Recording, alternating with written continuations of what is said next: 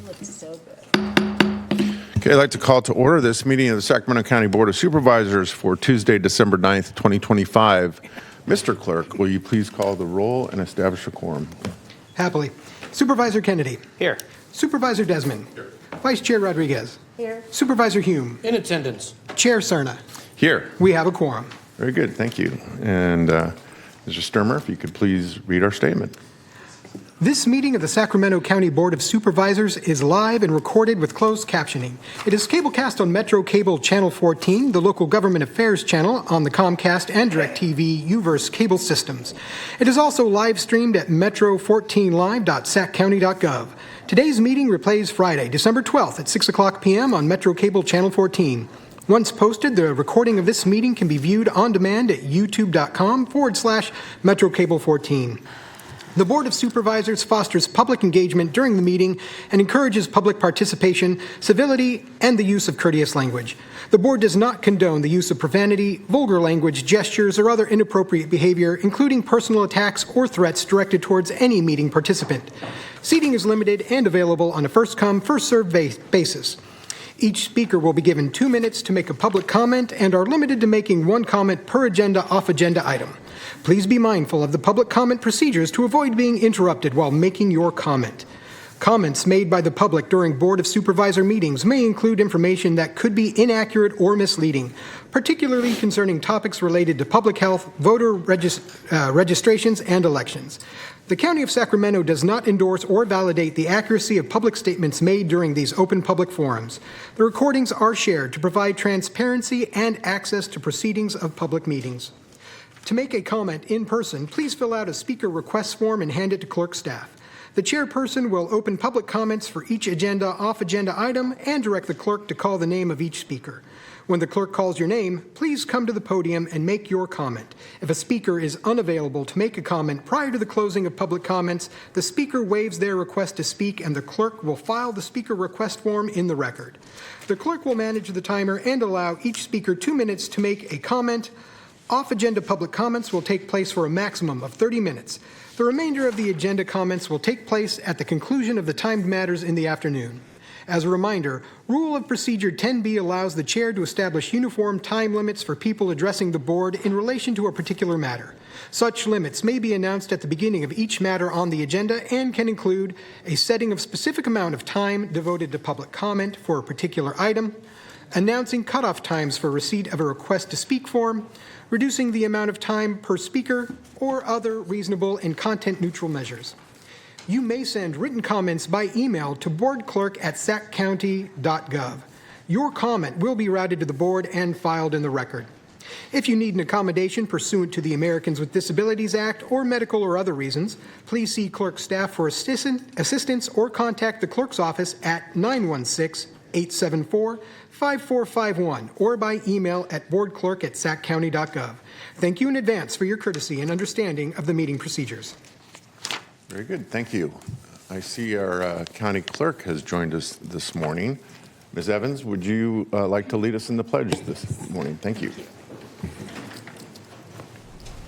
I pledge allegiance to the flag of the United States of America and to the republic for which it stands, one nation, under God, indivisible, with liberty and justice for all. All right, again, good morning to everyone who has joined us here in Chambers and those of you who may be watching us live on Metro Cable 14. I want to start by welcoming Todd Sturmer. This is his first board meeting as our newly appointed clerk of the board, and we want to welcome him. Thank you. As chair, you always have to be very nice to the clerk of the board. Again, I want to just express to everyone who may wish to address the board this morning on any item on our posted agenda, you certainly are welcome to do that. We, again, just ask that you please complete a speaker form and get that to our clerk of the board or his staff at the rear chambers. You're also welcome to address the board on any item that's not on our posted agenda. That is listed as off-agenda topics. We are forbidden by state law to go into any great detail or depth of discussion as it relates to any variety of topics that you may bring to our attention that are not on our agenda per the Brown Act, but you certainly do have that ability to petition your Board of Supervisors. We do ask that you please keep your testimony to 2 minutes. That way everyone who wishes to address the board has that opportunity to do so. So with that, we have a busy agenda in front of us today. So Mr. Clerk, our first item. Item 1 on the agenda is public comments relating to matters not on the posted agenda. And our first speaker today is Deanna Rutkowski.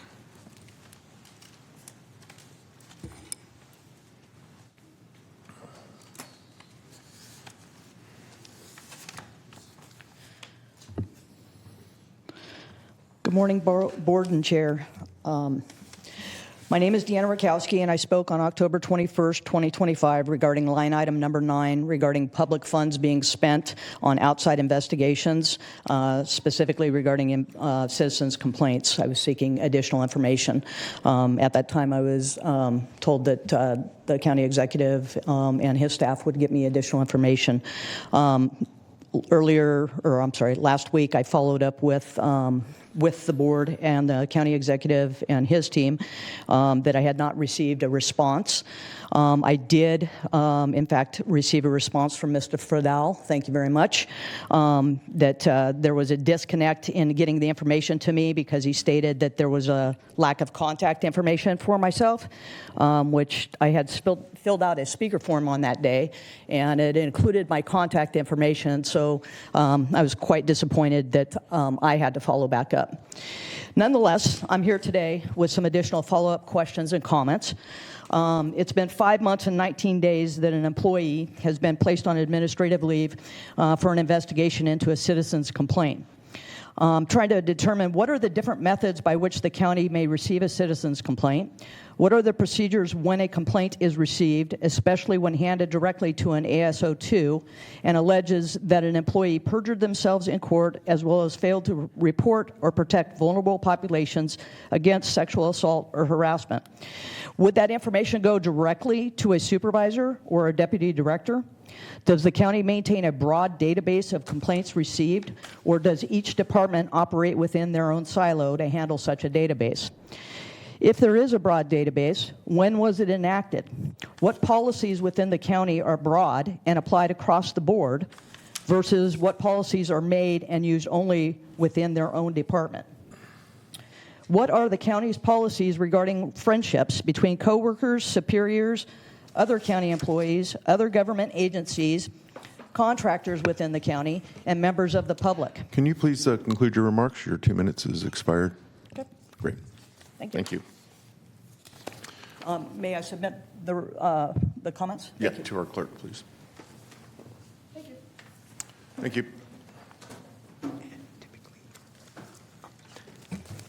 And our next speaker is Ronald F. Owens, Jr.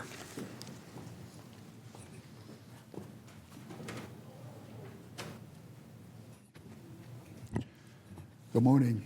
I know you guys know who I am and why I'm here, but for those in the chambers who don't know, my name is Ronald F. Owens, Jr. I was the Public Information Officer at the California Department of Public Health. On April 14, 2022, Department of Health and Human Services Secretary Javier Becerra said this regarding the COVID-19 vaccines. He said, quote, "We know these vaccines are killing people of color, blacks, Latinos, indigenous people at about 2 times the rate of white Americans. Since then, I've informed all 58 county boards of supervisors in writing last July of 2024 and last December 2024 in writing what Department of Health and Human Services Secretary Javier Becerra said and the dangers of the COVID-19 vaccine. Since then, I have gone to 51 boards of supervisors across the state. The reason why I'm doing so is because CDPH has a relationship with the county health officer, with the county public information officer. I'm doing what CDPH should have done back in 2022 and still could now do today. I'm going to share with you what I've learned thus far in my travels. 756 people have died from the COVID-19 vaccines here in California. Riverside County Sheriff Chad Bianco said that there are deputies in their 20s having strokes and heart attacks. Shasta County Supervisor Kevin Cry said that he's talked to people who have been injured by the COVID-19 vaccine. Amador County Supervisor Brian Onito said that women are having menstrual disruptions because of the COVID-19 vaccine. Lansing County Board of Supervisor Mike Scanlon told me that some people have died after taking the COVID-19 vaccine. Kings County employee shared with tears in her eyes that her mother died shortly after taking the COVID-19 vaccine. A Fresno County nurse is suing her hospital because there has been a 400% increase of fetal demise. Babies are dying because of the COVID-19 vaccine. Anytime that there's a homicide, anytime that there's a suicide, And you've we have come to to question your whether 2 they have minutes. been affected because of the Thank you. COVID-19 vaccine. Thank you. You have Your time a is up. responsibility Your time is to up. inform your Thank you. citizens, and you're not doing so.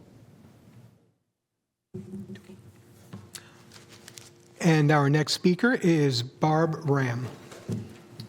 Hi, can you do the overhead thing? I'm not sure. Hi, so on 11/12 of 2025, the SACB ran an opinion piece by Decarcerate Sacramento. And when I went to the Sheriff's Review Commission Board on 11/25, the chair, Paul Curtis, said that it was not based on facts. It was not written by a reporter, but it was written by a PhD state of California employee. It misconstrued things. The report is very, very untrue, left out a lot of points. So Paul Curtis said, points in the article are just not true. DUIs are not given meds. DUIs have to stay in jail a certain amount of time, so that's when they were released. The court tells the sheriff when to release people. People being released after hours doesn't happen now, and all releases are given clothing closet.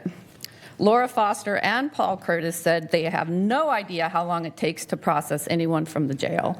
All releases from a longer stay are given 30 days of meds, which is not what we're seeing, or they're given a prescription they can take to get filled at a pharmacy. That has never happened.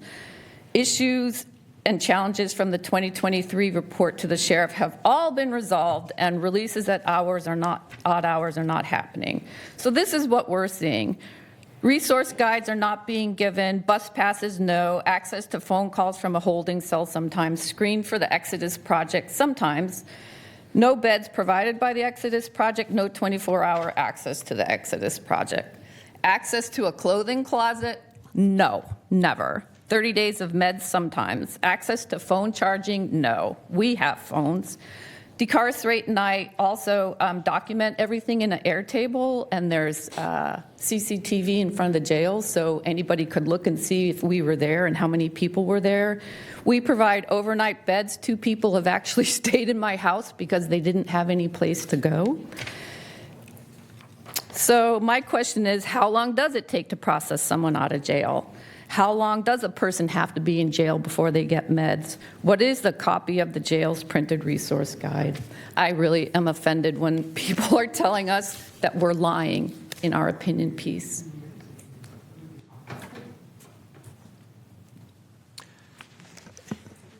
And we have no additional speakers for off agenda. Very good. Thank you very much. Again, thanks to everyone who took time out of their morning to address the board on off-agenda items. We'll now move on to our next agenda item. All right, next we would be moving on to consent, items 5 through 49, and I do have clerk notes for items 7, 18, and 44. Go ahead and read those. All right. Item 7, introduce an ordinance amending Section 2.115.300, 2.115.310, and 2.115.320 relating to contribution limits for on-election years and an aggregate limit pursuant to the review of biennial contribution limit adjustments, waive full reading, and continue to December 16th, 2025 for adoption. Item 18, introduce an ordinance to establish the fee schedule for voter registration and elections for calendar year 2026 and 2027, waive full reading, and continue to December 16th, 2025 for adoption. And item 44, this is a request to drop item 44, which is authorization to execute memorandum of understanding with Sutter County for crime lab services from December 9th, 2025 through June 30th, 2026.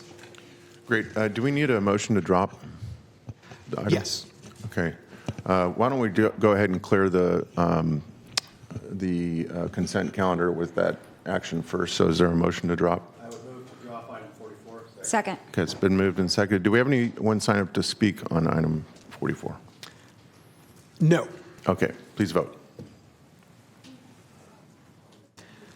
This item passes with a unanimous vote 5-0 of all members present. Very good. Thank you very much. Okay, now the clerk has read his notes. Any member of the board wish to pull an item or address an item on the consent calendar? I see that Supervisor Hume is in the queue. Thank you, Chair. I have a comment on item 22.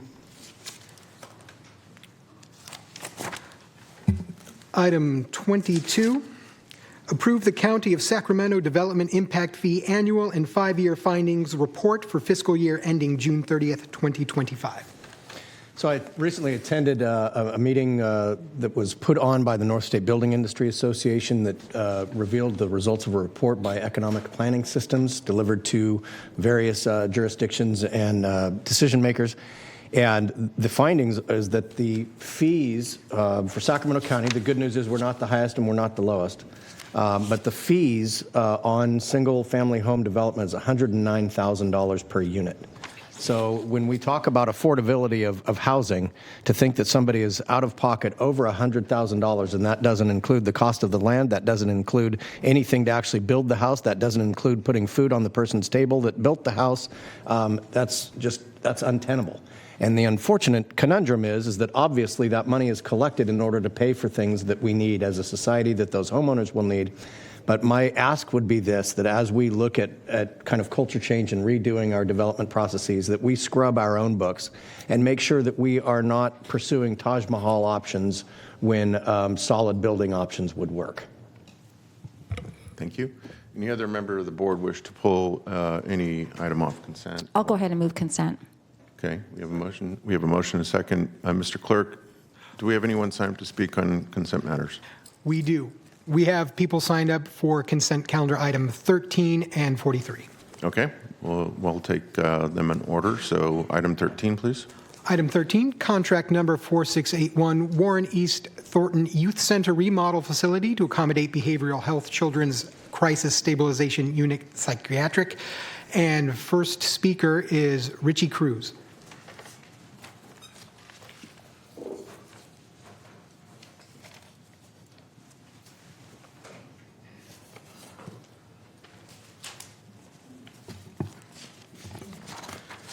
Well, happy holidays, everybody. Thank you for letting me speak. My name is Richie Cruz. I'm a field representative for Carpenters Local 46.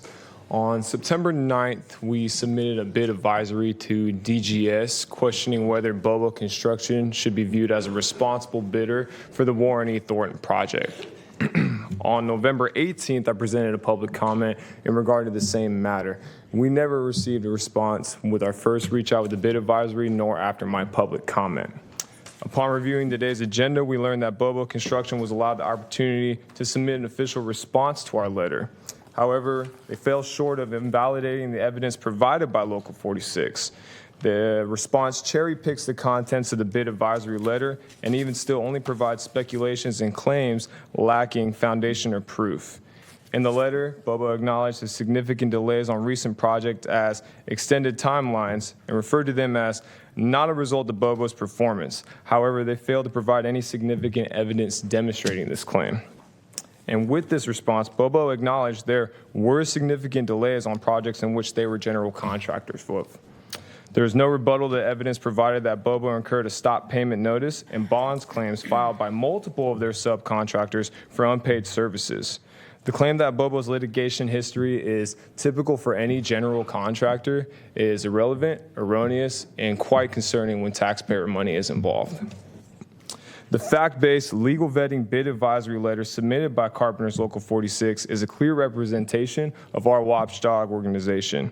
We acknowledge that public agencies may lack the necessary resources to comprehensively evaluate contractors. Therefore, it's incumbent upon us to provide this information for your board to make a responsible decision. Carpenters Local 46 respectfully requests that this reward be removed from your agenda pending further investigation, which will also open the door to extended level of communications between our organizations. Thank you for your consideration in this matter, and that concludes my public comment. Thank you. Thank you. Next speaker on this item is Matthew Beeston. Good morning, Chair and Supervisors. My name is Matthew Beeston. I am a representative as well of Carpenters Local 46. Adding to my colleague's rebuke of Bobo's response to our bid advisory letter, there are a couple items I would also like to address. Bobo Construction insists that it has never been deemed a non-responsible bidder. I want to be very clear. The letter submitted by Carpenters Local 46 never accused Bobo Construction of having been deemed a non-responsible bidder.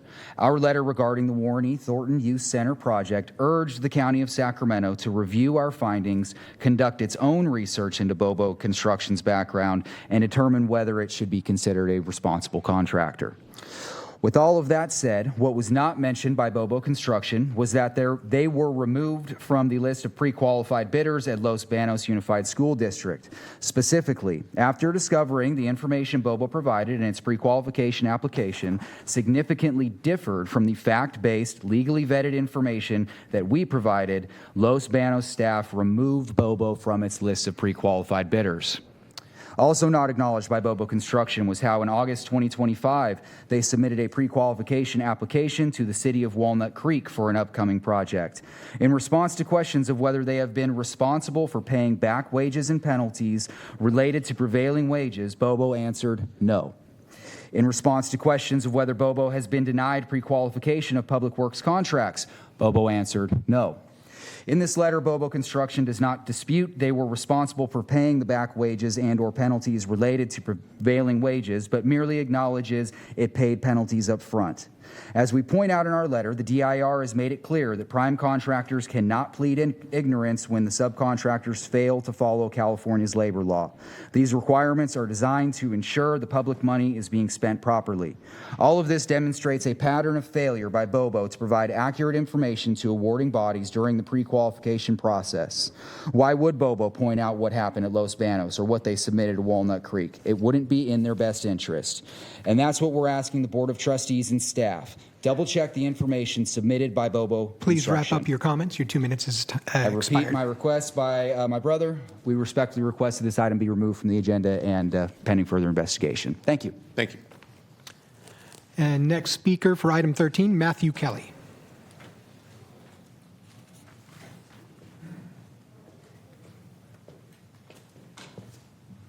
Good morning, Chair and board members. My name is Matt Kelly. I'm with Carpenters Local 46, just adding on to what the last two gentlemen had to say. As the first speaker, Richie said, through multiple attempts, both through letters and speakers in these very chambers, we've made our point clear. And if unrecognized by you, we'd ask that you please define to us what makes a bidder responsible. If the County of Sacramento is unwilling to reassess Bobo's status, there are some conclusions that Local 46 must draw. As an awarding body, it is the County of Sacramento's policy to be permissive of the following characteristics of potential public works bidders. Contractors with a history of being found jointly and severally liable for civil wage and penalty assessments issued by the DIR's Division of Labor Standards Enforcement. Contractors with a history of delays and cost overruns on public works projects. Contractors with a history of being the defendant in litigation, particularly concerning works, services, or breach of contract.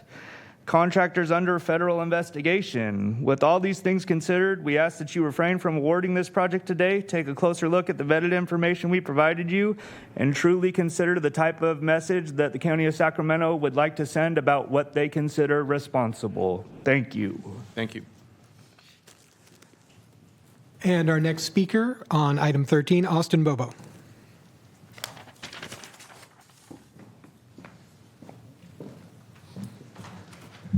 Good morning, Chair and Board. Thanks for having me. I'm Austin Bobo, Vice President of Bobo Construction, Inc., and I just came to defend our name a little bit in this contract. As you've seen the letters sent about us, there are many false accusations in there, as well as the Los Banos pre-qualification and the other pre-qualification that was noted. Those are both false statements. We are, as stated, I've never been deemed a non-responsive or not a non-responsible bidder in the bid pre-qualification process. We've been in business since 1952.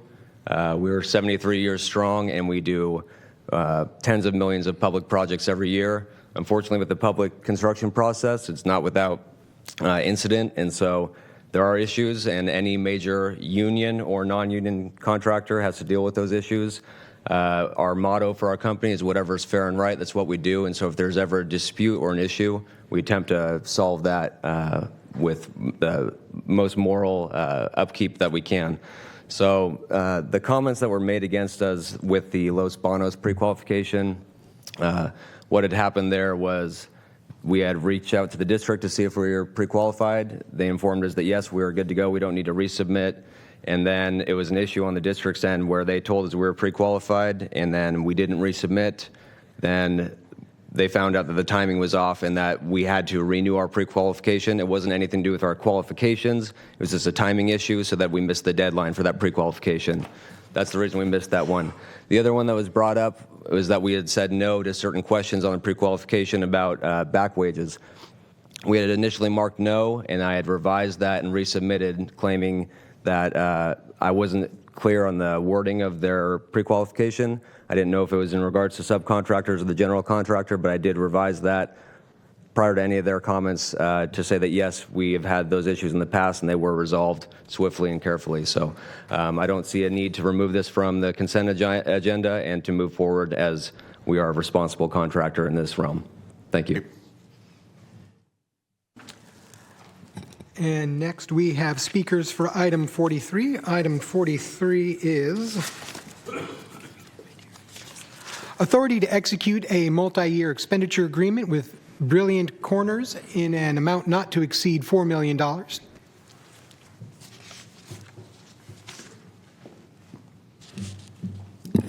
Didn't think I would be speaking on this so soon. So this isn't really something that I talk about much, but I thought $4 million. Let me look up Brilliant Corners. So Brilliant Corners, I guess there was a bid process. 9 companies submitted bids, and Brilliant Corners won. So Brilliant Corners has over 20 highly paid executives. They have no one in Sacramento. They have no open positions in Sacramento. They have no ties to Sacramento. When they don't know the community, they don't know the community providers. Within 1 year, they're supposed to get help 250 homeless people or soon-to-be homeless people keep their apartments, find affordable housing. I was like, so where are these 250 affordable homes or affordable apartments? Like, how is Brilliant Corners going to come up with 250 of them? Well, there are some units in the Marina Vista, Alder Creek community that could be upgraded and refurbished.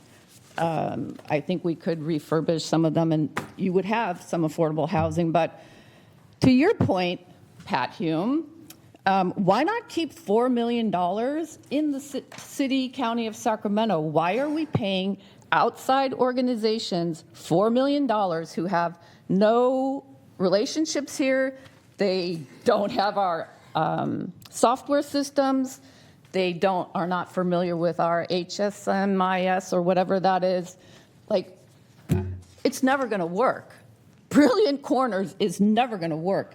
The Exodus project, which was started in July for the jails, is beginning to get some traction 6 months later, and they were in the community when they were awarded the contract. This, please, please take a breath and do not give them the $4 million. Thank you. Mr. Clerk, does that conclude our speakers on consent matters? That does conclude our speakers for consent. And I believe we have a standing motion in second, do we not? Yes. Okay, very good. Please vote. Consent calendar passes unanimously 5-0 with all members present. Very good. Thank you. Next item, please. At this point, we can either move on to our 10 o'clock hearing, number 50, or we can go to board-owned ranks, item 59, for the continuum of care. We will go on to our 10 o'clock item, please. All right. Item 50, County Service Area Number 1, Zone Number 1, public hearing on the benefit category changes and levy of increased service charge for the Orange Meadow Estates subdivision, APN 213-0211-033. Okay. Good morning, board members. I'm Dawn Pimentel with County Engineering. The Orange Meadow Estates subdivision is situated on the west side of Santa Juanita Avenue, approximately 750 feet north of Central Avenue. The development includes 6 single-family lot subdivision and associated site improvements. The project was approved through a tentative subdivision map, special development permit, and design review on January 22, 2024. To satisfy a condition of approval required prior to filing a final map, the project proponents submitted an application to initiate the benefit category change process. Following that submission, a notice and Proposition 218 ballot were sent to the property owner on October 24, 2025. Currently, the project parcel is classified under the safety light only category with an annual assessment of $2.56. Upon changing to the enhanced street and safety light residential category, the annual service charge will increase to approximately $393.72 for the 6 residential properties. If the board has no questions, staff recommends opening the public hearing, receiving written and oral testimony, along with any objections, protests, and then closing the public hearing and directing the clerk to tabulate the return protest ballot. Very good. Thank you. Any questions of staff? Seeing none, I will open the public hearing. Mr. Clerk, do we have anyone signed up to speak on this matter? We have no one signed up to speak for this item. Thank you. Close the public hearing and ask the clerk to tabulate, please.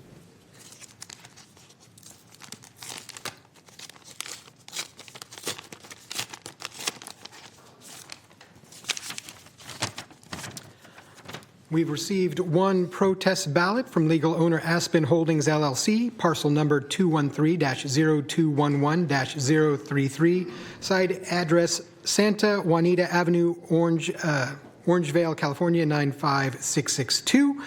And this ballot is marked yes and signed. Very good. Thank you. Thank you. Since there is no majority protest, we request the board adopt the attached resolution and to confirm the levy increased service charges for Orange Meadow Estate subdivision.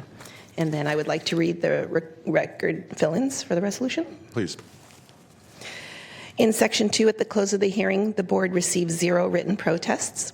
And in Section 3, at the close of the tabulation, the board has received 1 protest ballot totaling 100% of the total service charges to be levied, of which 100% was in favor of the change of benefit category and 0% were in opposition to the change of benefit category. Great. Thank you very much. All right.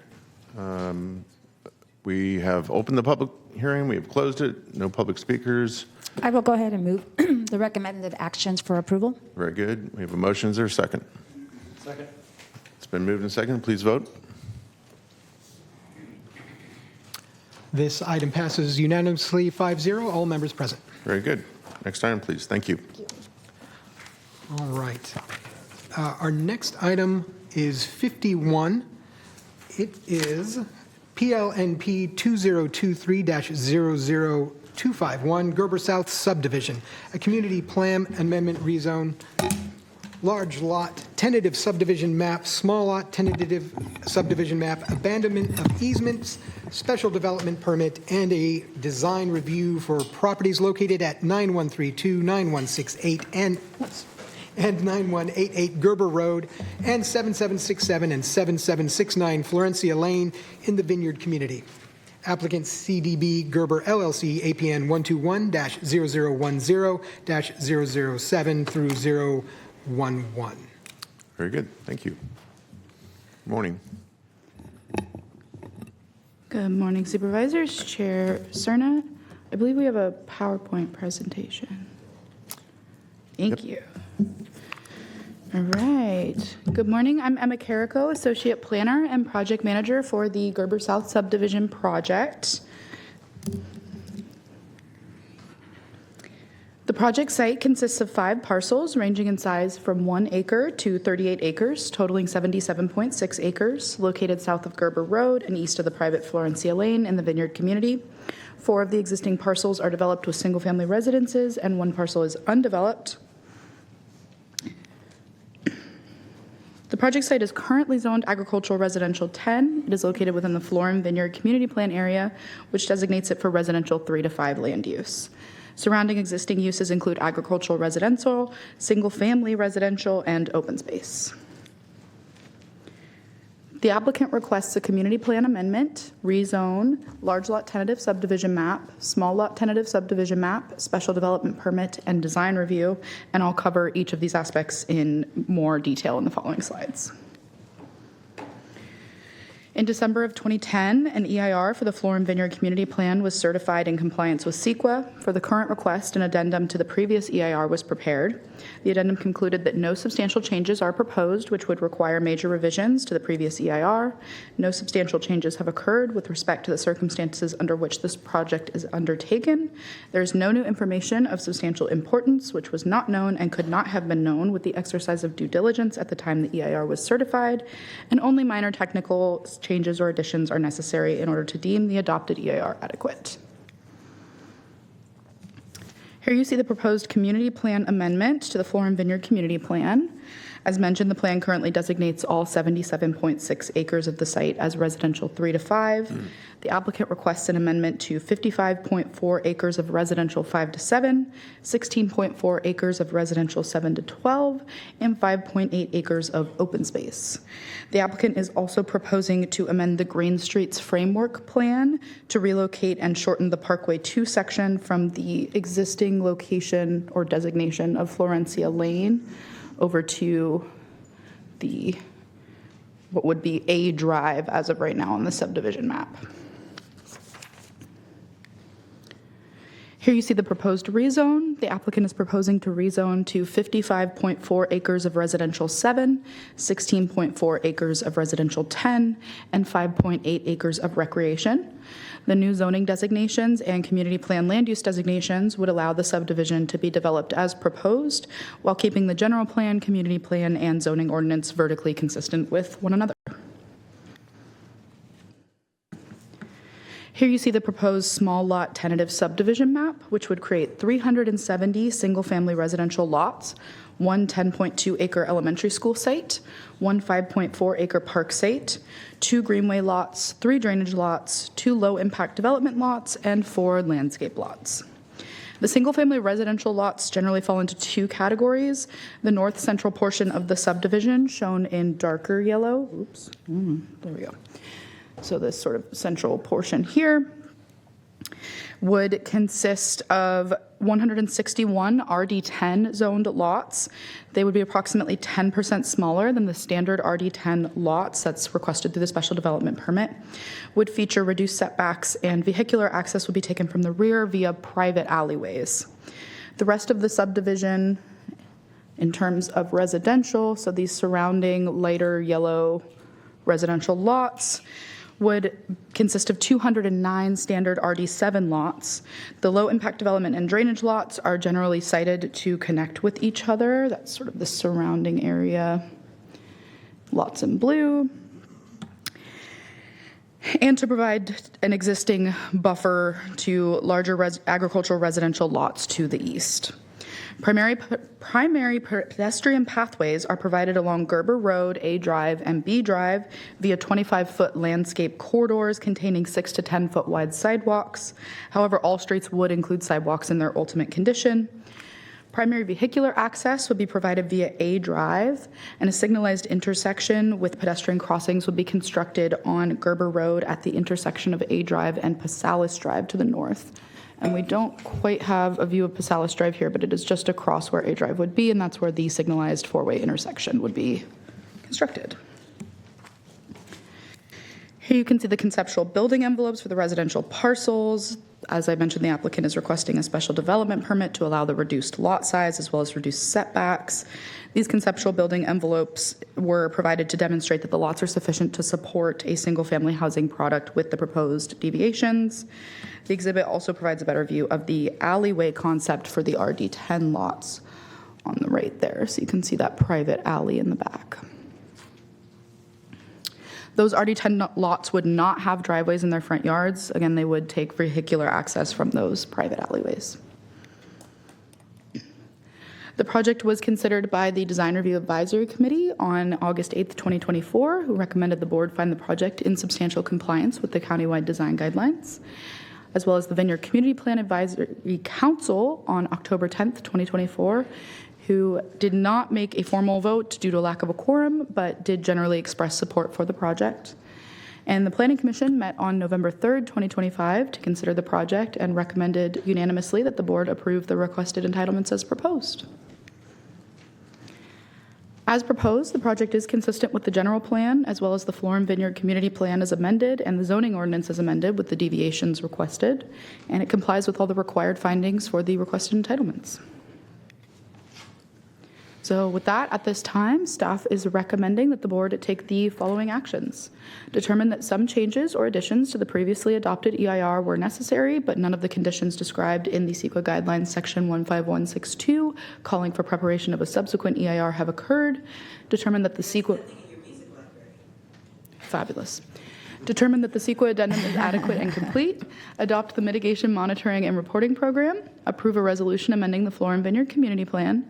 Adopt an ordinance authorizing a rezone. Approve the large lot tentative subdivision map. Approve the small lot tentative subdivision map. And approve the special development permit, all subject to findings and conditions, as well as find the project in substantial compliance with the design guidelines. That concludes my presentation. We have received one verbal public comment this morning, which I believe you all are already aware of. We also have the applicant in attendance, Bardis Land Development Company, who are happy to answer any questions as well as I am. All right, very good. Thank you for the staff report. Any questions? Okay, I'm seeing no question. Oh, sorry. Supervisor Hume. Thank you, Chair. Just a couple of questions. First, with respect to the setbacks. Sorry, let me get the microphone over here. With respect to the setbacks, how did we determine, was that due to an applicant request, or is that what's, I mean, obviously if we're providing for a variation, how did we determine the setbacks, the distances that we settled on? Yeah, so the original request did come from the applicant as part of that special development permit. They're the ones who propose the ultimate setback that they are requesting the deviation for. Staff does review that in compliance with things like public utility easements, other limitations that are required for the lot to make sure that we can still meet, for example, driveway lengths that are required for the Americans with Disabilities Act, public utilities easements, things like that. And then as well as all of our departments and agencies do also review to make sure it meets their standards. And so the final setback that was settled upon, is that after doing that review, this is maybe the best? Let me just ask the question I want to ask, and rather than trying to figure out how to wordsmith it. If we were to move it to have even more of a reduced setback so that there's more usable lot acreage for the development, does that start to run afoul of some of those things that you just mentioned relative to ADA, driveway lengths, and those types of things? I know a PUE is 12 and a half feet, so. Yeah, so as proposed with those reduced setbacks, we do not anticipate any. We've reviewed it to make sure there will not be conflicts with things like ADA for driveways, public utilities, et cetera. So if not on this project, would there be room to have an even more reduced setback to say where you had the porch right at the 12 and a half foot mark, for example? That obviously we would need to see a proposal to be able to review for sure. We do have some community plans that have even further reduced setbacks than these, and we work it out on a project by project basis. There may be room to work with some of our partner agencies like SMUD. They offer reduced setbacks every now and then, or reduced utility easements to accommodate reduced setbacks.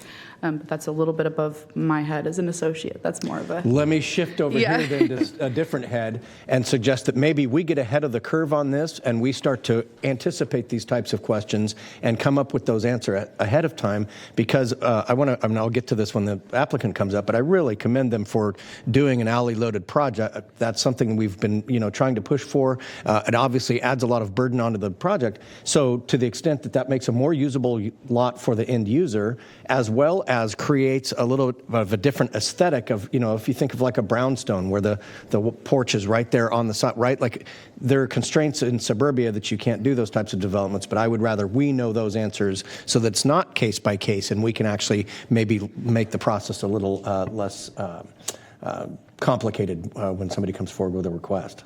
Absolutely. So Dave DeFonte, Deputy County Executive. We are working on a zoning code update right now to accommodate infill projects and other things. So we'll take that into account when working on that slew of proposed amendments.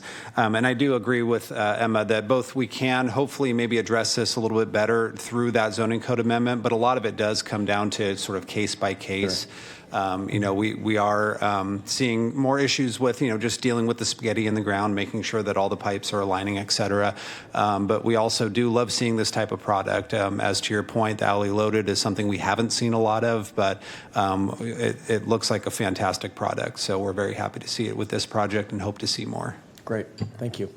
And then my second question is the NAPOTS parcel looks like parcel 012, Guthmiller Revocable Trust. Obviously, that creates this weird little remainder parcel that has not a lot of usability at the time that person finally realizes they should have gotten out when the getting was good. Did we look at how to align streets differently or have some way to incorporate a future development there that would blend in more seamlessly? We did actually. There were several iterations of the small lot map, and some of them originally had stub roads ending at the Guthmiller property. Some of them had frontages along the long face side of the Guthmiller property. This was ultimately the configuration that came to mean the most lots for the subdivision, the most cooperation from the Guthmiller property owners, and just generally the best configuration for everyone involved. The applicant could definitely speak better to their incremental negotiations and conversations with the Guthmiller property owners. But yes, we did have several iterations of this map that involved different configurations around that property. I will certainly defer to them and ask them when they come to the podium, but it would seem like if we simply took and transposed and then build a half court and have those lots backing up to the park parcel, that increases the value of the lots backing up to the park parcel. It creates, the same number of lots essentially. So I think there is a way to get there.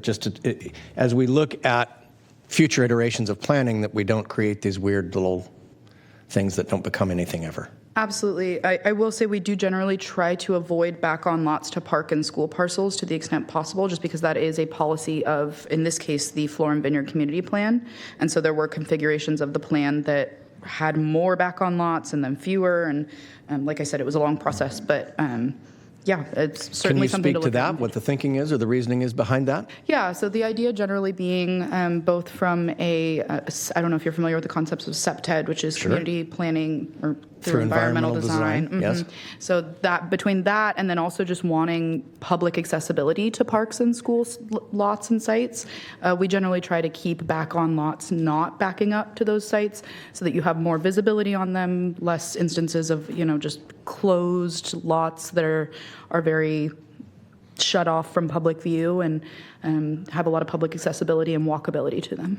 Okay. Well, given that we're making some exceptions in this case, I may ask for an exception to be made. So certainly, and as you can see along that southern end of the school site, we did end up with some back-on lots anyways. It does happen. Sure. Thank you. Absolutely. Thank you, Chair. All right, very good. Any other questions? All right. Thank you, Emma, for the staff report. I think at this point, we'll hear from the applicant team.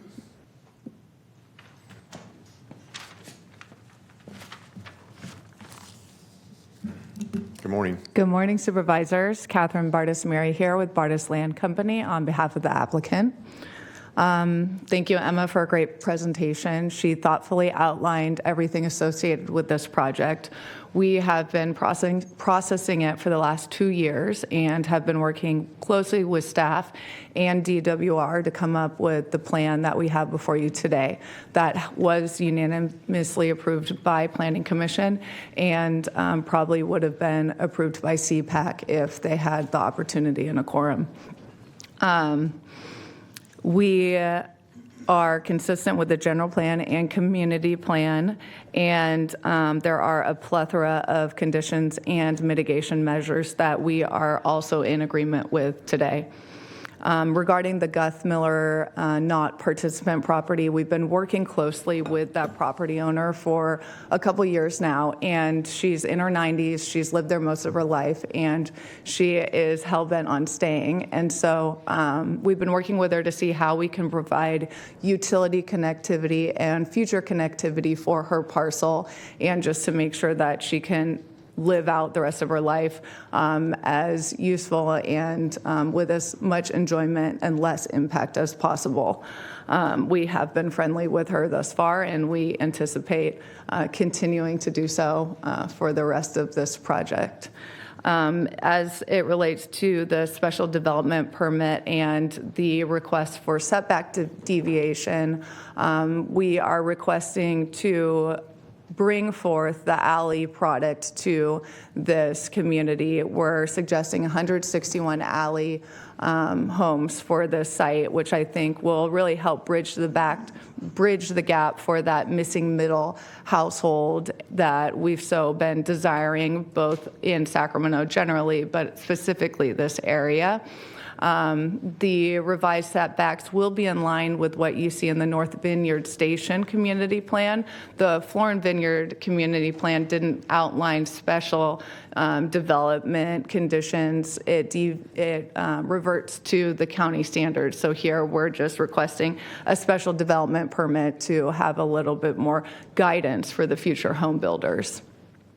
And with that, it's a very straightforward project. We've worked very closely with staff. I'm really confident that what we have today is a well thought out design that will fit in nicely within the area. We did receive a public comment related to construction noise and dust. And I just want to point out that there are a number of construction ordinances and county ordinances that require our contractors and us to comply with dust control and noise ordinances as well. And happy to answer any questions that you might have related to the project, and of course would love the opportunity to respond to any public comment should it be necessary. Thank you, Ms. Bartis. Any questions for the applicant? All right, see. Yes. Quick question along the lines of questioning that I had for staff. If there were an opportunity for an even greater reduced setback, would that be something that makes this product type even more deliverable? Probably not. We have kind of pushed it to the max for this product type. Our front porches are basically to the property line should we decide to build to the maximum. So without further coordination with SMUD and some of the utility restrictions right now, we probably wouldn't be able to push it any further. Okay. And then not necessarily for this project, but just picking your brain for future product iterations. Would going to something like a zero lot line on the garages, is that a tenable solution to maximize lot space for the end user? Yeah, definitely. The more creative setback solutions that we can explore on the front end, the more diverse and creative product type that we can deliver on the back end, certainly. It just definitely is.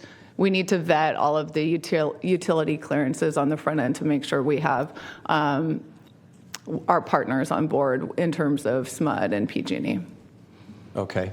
And then, so again, I think that's something we could kind of get ahead of exploring, the pros and cons of these different considerations. And then my last question, I appreciate your sensitivity to Mrs. Guthmiller, and I hope that she lives out her life in the home she's used to in relative peace. I know that it would be a little extra work for Mr. Walters, but if you were to pull the court down farthest to the south and just run the remainder of those lots off the south and butt the park property up to her property. Is that something you'd be amenable to do? We've looked at a number of different solutions for her property and for the overall community layout, and we're pretty confident with what we have today, because should she change her mind or want to move to a different area, we have sort of an alternative plan that might work nicely for her site. But what if she doesn't, and what if you get to construction and then that site is what's left? It's as a remainder parcel. We could probably convert it to 4 parcels and still have utility clearances both off of the east and the west. Okay. All right. Thank you. Thank you, Chair. Yep. Any other questions? All right, seeing none, thank you. All right, thank you. Mr. Clerk, do we have anyone sign up to speak on this matter? We do. For item 51, we have Barb Ram. Again, didn't think I would be here, but I love the project. Go for it. I'm all about jobs, jobs, jobs, housing. The one thing that she just mentioned was a missing middle housing. So it would be so great if people would just lead with the good news. Like, how many affordable housing units are there? Are we, as a county, are we approving developments that don't include affordable housing? And if we are, why are we doing that when we need more affordable housing? So that's what I would ask this about this project. What does affordable housing look like to this project? What is a missing middle sort of housing for this project? That's all. Thank you. Great, thank you. All right, that concludes our public speakers. Yep. All right, very good. Does the applicant wish to come back to the podium?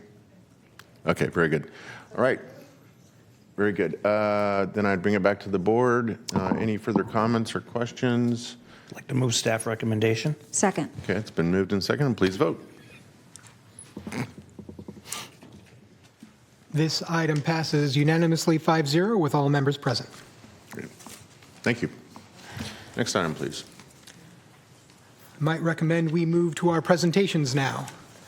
Okay. Item number 2 on the agenda, presentation of resolution recognizing the Sacramento County Law Enforcement Chaplaincy Program.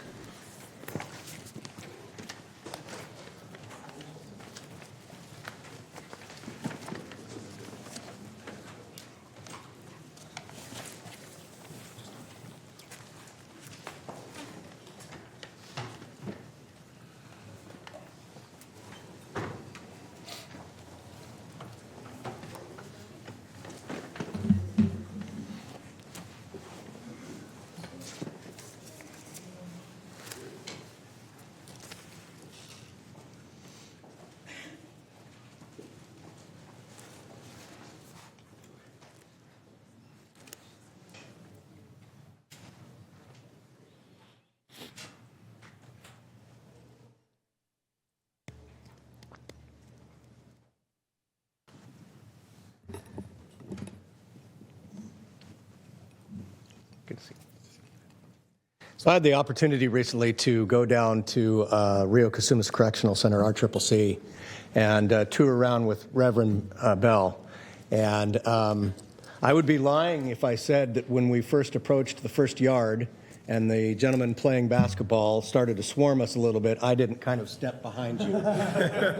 I've learned in my years that you don't have to be the fastest, you just have to be faster than the next guy. And so, but they weren't swarming out of any malintent. They were swarming to speak to this gentleman because they held him in such reverence, and they saw him on the yard and they wanted a moment to talk to him and glean a little something from him. And one of the men had, I think earlier that day, been baptized and was just about to be released, and was talking about how he can change his life and how he can pour into his community and how this experience has now changed him. And I thought, my goodness, if we really are taking corrections and rehabilitation seriously, rehabilitation does not get stronger than that, to where now this individual serves something larger than himself, feels a connection and a commitment and a purpose, and it's due to the work of these folks who are all volunteers, who come just to help provide a little bit of comfort, a little bit of guidance, and a little bit of spirituality and consideration for something larger than ourselves. And the gentleman behind me here, you can stay seated, Gary. Okay. He has been doing this for 30 years. 40. I should read these resolutions before I present them, apparently. Anyway, it's important work. I just wanted to recognize the work that you do, the time that you give, and the way that you pour into to folks. You know, the scriptures tell us that how we treat the least among us is a reflection of ourselves. And I think that you could not be a better shining example. So after that experience, I wanted to make sure that it touched my heart and that I let you know that and that I honored the work that you do. So I thank you very much. Thank you. Please. Yeah. You're never at a loss for words. Thank you so much, Supervisor Hume, Chair, and other supervisors. I could do nothing without the support of the other chaplains. They are the foundation of what we do. They have the heart of God as they serve and believe that there's hope for all. So it is my pleasure to serve with them, and it's definitely a super pleasure to serve with Gary Cox, who is a friend, a mentor, a colleague, and I pray that we will continue to expand, and I ask you to pray with us that we might be able to affect the lives in which we serve in a meaningful, long-lasting way. So thank you so much, Supervisor Hume. It was just wonderful having you there, and I celebrate Gary Cox and the rest of our chaplains, but today specifically Gary Cox. Thank you.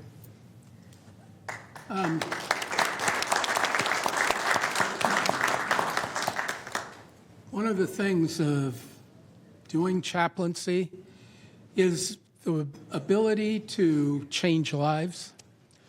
And the county jail does a very good job of doing training and things like that. But there's another element to it, and that's the spiritual side. And I believe, and I've seen over my 40 years, that there is a difference when you apply the spiritual attributes to that training, to those other things the county jail provides. And so we, as a chaplaincy, are honored to do that, and we appreciate your support in continuing to allow us to reach lives, to make a difference. Thank you.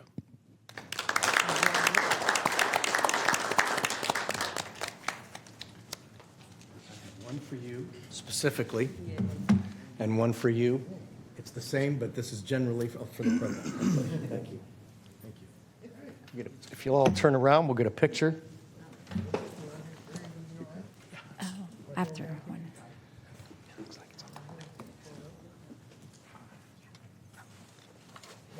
You guys want to come down? You want to stay up there?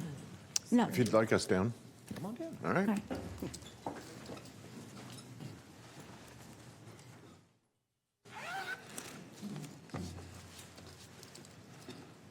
Do you want to be in the pit or right here? Maybe right here? Okay.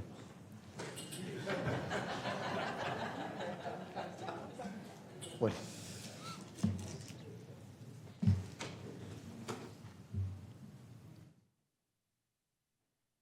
Might have to adjust the color contrast for Mr. Kennedy's sweater. Yeah. Or his head. It stands out great. Thank you. Thank you so much. You bet. Thank you. Pleasure. Thank you. Good seeing you again.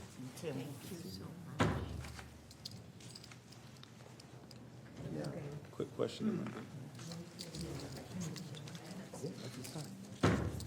Yeah, thank you. Yeah, if you want to say something, go ahead. No. I used to work. Is that right? Supervisor Rodriguez. So before you guys leave, can I just make a comment? So I want to say that I am so grateful for the work that you all do. I recently had a conversation with some pastors in our area about some of the issues of the heart and people who end up in addiction and crises and oftentimes, issues that compel them to end up in the life that they did not want. I'm a believer that people can be rehabilitated, and it's just really touching those issues where they get to an opportunity to know that there's a higher being and that can help them through some of their issues. So I just want to say I'm very grateful for the work that you all do. I know it's not easy, but I bet it's incredibly rewarding when you can get somebody to the point of acknowledging that life is truly fantastic when you look at the value of life. So thank you. Very good. Thanks again. All right, next item, please. Next item on our agenda is number 3, presentation of resolution honoring Dr. Harry Wang, MD, for his over 30 years of county service with the Maternal, Child, and Adolescent Health Advisory Board. Good morning. Good morning. I, too, am a believer. Honored to follow that. Good morning, Chair Cerner and members of the board. Honored to be here this morning. My name is Lisa Hooks. I'm the Maternal Child Adolescent Health Director for Sacramento County, and I'm here just to recognize Dr. Harry Wang for 33 years of amazing service on the Maternal Child Adolescent Health Advisory Board. Here with me, I have Effie Ruggles, and she is the chair of the board for the presentation. Thank you. Good morning, everyone. I hope you didn't think I was Dr. Wang. Unfortunately, Dr. Wang couldn't be with us today, but we do want to acknowledge him, honor him, and thank him for his service to our board. He has been a mentor to me, encouraged me to assume the chairmanship, and I've worked with him several years and am just so grateful to him. So with that, I will read the resolution and just say, extend our thanks to Dr. Wang. Whereas Dr. Harry Wang has faithfully served the Sacramento County Maternal, Child, and Adolescent Health MCH Advisory Board, contributing over 33 years of dedicated leadership, and most recently serving as MCH Advisory Board co-chair from 1992 to 2025. And whereas Dr. Harry Wang devoted more than 50 years of service as a child and adolescent psychiatrist, deeply committed to social activism and uplifting the community and its future, our children and youth, providing compassionate care to families across Sacramento County. And whereas Dr. Harry Wang's thoughtful leadership, advocacy, and passion has left a lasting impact on public health policy, services, and community well-being in Sacramento County. And whereas Dr. Harry Wang's longstanding service exemplifies the highest values of dedication to public health, psychiatry, and behavioral health, community engagement, and the advancement of health equity. Now, therefore, be it resolved that our Board of Supervisors of the County of Sacramento, the State of California, honors and commends Dr. Harry Wang for his outstanding service and expresses its deepest gratitude for his contributions to the health and well-being of children, youth, families in Sacramento County. And so, therefore, we thank you, Board, distinguished board, for acknowledging with us Dr. Wang, and we want to thank him for his service to our community, to our children, our youth, our mothers, our families. Thank you. Very good. Thank you both. And hopefully he has a chance to watch our proceedings. So from the board, on behalf of the board, we want to extend our thanks to Dr. Wang for 30 years of service on the advisory board, and that's got to be some kind of county record. We oftentimes hear from employees that have been with us for multiple decades. Not as frequently do we hear about individuals who have spent the amount of time and invested of themselves with a focus on a specific issue on a specific advisory board for 3 decades. So fairly remarkable that he's been doing what he's been doing to help us pay very close attention to some of our most vulnerable constituents for as long as he has. So again, thank you, Dr. Wang, and congratulations. Thank you. Thank you. All right, very good. We'll get a photo here. All right. Mr. Clerk, next item, please. All right, next we have item number 4, presentation recognizing the time capsule sealing in commemoration of Sacramento County's 175th anniversary to be opened at the 200th anniversary. Before we hear from Kim, I just want to make sure we didn't have any public speakers on the last item, correct? That is correct. All right, very good.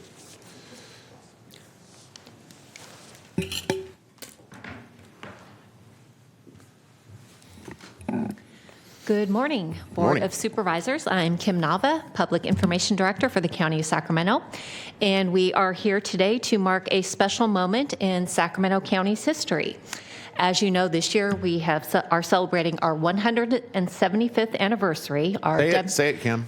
Our demi-semi-sepcentennial. There you go. It just rolls off the tongue. And earlier this year, we opened the time capsule, sealed in the year 2000. That capsule offered a unique window into life at the turn of the millennium, reminding us how much life has changed since then and how much we've accomplished. And so this year, at the end of this year, we will be sealing a new time capsule, one that will be open 25 years from this year in 2050 during Sacramento County's 200th anniversary. So this capsule today represents not only where we are today, but also the legacy we hope that future generations will build upon.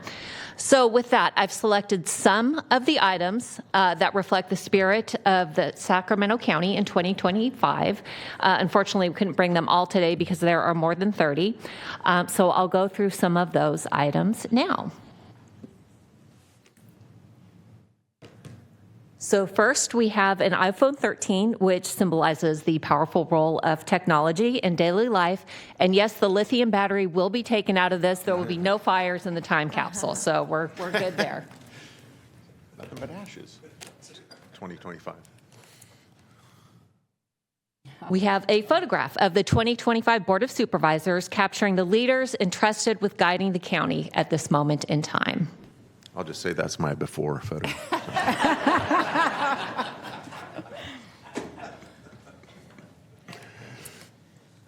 We also, and I'm trying to see if I can put this so you can see, we have a gavel engraved with the signature of the 2025 Board Chair, Phil Cerna, representing civic leadership and public service.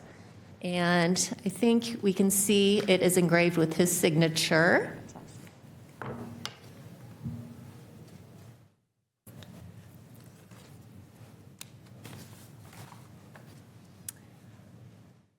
We have an Assembly resolution honoring Sacramento County's 175th anniversary, marking statewide recognition of this significant milestone.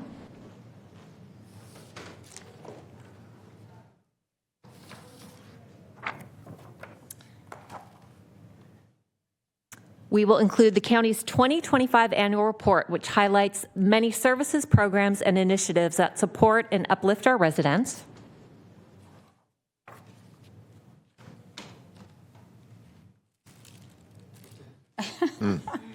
Raise your hand if you remember these. We have a COVID-19 home test kit and an N95 mask, which are, of course, reminders of the pandemic, but most importantly, something that strengthened our resilience as well.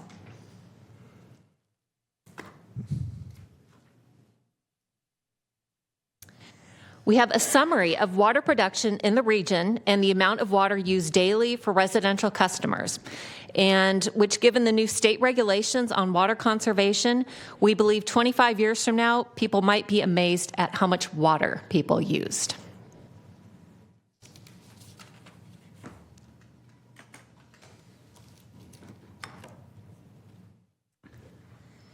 And finally, we have our 175th anniversary commemorative challenge coins from the Office of Emergency Services and the County Executive's Office, symbolizing unity, service, and county pride.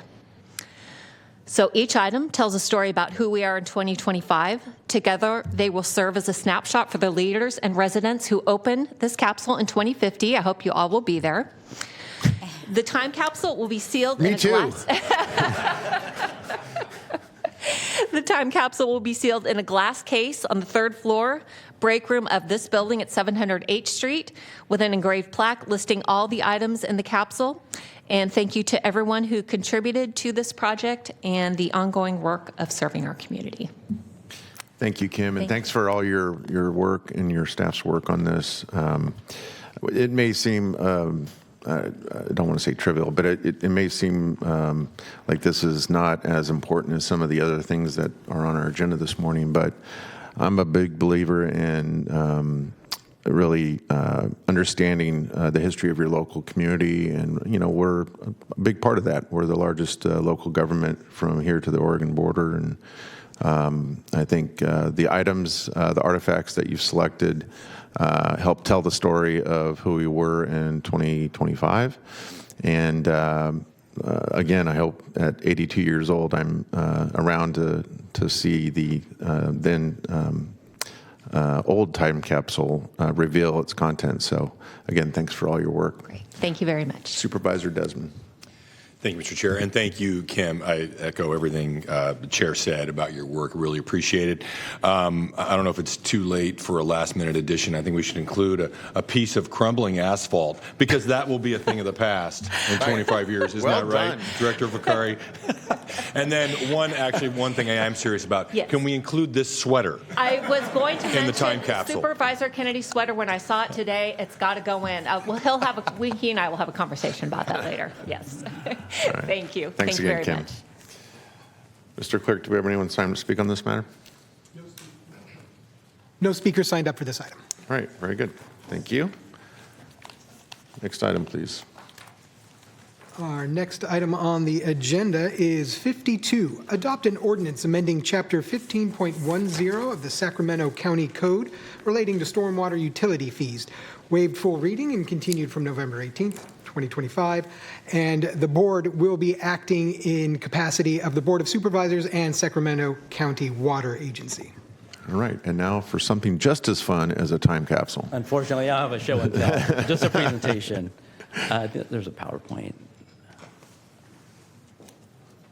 We'll have that up in just a second. There it is. Thank you. Good morning, Chair Cerna, members of the board. Almatash Sandy, Drainage Division Chief with the Department of Water Resources. The item before you today is an introduction of the new stormwater utility fee, also known as SWU 2. So just to provide you with some background, in 1995, the Board of Supervisors approved the stormwater utility fee to fund storm drainage engineering, operations, maintenance, and stormwater quality management in the unincorporated areas of the county. Over time, there's with new methods and requirements, including low-impact design, the existing stormwater utility unfortunately does not have the adequate funding to cover the cost of those facilities.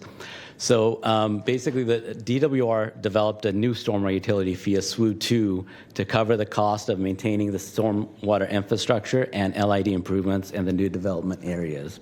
Basically, if a developer elects to have stormwater facilities and LID that's within the public right-of-way to be maintained by the county, they'll annex into the stormwater utility 2 area.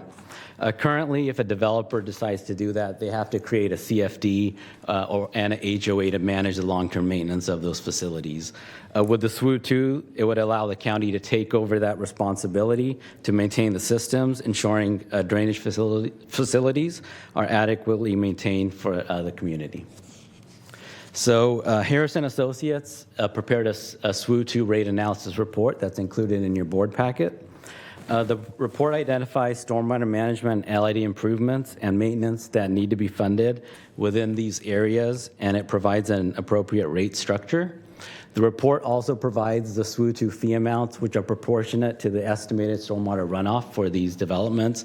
So basically, the more impervious area a parcel or property has, the more runoff it generates, and there's more demand on the system. The maximum annual fee is proposed to increase each subsequent year based on the CPI for the preceding year. So the SWU 2 will have 2 tiers. The tier 1 will include new development areas in the public right-of-way or on property maintained by the county that contribute stormwater runoff to downstream facilities. And tier 2 basically includes the tier 1 facilities and the LID improvements within the public right-of-way. We've had ongoing discussions with the development community and the North State BIA, and we've received very positive feedback on this. The SWU2 will initially include 13 projects, which are before you today, but in the future, as new developments come on board, they'll be annexed into that SWU2. So here's a list of the projects, the 13 projects that are included in today's board packet item, and with a map showing the various developments within the county. So here's the sample SWU2 fees. Just for an example, a RD5 single-family residential property would pay $15.76 per month for a Tier 1 facility and $26.08 for a Tier 2 facility.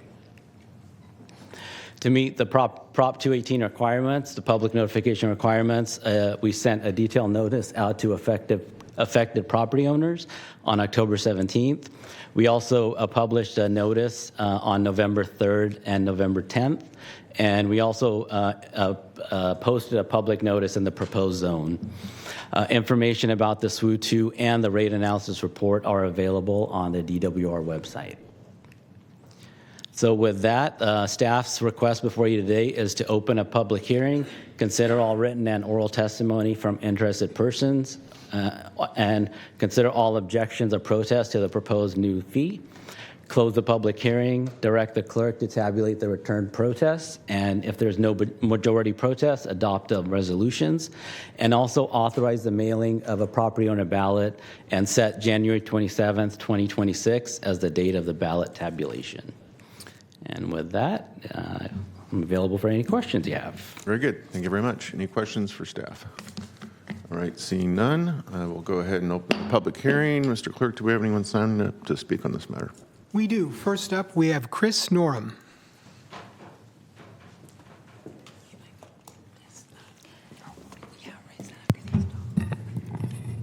Oh, thank you. Okay. Good morning, Chair Cerna and board.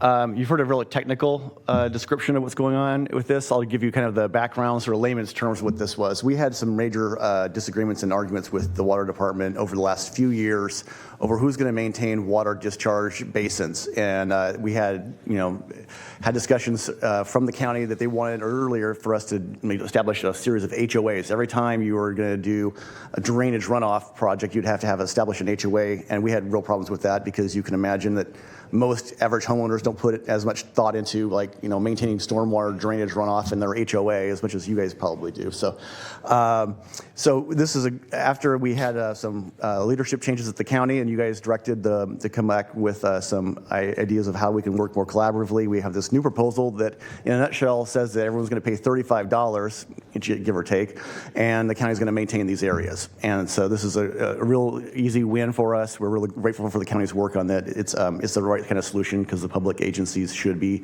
in charge of monitoring water discharge from these projects and into the Delta. So appreciate the staff, Amitaj's work, Matt's leadership, Dave's leadership, your guys' help in trying to take a different approach on some of these very technical matters that are actually really critical to people's livelihoods and ongoing quality of life in the area. Thank you. Thanks, Chris. Is that our final speaker? We have no additional speakers on this item. Very good. Thank you. I'll close the public hearing and ask the clerk to tabulate. We have received 0 ballots. Okay. Do we need to have staff come back to the podium for anything? No? Okay, then I'll... I think we're looking for you to approve the item. I'm sorry? I think we're looking for you to approve the item. The staff does not need to come back up. Thank you. Entertain a motion then. I'll move to approve the item. Okay, it's been moved and seconded. Please vote.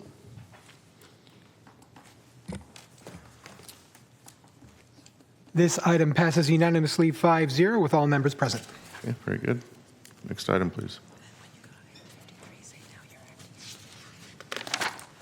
All right.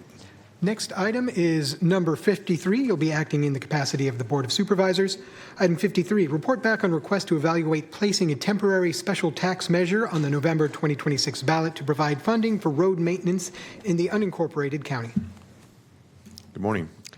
Good morning, Chair Cerna, members of the board. I'm Amanda Thomas, the county's Chief Fiscal Officer, and I'm here this morning in response to Supervisor Rodriguez's request to bring forward an item to place a temporary special sales tax measure on the November 2026 ballot to provide funding for road maintenance in the unincorporated county. As the board is aware through previous budget discussions, there's a great need for additional funding to improve the condition of roads maintained by the county, with a $1.4 billion backlog due to road maintenance needs that exceed existing available funding sources. And staff agrees that it's important to evaluate how this need, along with other county needs, could be met with additional funding through a voter-approved tax measure. To that end, as directed by the board during budget hearings, we're currently evaluating all options for potential tax measures and plan to return to the board early next year, currently scheduled for the January 27th meeting, to present information on the options available. That evaluation will look at different types of measures available, including parcel taxes, sales taxes, and other tax types, such as utility user taxes, as well as general obligation bonds, and will share information including the estimated revenue that would be generated by each measure type, as well as 2/3 or majority voter approval would be required. Staff intends to then seek direction from the board on pursuing the option and the ballot timing with the highest likelihood of providing the needed additional funding, understanding that doing the groundwork of public opinion research and voter education will likely be key to any successful outcome. As proposed by Supervisor Rodriguez, the temporary sales tax for roads would be a special tax measure, and because of that would require 2/3 approval of voters residing within the unincorporated county. A sales tax measure for general county purposes would only require majority voter approval, and not surprisingly, tax measures requiring majority approval typically have a higher success rate than tax measures requiring 2/3 approval. As an indication of the challenge a measure like this might face, included with the agenda material for this item are the results of recent polling conducted on behalf of the Sacramento Transportation Authority that shows likely support for a transportation sales tax measure among voters in the unincorporated county at 56%, which falls short of the 67% that would be required for passage of a special tax measure. Should the board direct staff to move forward with the measure proposed by Supervisor Rodriguez, an ordinance proposing the special sales tax would need to be approved by 4/5 of the board no later than July 13th, 2026, to place the measure on the November ballot. Additionally, to ensure the greatest likelihood of success, staff would recommend engaging firms to conduct public opinion research and education efforts. At this time, staff is not recommending any board action and instead recommends determining an approach for potential future ballot measures, including measure type and anticipated ballot timing based on a comprehensive review of options planned to be presented to the board in early 2026. And that concludes my presentation. I'm happy to address any questions the board may have. Thank you, Amanda, and thank you for bringing back this information.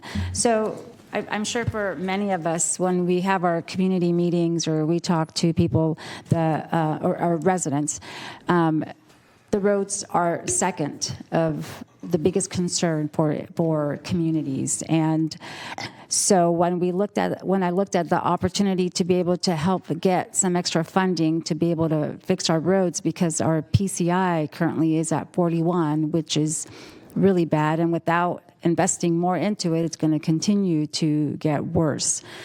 So the survey that STA and RT did, I think, was very telling in the sense of some of the issues that are present. However, what was more, in my opinion, what was more telling was when we looked at it by jurisdictions. And, potholes and deteriorating local street roads had a 75% on the top, as their, 75% as being one of the top issues. And when you look at figure 4, I don't know if you have this report, but it shows that people who drive in their cars, 96%, actually, it's not all of it, all across Sacramento County, we are car dependent with a total, like 96% of people who end up driving cars, and so they're using the roads. And so when I asked you about a potential special tax, quarter cent would bring in, if I remember correctly, 30 million? Yeah, that's roughly 30 million. the estimate. Yeah. So as we continue to look at potential opportunities for fixing our roads, is there an opportunity for us to do some polling on the unincorporated that is specific? Would you support a sales tax? And again, I think that I don't know how they do the polling, but sometimes when you ask someone a sales tax, a forever tax, people are like adamantly, no, I don't want that. But if you're specific, it would be a temporary. Quarter cent would give this, half cent would give 60 million. Is that a possibility? So that it's more focused instead of the STA-RT, which was very broad. Yeah, and I certainly expect this to be part of the conversation when we come back next year to talk sort of more broadly about tax measures. But I think absolutely when you look at measures that have been successful, they generally have done some significant research and polling to sort of determine what voter attitudes are, what types of things would likely have voter support. Because I think that this, just from what we are told, and I talk to a lot of people, and especially in the unincorporated, about the only solution at this point to be able to get a little bit extra revenue for roads would be to do a sort of a temporary 10-year quarter cent tax, which would give us a little bit extra funding to be able to invest back into the roads. Because if we don't, the reality is as we move into a structural deficit, we're not going to have enough between the STA, the gas tax, and what the county already invests in it. But I think when you look at the unincorporated, potholes are one of the biggest issues when it comes to it. So I'd love to hear the thoughts of my colleagues on this issue, and especially Rich, who has 43% of the unincorporated parts of the county. Great, thank you. Supervisor Desmond. Thank you, Mr. Chair, and definitely appreciate Vice Chair Rodriguez bringing this up for discussion. It seems like we certainly have this discussion many times throughout the year, including my little quip during the discussion relating to our time capsule. And it comes up during budget year every year, and as 90% of my district is unincorporated. This is by far the biggest issue I hear about, and you've heard me talk about that from the dais over my 5 years on this board. I think we have, I am not supportive of pursuing a tax measure right now. I think, and I'm loath to support an additional tax on constituents in Sacramento County until we are 100% certain that we have leveraged every other dollar out there for transportation. And I think we have made some progress on the SACOG front, certainly. I'm not convinced it's a matter of not having enough dollars. I think there is still an issue with those dollars being dedicated towards things that are not prioritizing fixing our roadways. And with respect to SACOG, we've made certainly some progress with getting some state funding dedicated towards roadway maintenance. I think working together with the Sacramento County delegation, with all the cities in the county, getting SACOG to pay more attention to road maintenance prioritization. I'm looking up at Ron Vaccari up there because I talked to him ad nauseum about these issues. I think over time, over the last several years, this board has also dedicated a lot of general fund dollars. And for the first time in a long time, we've actually been able to eat into our maintenance backlog a tiny bit. But we also know that those general fund dollars, we're not going to have them available with what we see on the horizon here. And I'm not laboring under the delusion otherwise. But I am part of STA, as all of us are, and I'm part of the specific effort to discuss a transportation sales tax measure possibly in 2028. I do think having that discussion with other jurisdictions would make an effort stronger if we can get them on board, and in my opinion, it would have to prioritize maintenance, but would also involve transit and would also involve some other elements. I think that would make it more attractive to other jurisdictions and to the voters. So I'll stop there, but I'm not supportive of it right now. I do look forward to the additional conversation in January.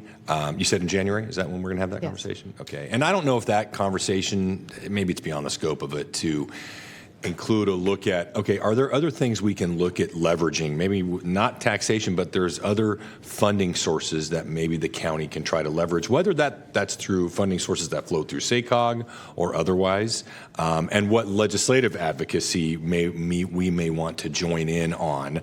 I know the legislature is really going to be continuing its discussion about reforming the gas tax and imposing a road user tax and maybe a hybrid.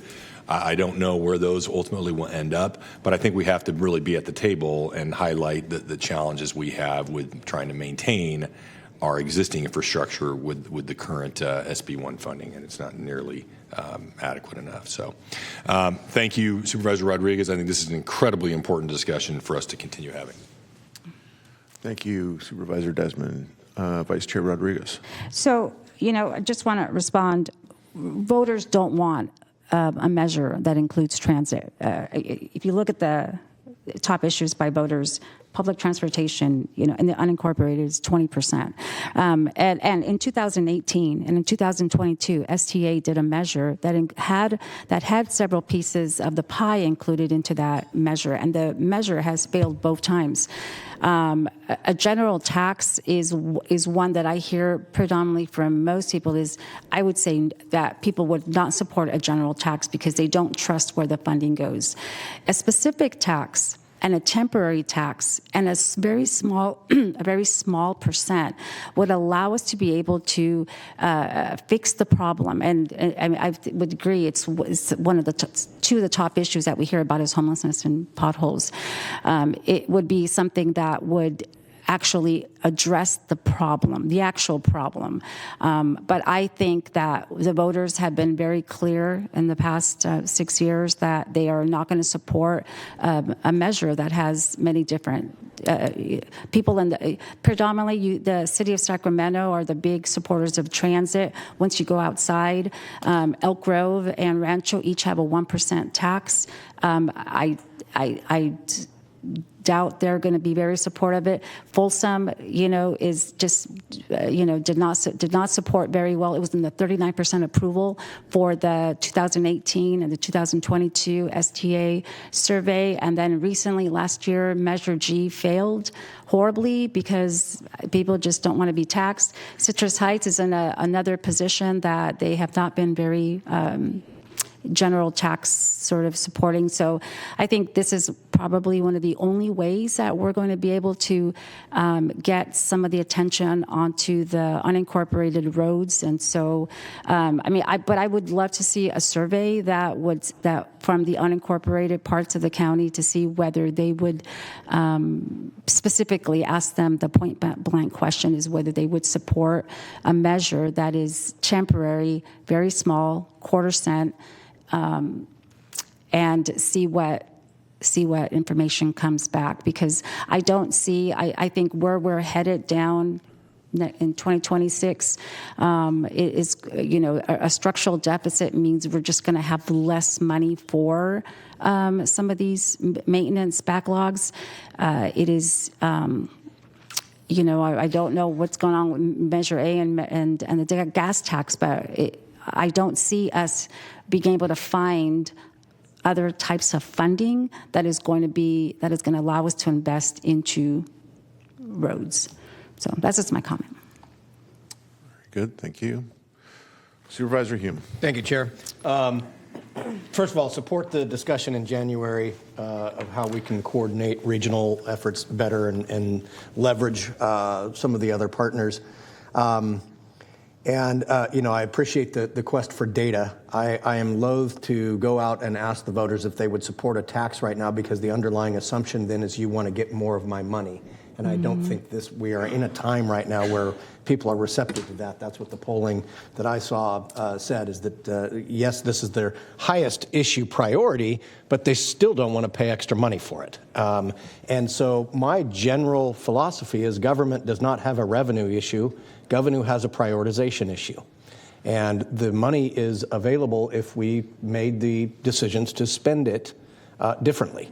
And that's not just at the local county level, that is at some of these other agencies. But more importantly, we are swimming upstream for an ideology, I believe, at the state level that is trying to dissuade certain patterns of development, dissuade certain capacity projects to ease traffic congestion, dissuade investment in roads, because they know the more inconvenient they make life for people, people might do the things that they want them to do instead. And so having been involved in this discussion going all the way back to the Measure A renewal, I think that was in 2007, the voters overwhelmingly passed that renewal. I think it was like mid-70s, if I remember correctly, 76% or so. And the reason being is because there was a list of projects, and it said, this is what your money will pay for, and everyone, just about to a person, could see themselves reflected in that list somewhere. Something that was important to them was being paid for by that measure. Then the next time we tried to do it, I believe in 2016, where we were going to do Measure B, or the daughter of Measure A, or whatever it was called at the time, and we tweaked with the proportions a little bit, and we got to 65-point-something%, needing 66% to pass. So we almost got there. And every iteration since then, we've tweaked and tweaked and tweaked because somebody who had a certain interest didn't feel they got enough towards what was important to them. And it strayed farther and farther away from what the voters, the constituents, the people footing the bill say is what's important to them. And so I've beat this drum every time we've had this discussion until or unless we start listening to the people when they tell us what we ask them to tell us, we will continue this cycle of failure. And so I can appreciate the need. I can appreciate the constraints in a more austere budget years. I just don't think it's the right time to be asking for an increase in tax. But I would support doing some polling generally on what priorities are, and then that we hold our feet to the fire and actually listen to those priorities and adjust our budget accordingly. Thank you. Supervisor Kennedy. Thank you, Chair.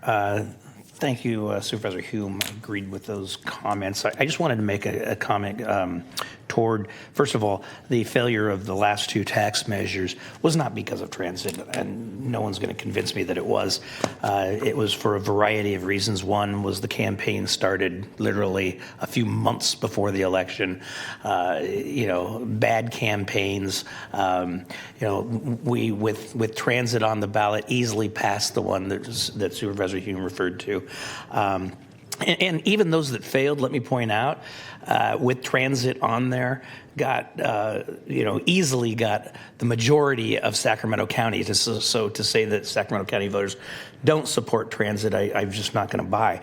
Now, could we do better and identify projects better? Supervisor Hume and I, who sit along with Chair Cerna on RT, are in agreement that we need to look at our focus and as far as who we're serving and where we're serving better. And I completely agree with that.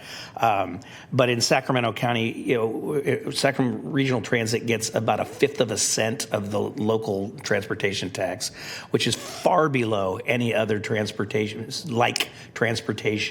or transit district in the state of California. It's a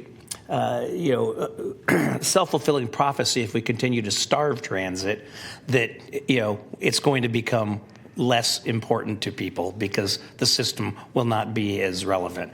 So I will say that when we do the polling, when we see the numbers, I still want to look at a portion of it going to transit, even more than currently does.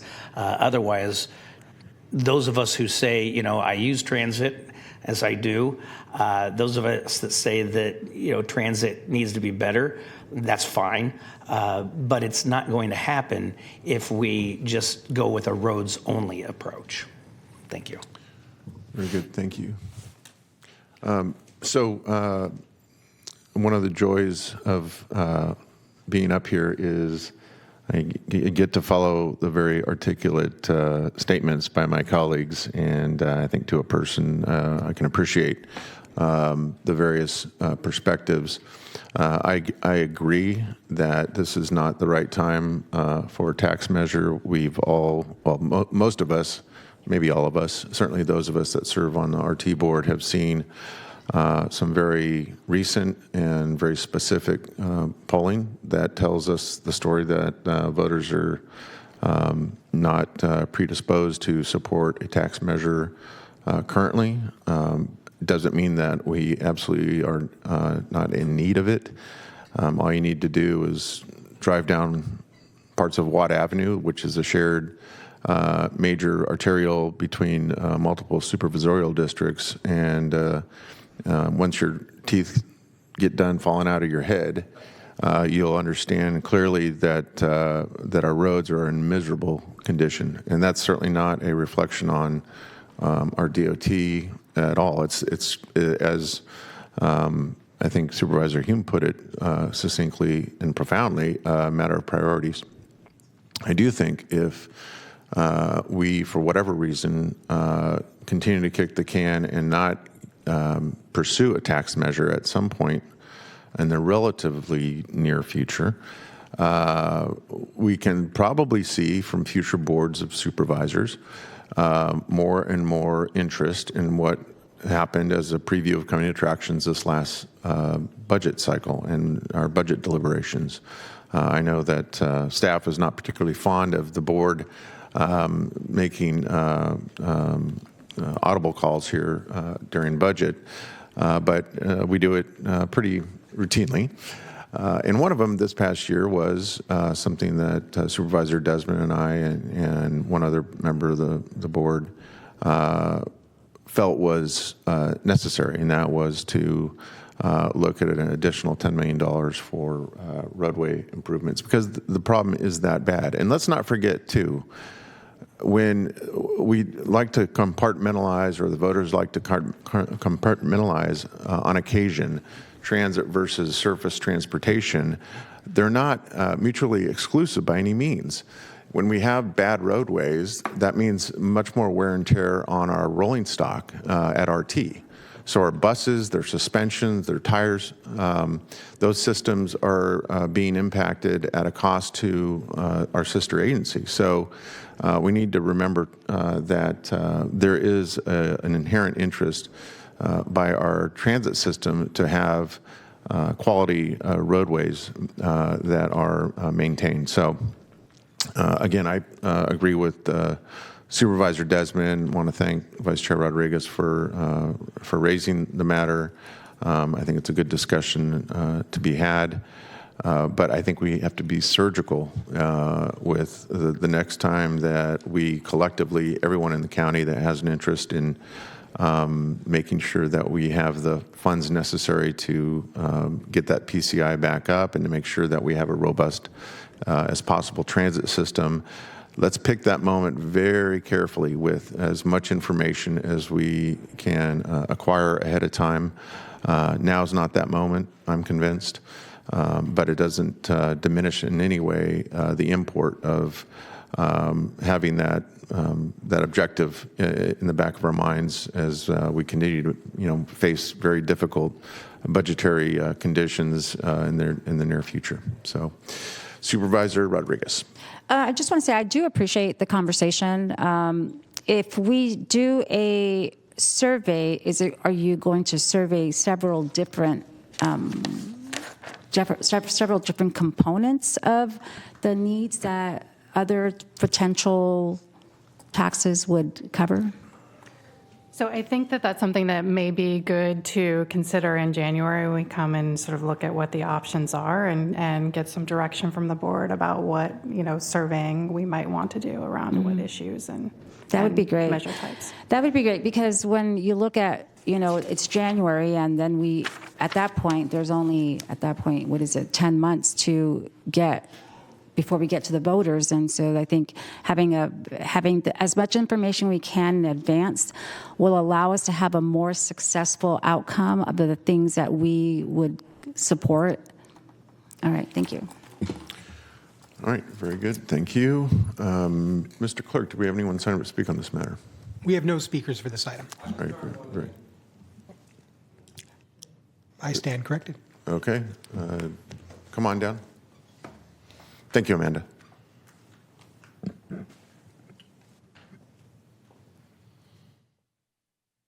Good morning, everybody. It's been a moment. I just want to first off by saying... Can we have your name, please? Oh, Kevin Bolts, sorry. I just want to start off by saying that the amount of verbiage I've heard on listening to feedback has been a combination of entertaining and insulting this morning after there was zero ability to listen to a room full of people about 3,000 trees. But on topic, there's a couple things I want to address. One was the comments made by Mr. Hume. People aren't trying to destroy roads so that people vote a certain way. People are trying to destroy roads because it makes more money for other people. Cars in this country are private, so when you fix roads, you don't actually address public transit, you address private transit. The number of buses are very limited, and while the focus may seem severe, we live in a county where there's not a train from here to the airport. And if you look at any major airport in anywhere, there's mass transit on a rail from the city to the airport. So the priority is clearly not transit. It's clearly not getting people places conveniently. It's on maximizing profit via cars. That's the main problem. The second problem you have is your tactic to fix the roads involves hiring a for-profit company that is going to bid, maximize the amount of money they can make, and then eventually do the work. Japan famously had a sinkhole years ago that they fixed in 3 days. Our bidding process would last 3 months. That's your problem. You're not fixing things for the community, you're fixing them for profit. That's why it's always going to be too expensive. And the main issue, as I stand here, no spring chicken, I'm 38 years old, but I see a lot of people older than me who grew up when the corporate nominal tax rate was 90% in this country, when there were robust unions and good jobs. None of you have a desire to go back to that because you all benefit from the money that is kept by the wealthy. Until we do, we aren't going to have tax money. So, good luck with that. Thank you. And don't cut down the fucking trees. No other speakers on this item. Okay, thank you very much. All right, that is just a report back. No action needs to be taken. We will go on to our next item. Next on our agenda, we have item number 54, Homeless and Housing System Partnership Model Update. Supervisor Cerna, before we get started, this is a report back from our October 28th meeting in which we had the county supervisors and representatives from all the cities here in Sacramento County.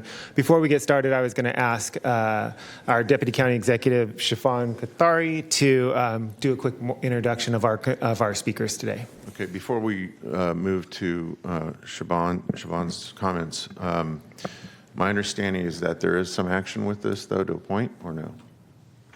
Yes, I believe so. I can talk about that. So, Siobhan Katari, Deputy County Executive, Health and Human Services. So today we're providing an update on the efforts to develop a new model of collaboration surrounding the issues of homelessness between the various jurisdictions in the county, the cities in the county, as well as the continuum of care. The county and the city of Sacramento, in planning for the joint meeting that occurred on October 28th, brought on Mosaic Consulting and Advocacy to assess what the elected officials in our region seek in terms of a collaborative model. So first we're going to hear from Matt Kate and Darby Kernan, who were our consultants working on this project, and they're going to share their findings and recommendations based on their work. And then next we'll hear from Emily Halkin, Director of Homeless Services and Housing, who will present the county's recommendations and be seeking your direction about next steps.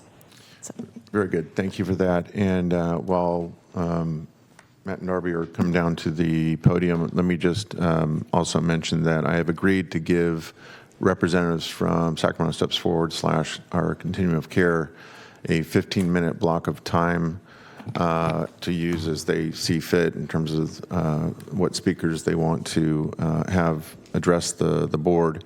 And we'll hear from them before we hear from other members of the general public who wish to address the board. And then let me just finally conclude before we hear from our consultants that there was a lot of feedback, both I think substantiated and otherwise, and unfortunately, feedback from the October 28th meeting, the joint meeting that we had, and some claims by some outlets that it was not substantive, it wasn't anything but a box to be checked.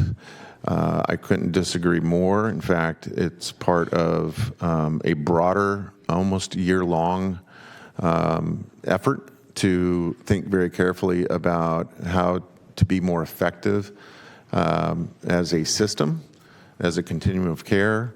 That includes the county's role.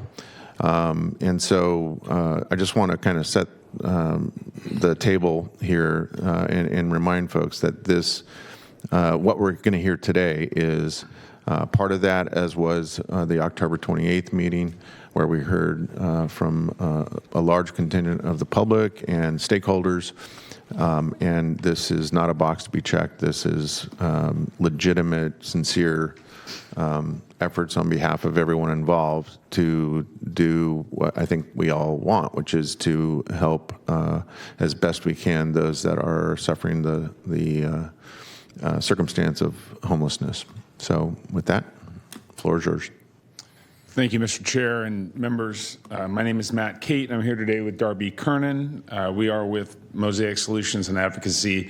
We were retained by the county and the city of Sacramento to help prepare for and facilitate the Sacramento Countywide Homelessness Summit, which all of you attended on October 28th, and then also to report out on our findings and recommendations. So we're here today to do that. All of you have been given a copy of our report, which contains those findings and those recommendations. So we won't go into too much detail about that, but we did want to share some of the overarching findings and have a brief discussion on our recommendations and give all of you a chance to ask any questions that you might have. As you're aware, we were retained in August and began to collect information through a series of interviews. We met with the board, also the mayor and all members of the Sacramento City Council.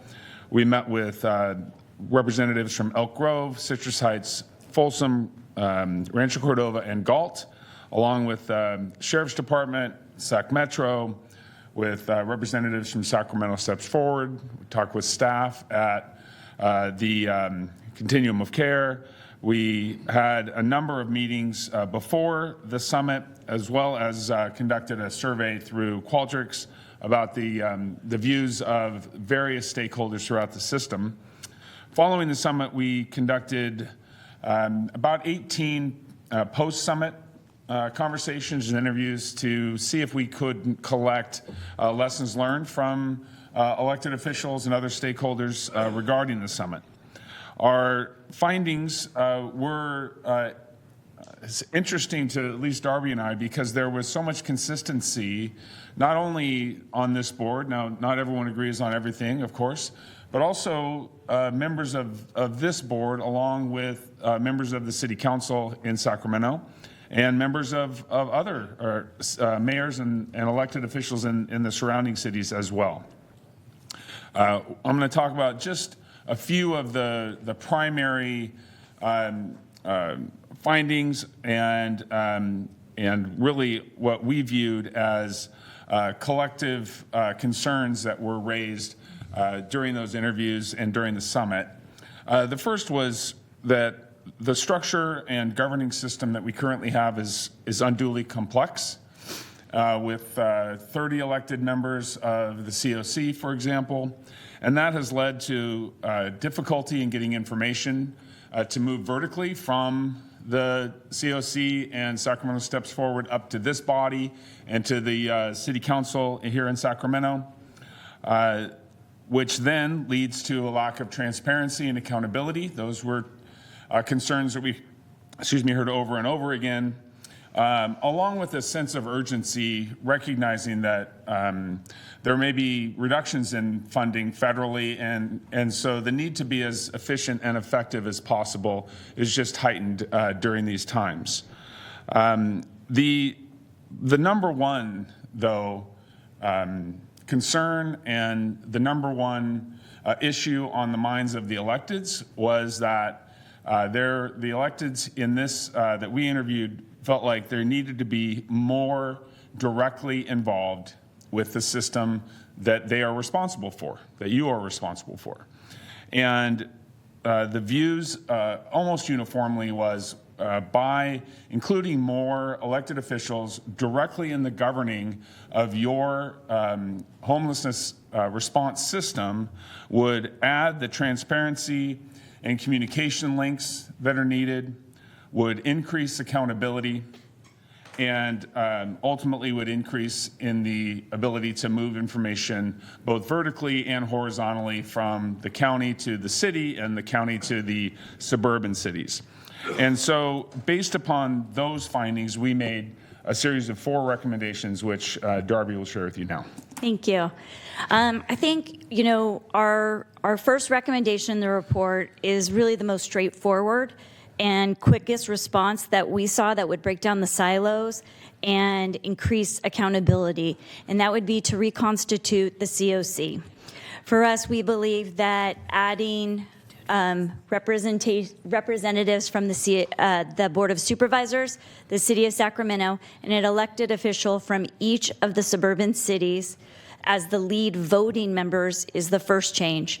And then we do believe, and I think this has been missed in our report, that decision makers in lead organizations, leaders in our community should be also on the COC. So decision makers from our hospital systems, our business community, schools, CBOs, people with lived experience, all of the representation should be there, but the leading votes should be the elected members who are looking at 90% of the homelessness situation now and taking this almost 10% or approximate 10% to have a global view.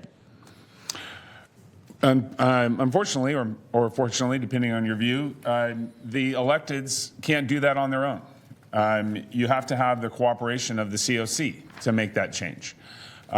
Even if including the numbers of members of each of these bodies, the numbers of and which stakeholders are involved, which current members with lived experience would stay on, et cetera, all that requires a collaboration between the county and the city and the COC. And unless you do get that collaboration, we feel like the issues are both of sufficient import and of sufficient urgency that you should act regardless. If you're unable to make fundamental changes to the COC, then that leads us to recommendation number 2. And before I jump into recommendation 2, I do just want to say that we believe that if the COC is reconstituted with the elected officials, as our budget situation gets tighter, as HUD changes its recommendations on how and what the focus of the COC is, we think it gives the COC an ability to outlive whatever changes could happen within this federal administration over the next few years. So our recommendation number 2, though, is if the COC is unwilling to work and take this recommendation to reconstitute itself, then you create a new board or commission that is elected officials and from the Board of Supervisors, the City of Sacramento, and each city in the suburban cities. And then we recommend that the funding, which we learned both the county and the City of Sacramento provide through SHRA funding to SSF to do very specific things, but we recommend taking those dollars to fund a new community-based, a new commission or board, SHHB, as you guys have already discussed, to run that board or commission. Correct. And we would also note, just on a professional level, we have been very impressed with your CEO and senior staff in this area. And with their colleagues on the Sacramento City Council, the staff there, also very impressive.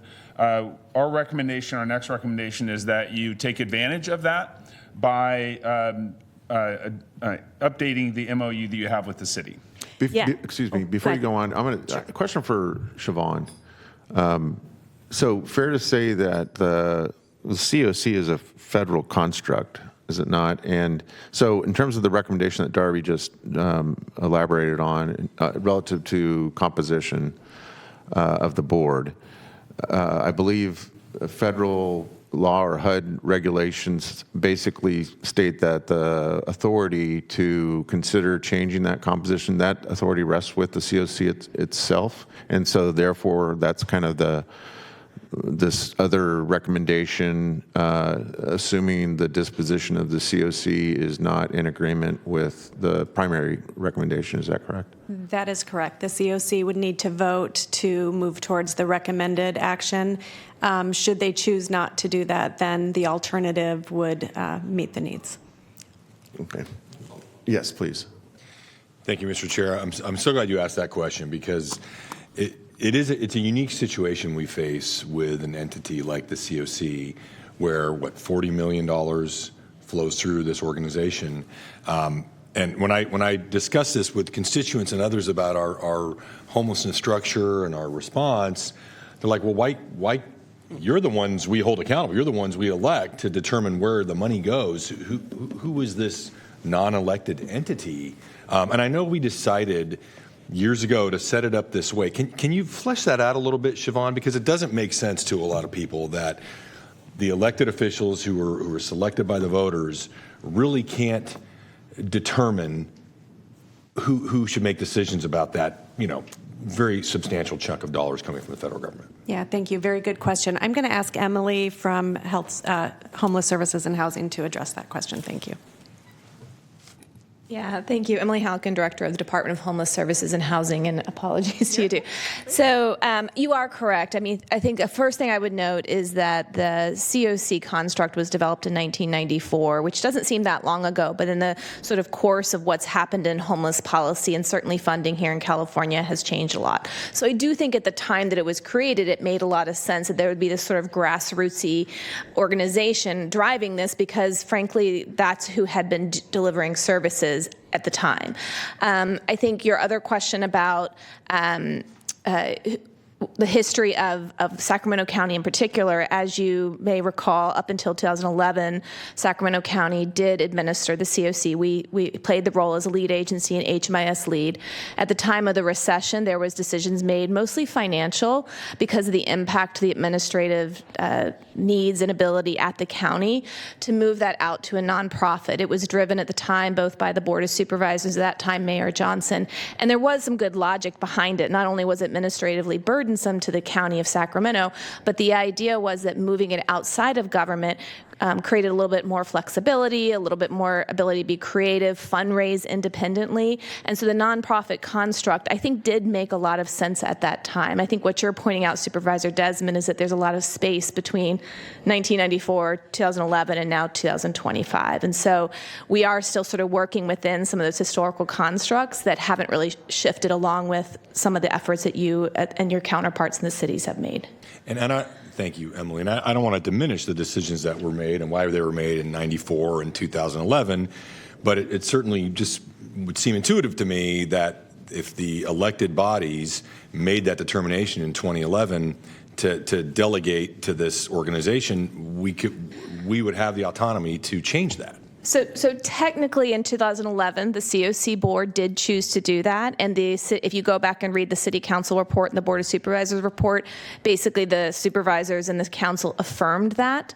It's just that the lead agency was at the county. So just by virtue of the staff being county staff, I think there was a lot more connectivity at that time. But technically that decision, as it would be today, was made by the COC board in 2011. Thank you. Go ahead. As always, you have the checkbook, but otherwise you need collaboration. One of the areas that we wanted to talk about in terms of collaboration is with the suburban cities. We were very impressed with our conversations with the cities outside of Sacramento proper, and they all expressed a desire to work more closely with you. As colleagues, I think they enjoyed being part of the summit. They wanted a closer relationship with the Board of Supervisors itself, which leads to recommendation number 4. Yes, so as we hit, recommendation 3 is to update the agreement between the county and the city, kind of laying out roles, responsibilities, and goals.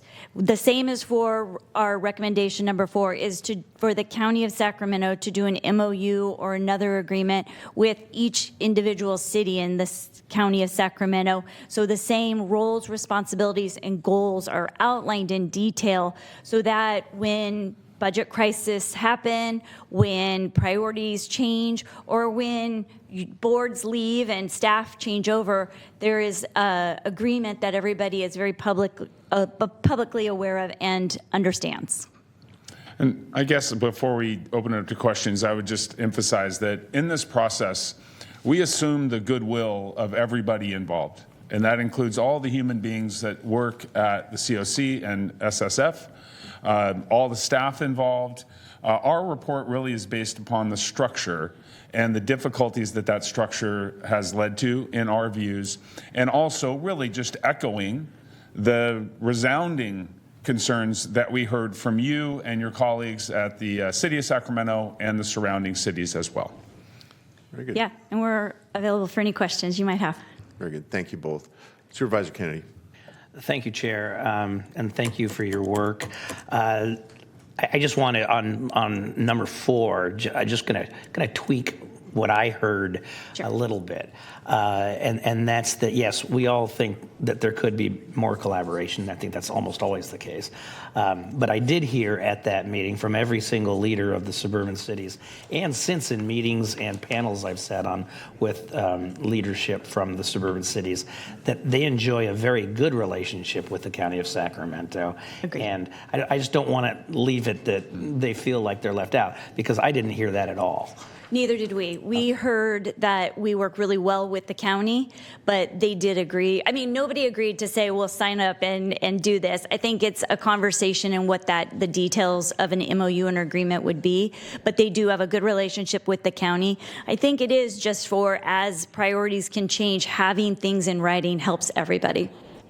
And each of those cities had their own views, as you can imagine. Some wanted a closer relationship, and some were like, well, maybe an MOU that lightly touches on our communication and a few other things. And so as staff go to work on just exploring that, there was the uniformity was around good relationship now, would love it to be better. If an MOU helps that, then we're open to have that discussion. That's well said. Very good. Thank you. Any other questions for Matt or Darby at this point? All right. Thank Emily? you. Thank you again. Thank you. Thank you. So I'm just going to continue a little bit and add a little bit more to what Matt and Darby have already shared. And so based on the input that we've received throughout this process, as Chair Cerna noted, we've been working on this in iterations for over a year, but really concertedly since August when we came to this board with the initial recommendation, as well as the input received in October and through Matt and Darby's report. Staff has modified our partnership model and today has both a recommended model, as Matt and Darby referred to, as well as an alternative model depending on the input from our other partners. Before I describe in detail these two models, I just want to go through this visual as an attempt to differentiate both what you currently have at play, the recommended model, and an alternative model. And as you'll see in here, I also have put on the JPA, which remains in discussion mostly by some members of the Sacramento City Council, but do want to underscore this is not a recommendation of staff at this time. So unlike the previous visual that we went through in detail, I think it was August the 19th, if I recall, this one focuses mostly on roles and responsibilities and the scope of the work being done, not on the count of members in each of the boards, the subcommittee structure, or the administrative support. But I do want to note that whichever model we go with, there would need to be some sort of formalization, either an MOU or a charter or similar, that details the governance structure of whatever board or boards we end up with. There also will need to be administrative support, no matter what model we go with. And so While what's shown here is the roles of the members on the different governing bodies, every model also has a robust network of subcommittees that's not shown here that do invite engagement from advocates, from those with lived experience, and others that are working to prevent and end homelessness, really in a way to provide their expertise to those who are making programmatic and policy decisions. I want to call it out because last time we had a very robust conversation around subcommittees. It's not shown here on the visual, but it is implied that we would make many, many spaces for those types of inputs. So what I've tried to do here is generally delineate the 3 areas of work that have been at discussion over the past months now. In yellow is the work of the continuum of care, which generally is outlined in federal statute and includes, of course, oversight of the COC funds, which are at risk as we speak, the Homeless Management Information System. They manage and oversee our biennial point-in-time count, the Coordinated Access System, as well as they are the convener for the broader COC membership. Of course, the COC, especially as it relates to their state HAP funds, also provides some really important input into the Regionally Coordinated Homelessness Action Plan, or the RCHAP. In the green column is the work that I think has really been most under discussion over the past few months, and it currently doesn't really have a singular lead. However, this is the area where we've heard pretty consistently from the community, from yourselves, from the COC, and other electeds throughout our community that we want to focus on. And that there wants to be a singular space with a transparent and accountable membership to go to for this type of work. This is the work to set a community-wide vision and strategic direction, to align policy priorities amongst different funders, and to convene decision makers to really grapple with the intersection of homelessness with other policy areas, many of which aren't really within the purview of the COC. Things like affordable housing development, law enforcement engagement, behavioral health, et cetera. And so finally, in the blue column is the administration of jurisdictional programs and funds. Those are things that come through my department, some of my sister departments here. Of course, this includes things like land use decisions, but also budgeting and funding that comes directly to the different jurisdictions. And we heard very strongly from most of our city partners that this is very important that they retain in their purview. So moving down the rows, then, this visual tries to show how the various models intersect with these sort of 3 distinct areas of responsibilities. At the top is the current model. The COC, as you know, oversees all of the COC functions, but outside of some annual work on the RCHAP as part of our HAP applications, it's really pretty independent of the work that you're doing here at the board and that your counterparts at the cities are doing. While there are staff from many of the jurisdictions, including myself, who are members of the COC board, there are no elected officials, and therefore there's no formal reporting structure back to our elected bodies, just as there's no formal reporting back to other decision makers in the other sectors represented on the COC board. Similarly, there's no consistent place where elected officials grapple together to convene on this community-wide vision and strategy. You've certainly had ad hoc meetings. You had your meeting on October 28th. There's been various iterations of 2x4s, mostly with the city of Sacramento. But for the most part, the Board of Supervisors and the city councils throughout the county are independently setting their strategic priorities around homelessness. And they're, of course, then aligning those with the programs and funds that they independently oversee. So moving down, originally staff brought to you in August a recommendation that created a new collaborative space. We called it the Sacramento Homeless and Housing Board. That would serve as that convener of the strategic vision and that would take on the oversight of the COC functions. However, following meetings with partners, including the COC board, we heard that there's a preference to lean into a lot of the experience and expertise that already lives within the COC structure. And as well, given the sort of current state of funding and challenges with the unknown direction that's coming from the federal government, that setting up a whole new body might be more administratively burdensome right now. So therefore, our current recommendation shown on the line called recommended option suggests using that existing COC board, but reconstituting its membership as Darby and Matt detailed, so that the COC board can serve both as its current functions, but also in that convening function. Unlike the model brought in August, this model does presume, while it does presume a majority of the seats for elected officials, it very purposely includes decision makers from a variety of sectors throughout the community. We've purposely not put numbers behind here, but the elected members could be as low as 51% of the total seats. And so this would be a place of conversation amongst you as well as the COC and the city councils.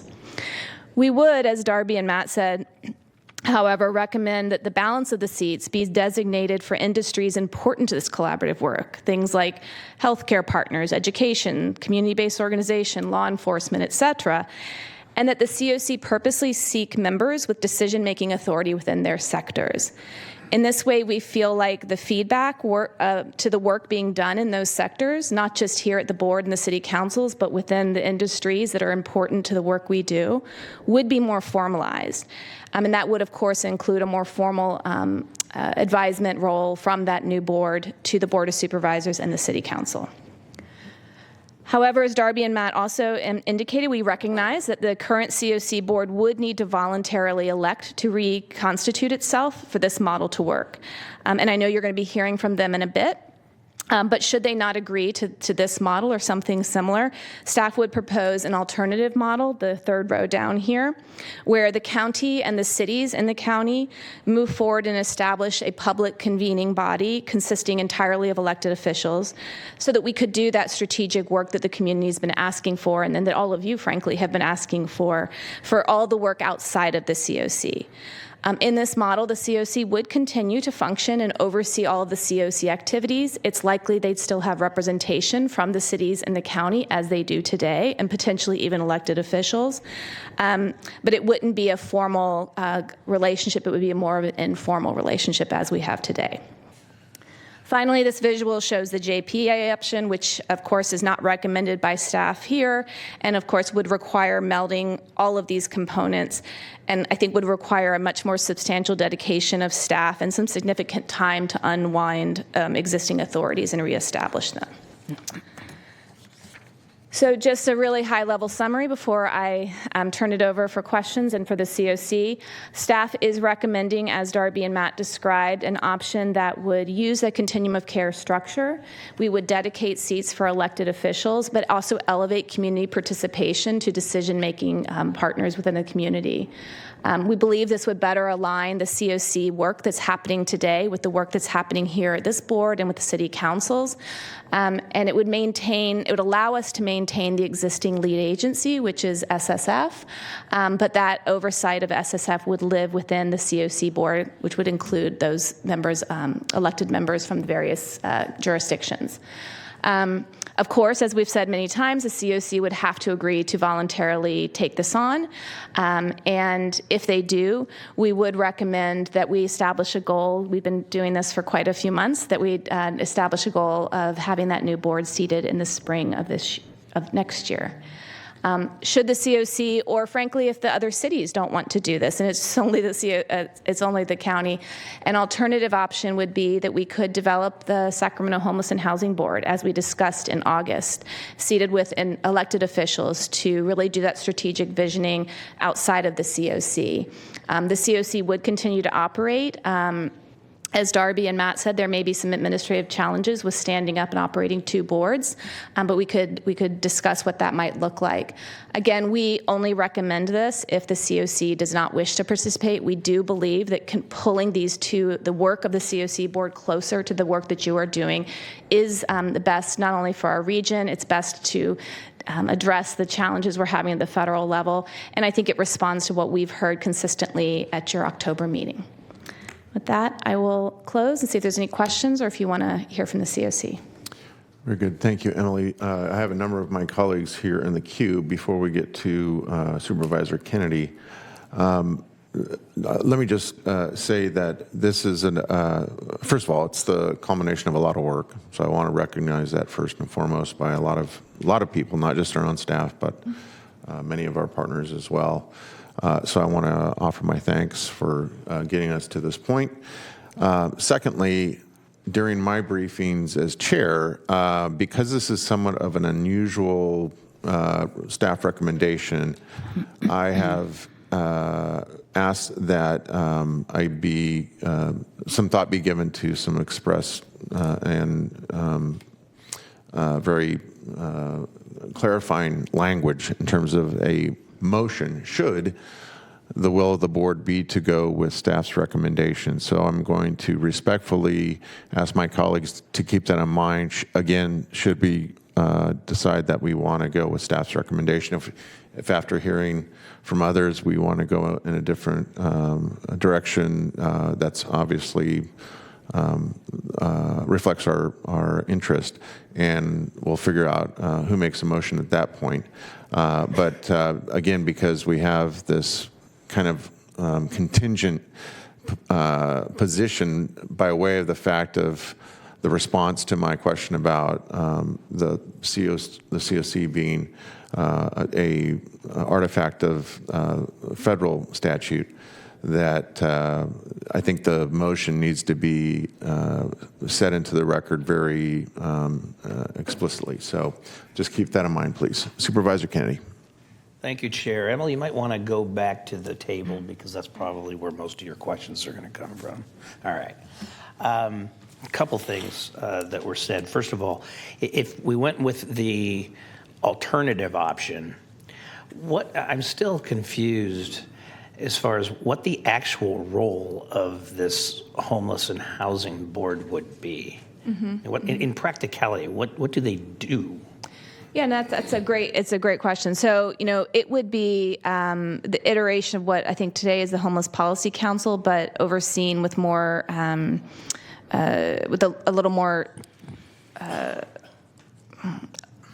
be a little more purposeful. So it would be a place for you guys to convene. One of the things we heard at the October 28th meeting is there is an interest to share amongst jurisdictions the work that you're doing outside of the COC. So this is things like coordination perhaps on street management. This might be coordination on a new housing development project. It does not take over authorities, you are correct, from like any of the city councils or the Board of Supervisors. So it would be more of setting policy and strategic direction that each of the cities in the county would implement on their own. I don't think you're saying this, but I would say I do think that it is less impactful when the COC is outside of it, which is why it's not our recommended option. Okay, and I'll have more comments to make later, but just a couple more clarifying questions before we hear from the rest of the board. Now, so the COC board under that, I just punched it, under that recommendation, the COC board continues to have authority over the $40 million of Yes. funding that they get. As well as the HAP funding, which their HAP allocation is approximately the same as the county's. But at the same time, you said a couple of times, and maybe I misinterpreted it, you talked about oversight. You used the words oversight of the COC. Mm-hmm. How do we have oversight over the COC? How would this organization have any oversight over the COC? In the recommended option. Talking about the alternative option. If I said that I did not notice that, you would not have any. Okay, all right. I misunderstood probably.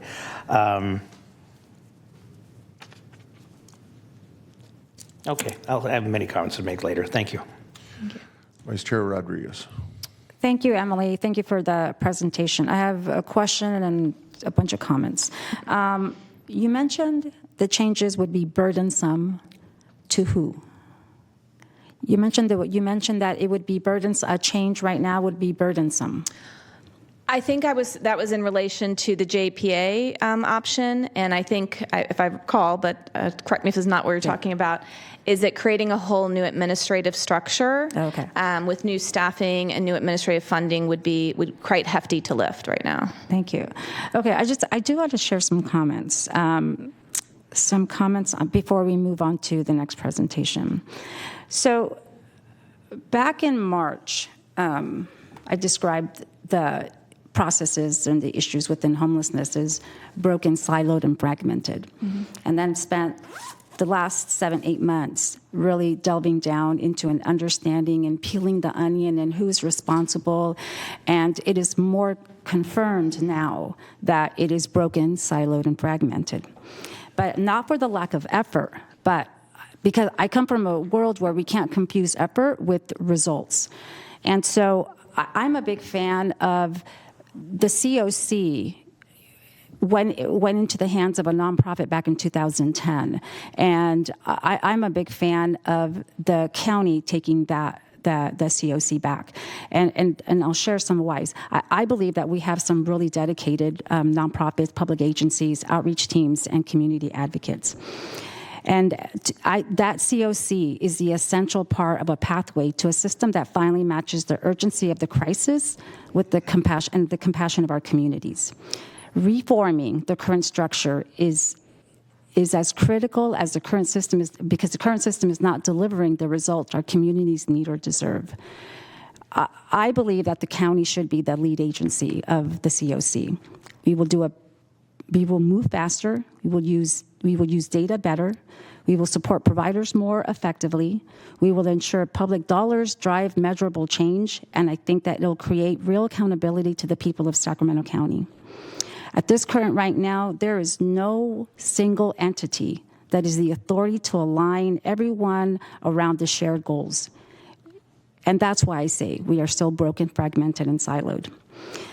The number one issue in Sacramento County with every single city and the unincorporated was homelessness. And so I want to be really transparent in my objective is that the COC does belong back under the responsibility of the county. There are people that are dying in the streets, one every other day on average. And so when I look at if the county were to be responsible for that COC, how does it look like? I'm a big support of the Sacramento Housing and Homeless Board. I think when that structure was presented to us, it gave us a clarity that it would bring all jurisdictions into one entity that would at least drive it. Sort of like what Senate Bill 802 would do, is that it brings people to drive it. I'm not a fan of the JPA, but I am, because I believe that we have the leadership in Sacramento County to be able to drive some of these changes. And I don't feel that government should be telling us how to do it. I think that that's where I say that we have it. I think that if Sacramento County were to be the lead agency for the COC, I think that there would be clear consolidated accountability. There would be an identifiable leader who can drive measurable outcomes. We would have a stronger integration across behavioral health, public safety, and housing, a seamless system for individuals who cycle between homelessness, emergency room, jails, and the crisis care. One of the things that drives me nuts is sometimes how slow things go. And it really is frustrating to me that we have a crisis on our hands with homelessness that in the last 15 years has only gotten worse. And so I think that the county could do a better use of data and performance measures. I think that we would have a stronger fiscal control and oversight and be able to see results. I'm a believer that the county can be the driver of regional coordination with the incorporated cities. And I believe that ultimately what we will end up with is it'll enhance public trust and transparency. I've heard comments about the COC would dig their heels in to not make those changes. But I don't think that if it is the will of this board that the county oversee the COC, I don't think we should allow those type of threats to hold us back from being able to move forward and set that plan out.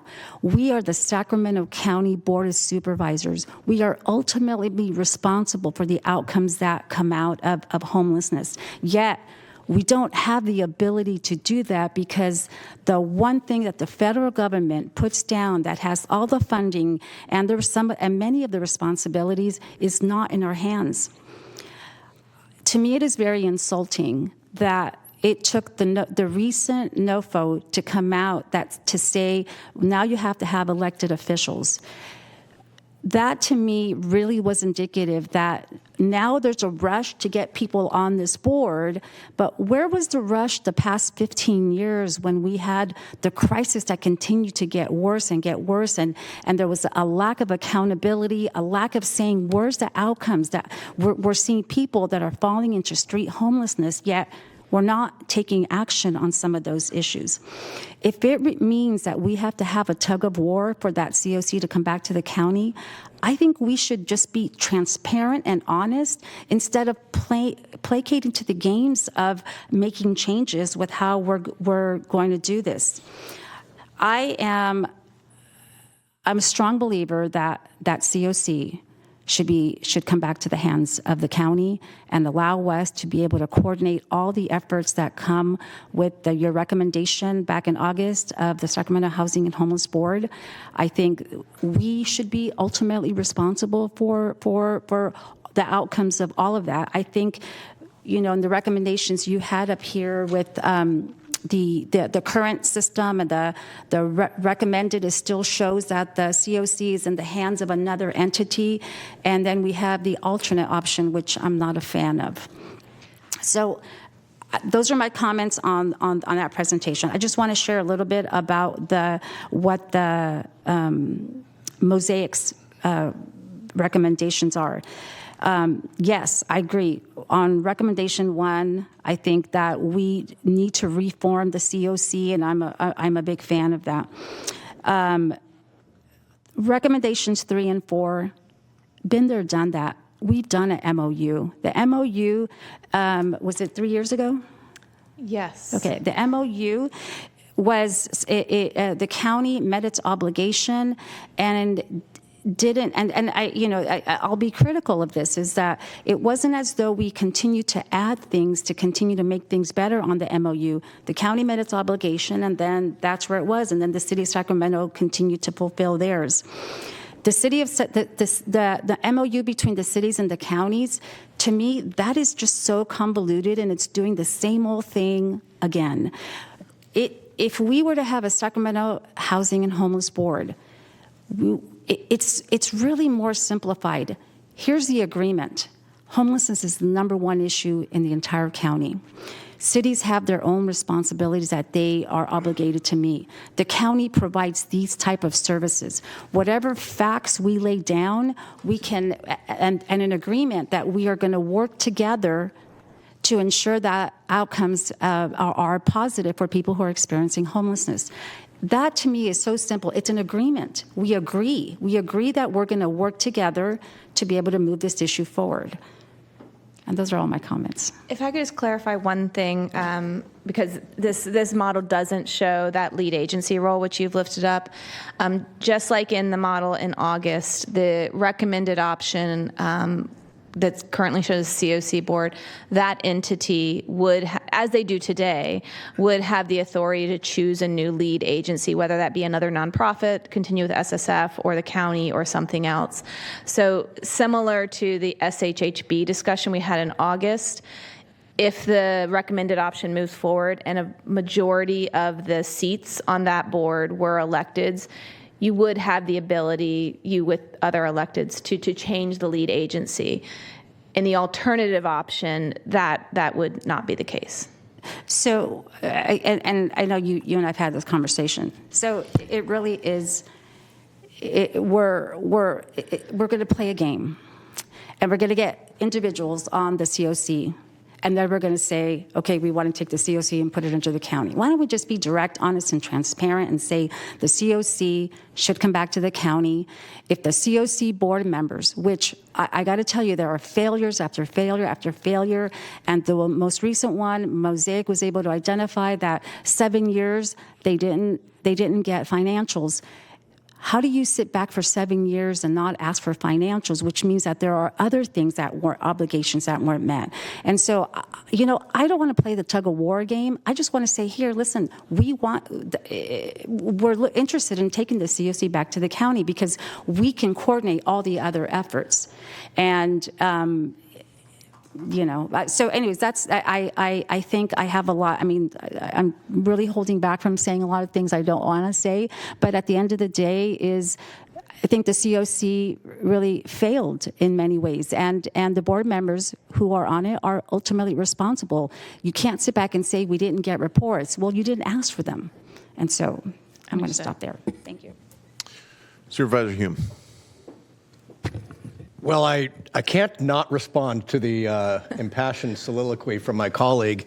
And what I took away from that, I'm going to save the majority of my comments for after I hear a presentation and we kind of jump into this more. But what I took away from Supervisor Rodriguez's position is that we're at a time of action.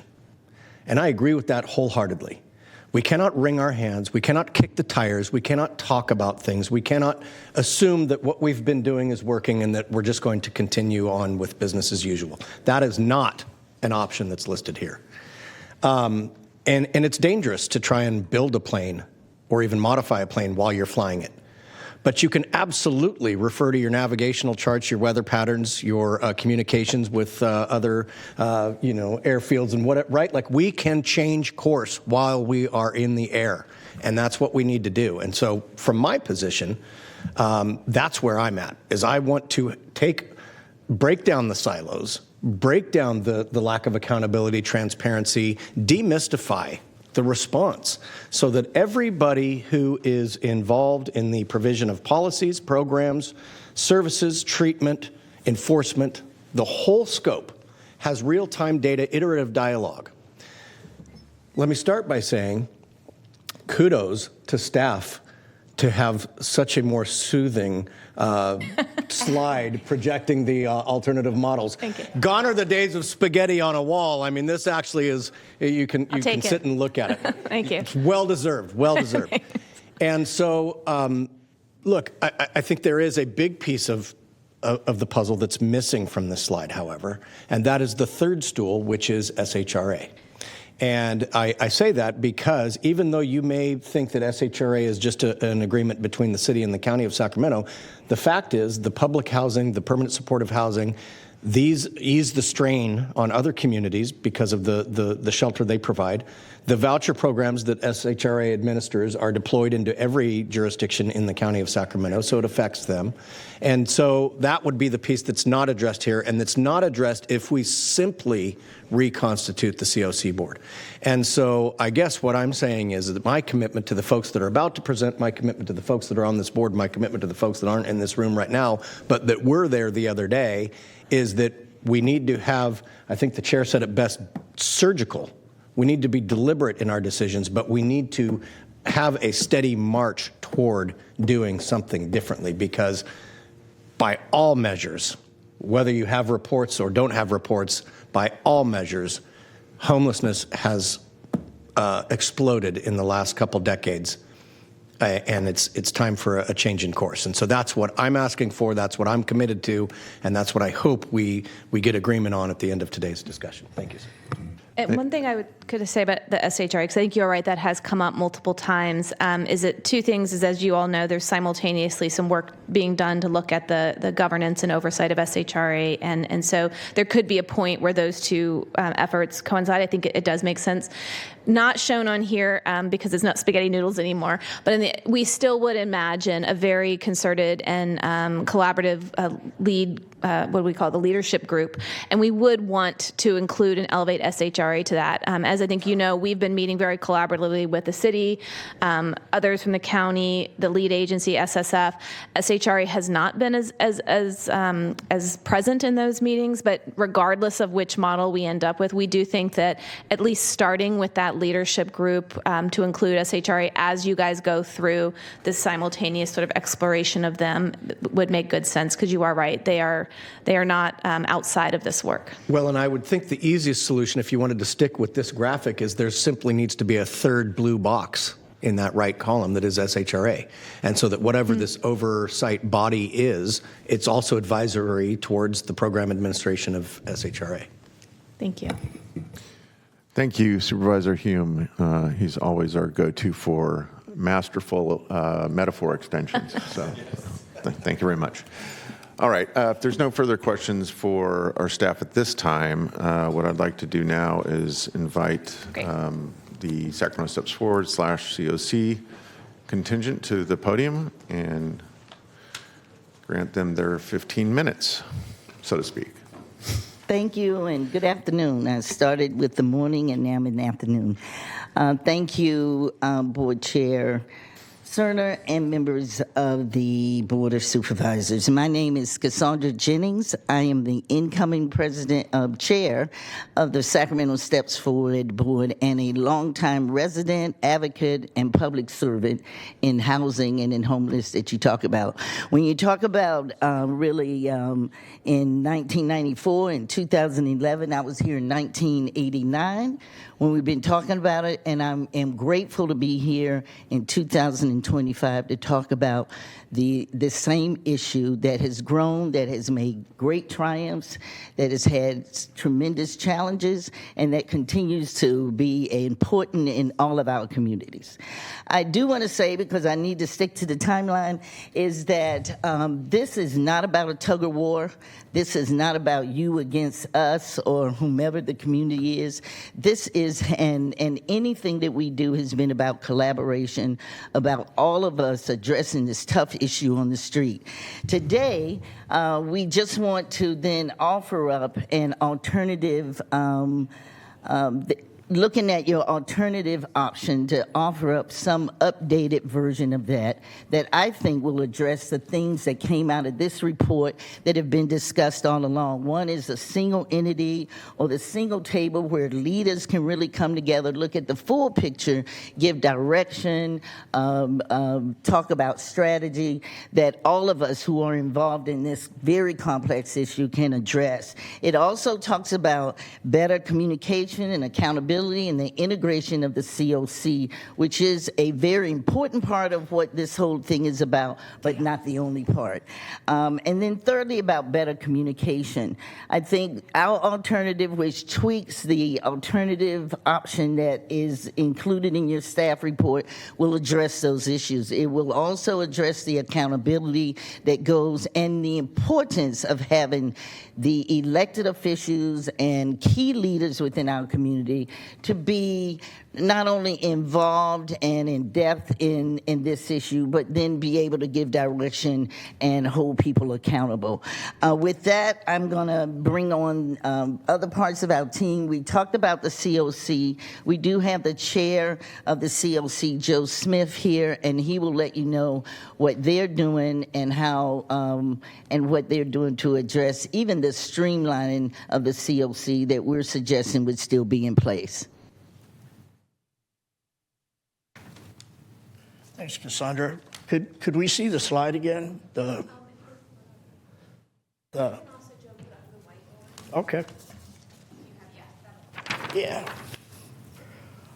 I agree with everybody. That is a much, much better slide. Morning, everybody. My name is Joe Smith. I'm the chair of the Sacramento Continuum of Care Board, and we represent the on-the-ground voices of expertise in this system. All of us volunteer our time outside our day jobs because we deeply care about building a response system that works for the people we serve. And for me, this work is very personal. I experienced homelessness in my own life and spent years trying to navigate the very systems I now help guide. And that journey taught me what real stability really means and what it feels like when systems fail to communicate and coordinate. It's why I stay committed. It's why I take this responsibility very, very seriously. Across the COC, we're increasing our HMS data to understand what's happening in real time. We're strengthening programs. We're improving outcomes. It's allowed us to identify gaps faster and support providers more effectively. And in anticipation of a more integrated regional structure, we've been doing our part to streamline and strengthen our board. This year, actually tomorrow, we'll be adding 2 city council members to the board. We're asking for 2 members of the Board of Supervisors. We'll be joined also by a business representative from a PBID and another law enforcement partner. These seats matter because they bring the diverse perspectives and operational insight to the table. These voices are essential. We're also actively evaluating our updates to our charter and our committee structure to be more transparent. Our goal is simple: to give the elected leaders the information they need when they need it in a clear and actionable format. That's what I wrote. but now I'm going to go off script a little bit. The COC will be talking about option C tomorrow. Option C, we have the recommended option. If you think about that as A. The alternative option, B. We're coming back with option C. And option C lives in between those two options by having two distinct boards, a regional board, you all call it the SHHB, we have another name for it, but essentially having COC members in that board with the electeds and having the electeds on the COC board with us and creating a strong, very strong MOU on how we're going to work together, on how we're going to move forward. Our option has been, it's been a journey to work on. We've sat through multiple listening sessions, meetings. I've talked to some of you. I've talked to the city council. I've just talked to everyone about this. And I really think we have a strong alternative. And really, it keeps the community voice where it belongs. The COC was not built for all electeds. The COC money is very specific in how it's used. There are a lot of regulations and restrictions. To have it be overseen by the community it serves keeps its importance, keeps it centered. So I'm going to introduce Trent Williams, or Trent. Trent works great. Thank you. Okay, before Trent. Joe? Before Trent takes the microphone, let's stop the clock first. Joe, I really do want to say that I am thankful for the work that your team has done. But I do have a question that I really want you to elaborate on. You mentioned the expertise on the COC board. Mm-hmm. Can you elaborate on what expertise you're talking about? Sure. The COC board, as it's constituted today, has members of your staff on it, members of city staff, members of SHRA, nonprofit organizations, and people with lived experience. Okay. And you mentioned partners that will be added to the new COC board. And so I asked this because I'm genuinely interested to know, but why do these seats matter now? They've always mattered, and they've always been available. Something that maybe doesn't get talked about is if at any time the people sitting there at the dais said, I want to be more involved in the COC work, all they had to do was apply to be a board member. Mm-hmm. This has never been something they've kept people out. In fact, most of us that you'll talk to want to have elected officials be a part of the board. Sure. We always have. So, and I challenge you because I really need to know this, but so you always said that if somebody wanted to join, they can. You're the board chair. Why didn't you identify some of the pockets and some of the opportunities for other different entities to join the COC board? And that is including the voice of elected officials. Sure. I've been the board chair now for 6 months? About 6 months. Mm-hmm. And so that's what I'm doing. That's what I'm talking about. Okay, so how long have you been on the board, sir? I've been here 6 years. 6 years. And well, I'm in year 4. Okay. And so, Joe, why did it take, you've been on the board for 4 years now, why did it take for you to be chair to recognize that there's an opportunity for us to bring in other partners, public safety, other hospital systems, I guess, and electeds? I don't know if I have a good answer for that. I can't speak for the direction that the previous chairs have decided to take. Mm-hmm. So are you saying that... But you'll have an opportunity to hear from one in a minute. Good. So then are you saying that the COC is the direction of the chair, not the body as a whole? It's the body of the whole as a whole, yes. But you just said that that there was the chairs give the direction. Or that's what you just said. I asked you why now. Do you want me to take this? I think you should. Okay, all right. So I'm Erin Johansson. I am formerly retired from CEO of Hope Cooperative, and I was the COC chair for a couple of years, and on the COC since, COC board since about 2013. So almost the whole time we're talking about it. And in the beginning, there were elected officials on the board. The elected officials had chosen to delegate their authority to their staff, which is how we ended up with seats that had representatives from the County of Sacramento staff as well as the City of Sacramento staff. We also do have representation from law enforcement, have always had representation from law enforcement, have always had representation from the hospital systems, and the managed care plans has been kind of relatively new since the advent of CalAIM. So those seats were always available. One of the challenges that we have had as the COC is how to engage our elected officials. And we developed the Homeless Policy Council 4 or 5 years ago to provide that opportunity to have the electeds come quarterly to provide that communication. None of us feel or have ever felt that it was adequate. We agree with you that we need better communication and better connectivity and better alignment. And we've tried various strategies to make that happen. But it was never about not willing to have elected officials or not offering to have elected officials or not inviting to have elected officials. It was about decisions made by the various elected officials themselves about how they wanted to engage with us. So, okay, so let me ask you, I need to ask you a question. So when the electeds chose to send an alternate or go, and then at some point they just kind of dissolved and then it became no elected officials, why did the organization not raise the concern that we are wanting to move the ship forward, but we don't have the people that can help make those decisions, that can help make way for things to move forward?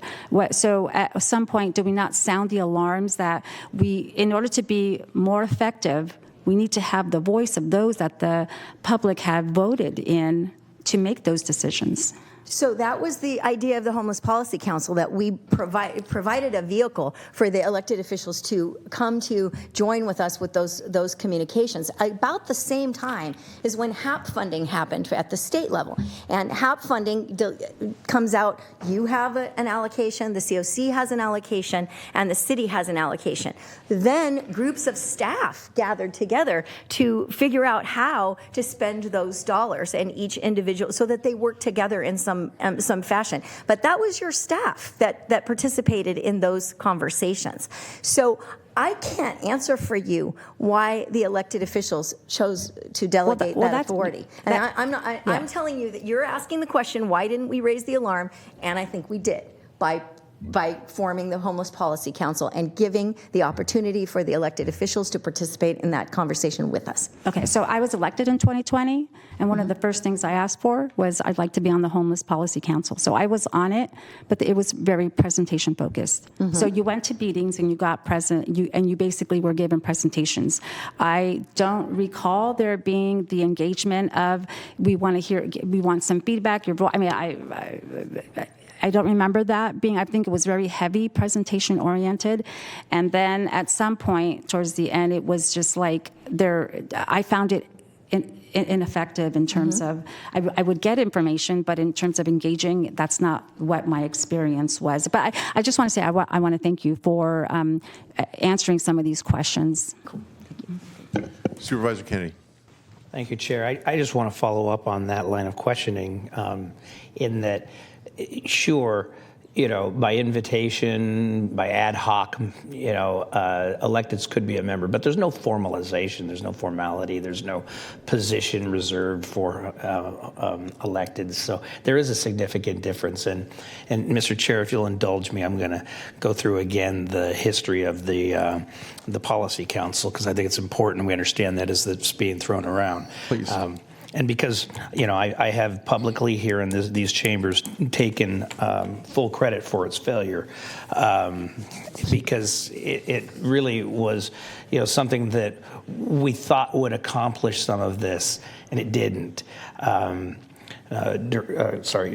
Supervisor Rodriguez is not wrong in saying that where we thought this would provide an opportunity for electeds to have more policy direction, which it was formulated, I'll remind you, when the chair of Steps Forward and the chair of the COC came to myself and Mayor Steinberg at the time and said, we need some policy direction. We're not getting the direction we need from electeds.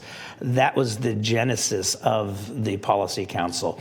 What it turned into was a lecture series 4 times a year for disengaged elected officials to get PowerPoint presentations spoon-fed to them, but no real engagement beyond that, as far as there was no mechanism for those electeds to have any kind of authority, any kind of role in decision-making.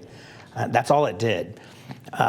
Information sharing is important and it's nice, but it's not action. And there was no opportunity for action out of the Policy Council. So that's where it fell down. Thank you. Thank you for that. If I could respond just real quick. Sure. I really think that's where option C brings the best of both worlds. It brings the elected seats to the COC board, but it also brings the provider and lived experience voice to what we're calling, we call it something different, but in our version, the SHHB would have members from the COC, including the chair, people with lived experience, and some partner agencies. We pushed the work. You all set the policies. Together, that's kind of a match for getting things done. So option C, I would say, gives you the best of both worlds. And we are taking that up at the meeting tomorrow.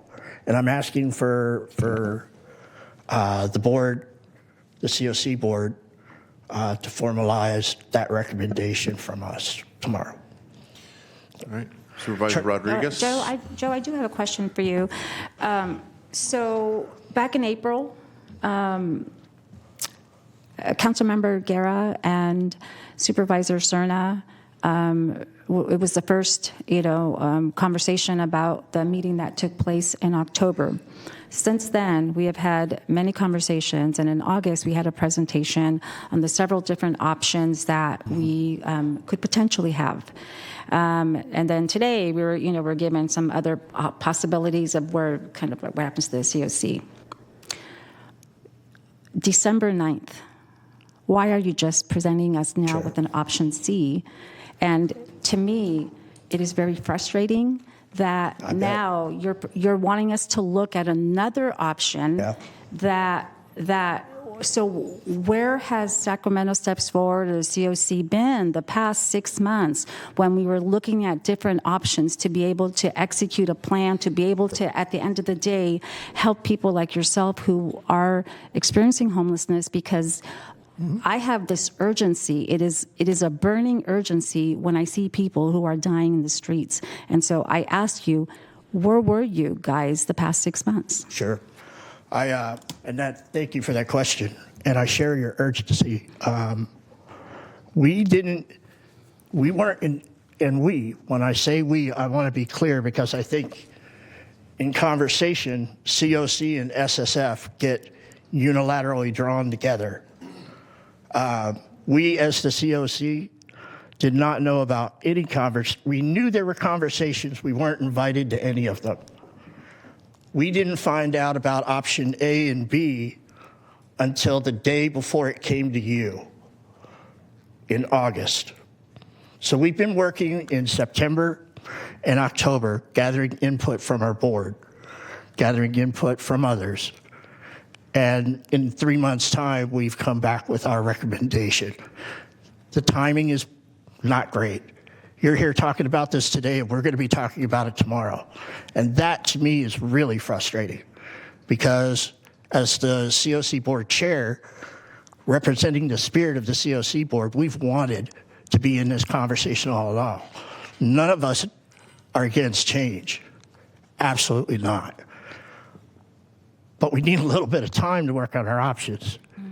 And from August to today, or tomorrow, is the reasonable amount of time it took to come up with that. So I'm just going to give you some feedback. I did meet with Lisa Bates. I want to say it was late summertime, maybe, I can't remember, July, August. It was right around the time when the draft, in August we may have talked about it, but the draft of the different options, Emily, are we talking June, July? The draft. So Lisa had seen the draft of what the different options were, and so I just want to share this, and I apologize if it comes across very critical, but the pace to me is one of the issues. Is that we go so slow. If Lisa had seen the different options in sometime June, July, and now you're coming before us with option C, it just validates my frustration that things go so slow. We lack a sense of urgency. We lack a sense of execution, and all while people continue to die in the streets. And so if this is Sacramento County's number one issue with all jurisdictions and all cities, we can't wait 4, 5, 6 months to get a plan C. That plan or some form of iteration of that plan should have come to us right August. You have 30 days. Sit down, lay out a plan, get it to the county, and say, here's an option that we would like to recommend. But again, it's very frustrating that on December 9th, you're telling us, who are the ultimate policymakers when it comes to handling this issue of homelessness and giving direction, that you have a plan C. And so are you expecting us to wait another 30, 60, 90 days to be able to review it? And in the meantime, are we supposed to wait for your plan to come to us? I'm not sure, but my frustration is not towards you. My frustration is just because the entire, it's very frustrating to me. And so people get upset when I say it's broken, fragmented, and siloed, and that is exactly what is happening in Sacramento County when it comes to homelessness. Thank you, Joe. I do appreciate the conversation. All right, thank you. Could I also just respond a little bit? I agree, it's frustrating. We need urgency. I think what we want to spend the last bit of our time talking about is really just a tweak to one of the options that is being recommended here. And so we are trying to help advance the conversation. Remember, we were the ones that actually funded the studies to start a process to look at shared governance models in partnership with the county. We were working collaboratively with the city, the county, around structures. At some point, it veered in a different direction for option A and B, and it accelerated. And so, yes, the COC was a little bit behind in their ability to deliberate. But here we are today trying to help advance the conversation and the models, and we'd like the opportunity to present what we think would be a way to get to your recommended option with some tweaks in the alternative option. So just want to add that. Hi, my name's Trent. Just Trent. Simmons. All right. So my goal is just to talk about the recommendation. And like Lisa said, it really is just a tweak of the alternative option that's presented on the screen. So again, you've been presented with a number of options, all geared towards achieving those goals of shared accountability, clear accountability structure. The model that SSF is recommending builds directly on the county's alternative option with key refinements that preserve local control while maintaining federal compliance. Like the county's alternative option, we support creating a new leadership body, the Sacramento Homeless and Housing Board, as it's been called here, while retaining the existing Continuum of Care Board. We do believe this division of labor reflects guidance from our HUD technical assistance provider, and it also protects your decisions from shifts in federal priorities. Under our recommendation, the new leadership board would focus on 3 essential responsibilities. Supervisor Rodriguez, I think you had asked earlier, what would the duties be of this leadership council, the Sacramento Housing and Homelessness Board? And what we are recommending is that they'd be threefold. First, creating one county-wide plan to end homelessness. Second, setting system-wide performance targets. And third, aligning city, county, and suburban jurisdictions on policy and strategy. The COC board, by contrast, would continue carrying out federally mandated duties and would support the leadership board in an advisory capacity. These mandates are important because the COC work ultimately provides a central place to store data, a single assessment to prioritize those who need, and a shared set of local standards. But the COC is a federal program and represents only a portion, now a minority, of the overall funding dedicated to homelessness in Sacramento. For that reason, we believe the COC should be a seat at the table, not the table itself. And including the COC board chair on the leadership board of the Sacramento Housing and Homelessness Board would help achieve that balance. Now, I want to talk just a couple seconds about the rationale for our recommendation. First, our HUD technical assistance provider explicitly advised against restructuring the entirety of the COC board at this point. We have a written statement from our HUD TA provider, which is agnostic to who the collaborative applicant is. They would provide support and provide neutral recommendations regardless of who the collaborative applicant was or the structure of the COC board in Sacramento. And I think we have actually shared that statement with you as of this morning. Second, we want to protect your local decision-making from federal shifts. For example, what happens if new federal funding comes with new structural requirements for the COC board? What if state incentives for funding disagree with federal ones? These are not hypotheticals. These are challenges we are navigating this year. And separating the COC board from the leadership board is a practical way to safeguard flexibility while ensuring alignment. In summary, our recommendation preserves what must remain federally compliant, elevates elected leadership where accountability belongs, and unifies the county around a single plan that this leadership council would provide on a shared performance framework. We believe that this is the clearest path to a stronger, more coordinated, and more accountable system. Thank you. Thank you.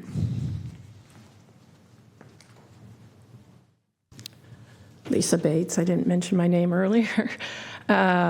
Just to end our comments today, I want to just mention a little bit about what Sacramento Steps Forward does, because I think a lot of times there's a confusion about who we are. We really connect the data, the dollars, and the daily work of more than 120 organizations and 1,200 CBO staff that are on the ground every day in our community. And we try to coordinate all of these moving parts so that we can function as one system. We do support the NOFO and the 35 projects that are contained within it. We have seen increases in funding in that NOFO year over year, and last year we received $7 million more than the year previously. We are helping people not enter into homelessness through a system-wide prevention program from our HAP dollars that were directly in relation to the actions that are identified in the RCHAP. We are training staff on how to problem solve for solutions that are far less expensive than housing. And we've pulled down, as a nonprofit, millions of dollars of funding for this community to help families be able to be housed next year. And that's private funding.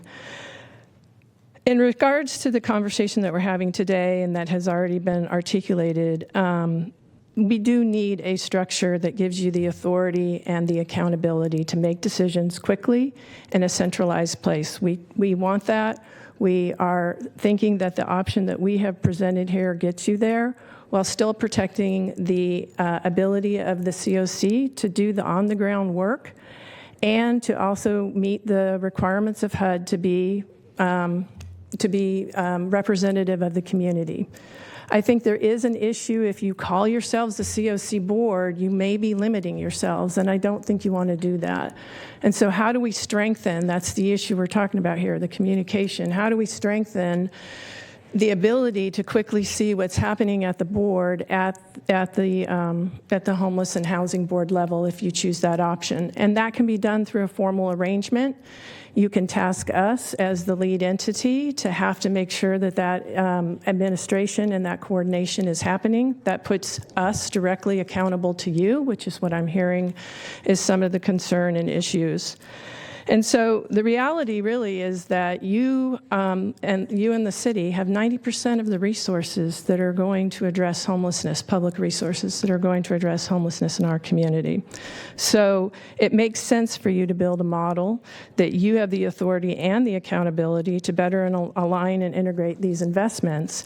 And then we, staff, SSF, the COC, can be the team to support your actions in the directions that you set. So I appreciate the time. Great. Thank you, Lisa. And thank you to members of the COC and the leadership thereof for your testimony this morning. Before we get to Supervisor Kennedy, I've sat quietly for a good amount of time here while others have spoken. So I'm going to go ahead and maybe ask some questions and then do something a bit unconventional, again, harking back to what I said earlier about a motion. So I guess what I would like to have answered, and it can come from either Lisa or COC leadership or staff, is that under the Sacramento Steps Forward recommended alternative option, my understanding is that the COC is where that is the body that is actually, again, per federal statute, making the decisions about, I mean, fairly substantial decisions, not inconsequential, about millions in funding. Is that correct? Right? No, I need the other graphic up. I apologize. I've never used this today. Okay. Yes, you are correct. So the COC board has authority over creating the application process and choosing projects for the about $40 million of COC funds. They also have authority over the COC HAP allocation, which tends to be about the same amount as the county's allocation. So under their recommended alternative option, even if the COC functions as an advisory body to the Sacramento Housing and Homeless Board, if the COC felt strongly enough that the Sacramento Housing and Homeless Board was not in agreement with their advice, they would still be able to act independently to make those key decisions? Well, I'd want Lisa or Joe or somebody to speak to the nature of the MOU they described. We're just learning about this as well, but I believe so, and that is why the alternative option that staff put forward is an alternative. Our recommendation remains a joint board. I'll get to that in a minute, but Lisa, do you want to respond? You want me to respond to if there's a conflict? Let me give you a scenario. Under your the Sacramento Steps Forward recommended alternative option here, the way I understand it. So COC is now an advisory body to SHHB. Don't know what the details of it would be in this scenario, but the COC advises the Sacramento Housing and Homeless Board to go in a particular direction. The Sacramento Housing and Homeless Board feels very differently, disagrees very strongly with that advice. Under this alternative, could the COC conceivably act in a very different way than what the Sacramento Housing and Homeless Board would do otherwise if they had the sole authority per federal statute to function as a COC? I think that you can mitigate a lot of that through the strengthening of the MOU, but at the end of the day, the COC board does have the ultimate decision on the local priorities for how you want to spend or how you want to have a local competition around the $40 million. Remember, we have to have a competition, and there are priorities in very limited way that the localities can set. Now, if you saw with this last NOFO, HUD set the priorities, and so we're all scrambling to meet their priorities.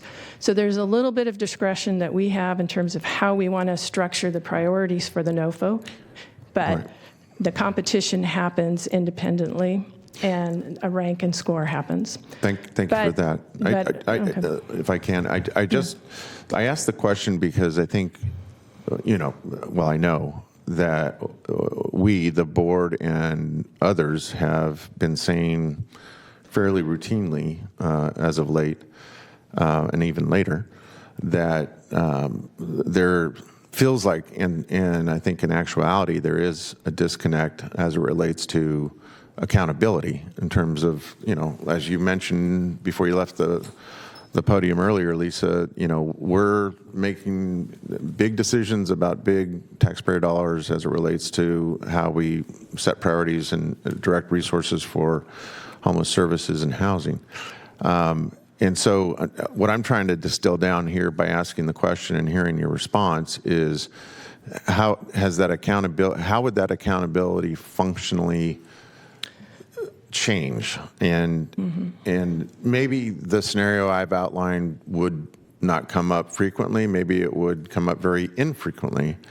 But ultimately, I guess because of the fact that the COC board is charged by federal statute, that it kind of feels like a bit of a paper recommendation here, as opposed to the primary recommended option from staff, which is to let the majority of elected officials sit within that federal construct of the COC board, if that makes any sense. And then to my second point, and I think one that I think is equally important for me, is that I believe that staff has recommended what they have because I think, again, you're hearing to a person an interest in limiting more than expanding bureaucracies and oversight and governance, to the point that has been made by many of my colleagues already this morning about being more nimble and being more capable of acting with strong effect to help our homeless population. So I'm not sure how even having as a principal recommendation two separate bodies, one being advisory, but at the same time introducing this new Housing and Homeless Board along with COC satisfies that interest of trying to limit versus expand the bureaucracy and governance. So that's kind of a prelude to where I'm heading with this. And before I get to my colleagues, let me do what I said would be a little bit unconventional here. I just want to put this motion out there first so that my colleagues have an understanding of how I'm trying to treat this procedurally today. So I'm going to go ahead, and we're going to certainly hear from everyone. And for other members of the public that I think that are signed up to speak. And so members of the public are free to address the motion I'm about to make as well.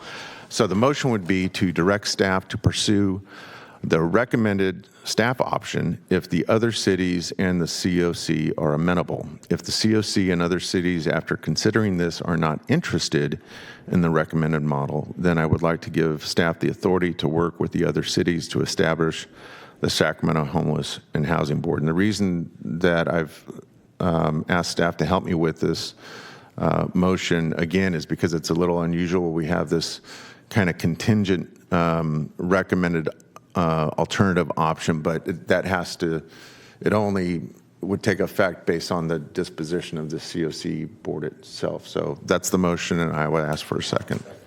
Okay, it's been moved and seconded. We will get to our colleagues here first, who may still have lingering questions for Sacramento Steps Forward and the COC, and then again we'll hear from other members of the public that wish to address the board, starting with Supervisor Kennedy. Thank you, Chair. I'll have more comments after public comment to the motion. But I want to follow up because I was going to ask very similar, but I'd like to have Lisa have an opportunity to answer to what the chair just said. And this won't come as a surprise because I brought it up during our meeting yesterday. I'm still a little confounded in how adding another layer of bureaucracy is going to make things better. And I mean, one of the things that the public and we as elected officials get frustrated with is, as has been said, how slow things are. It's not nimble. Bureaucracy and adding another bureaucracy, I don't see improving that, which is what I see if we were to create the, what is it, SHHB or whatever. How do you respond to that? Well, I think the slide's a little misleading because what I hear staff indicate is that a majority of the work in the recommended option would be done in committees. So you're still going to have, several different entities that are working on work. So what I'm understanding is if you want to make the COC board the strategic body, what I've heard is that you're going to put a lot of the day-to-day work that we do as a COC down to a committee level. So in some ways, that's a similar structure to having your independent SSHB board that can be free from federal requirements and not constrained and be as expansive as it wants to be and still have a relationship back to the COC board, who is already streamlining itself to be more responsive and strengthening its leadership. The other thing I'll mention is that the COC board is currently looking at having seats that are appointed. So you as elected officials could sit on them or you could appoint somebody. So that also strengthens the relationship between the COC board and the newly created Sacramento Housing and Homeless Board. So, all right, so what you're saying is that it would look just as bureaucratic if we had a bunch of committees underneath the recommended. But don't you already, not you, sorry, doesn't the COC already have 10 standing committees? Which those are being streamlined. So, yeah. So we go from one cumbersome bureaucracy to another. I think it's about what's the right level of conversation and engagement. And again, making yourselves the COC board. One, is it going to be compliant with HUD? You do have a memo from the technical assistance provider, so you do have that. It doesn't draw it out. It doesn't. It's Yes. cautious. Yes. Okay. Yeah, because of what's the representation on the COC board. Okay. Yeah. Okay. I'll have more to say later. Thank you. Yep. Supervisor Desmond.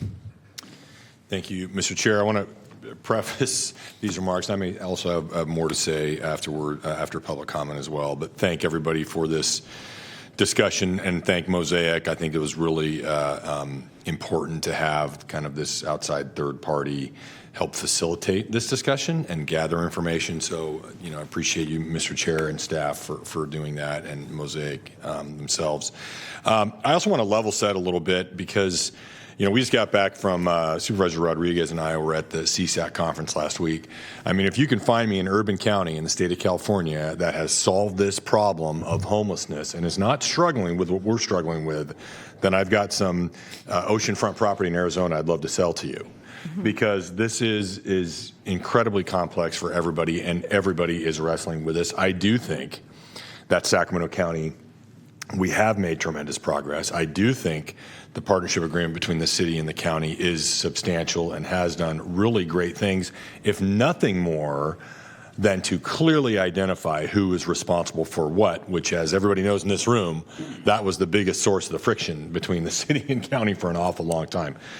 Don't mean to discount anything that my colleagues say up here, because the system still has major problems, and having this discussion is critical to doing a better job. So just wanted to bring that up. The other thing I wanted to go to there's been a lot of discussion about HUD and the technical advisor that Lisa has mentioned.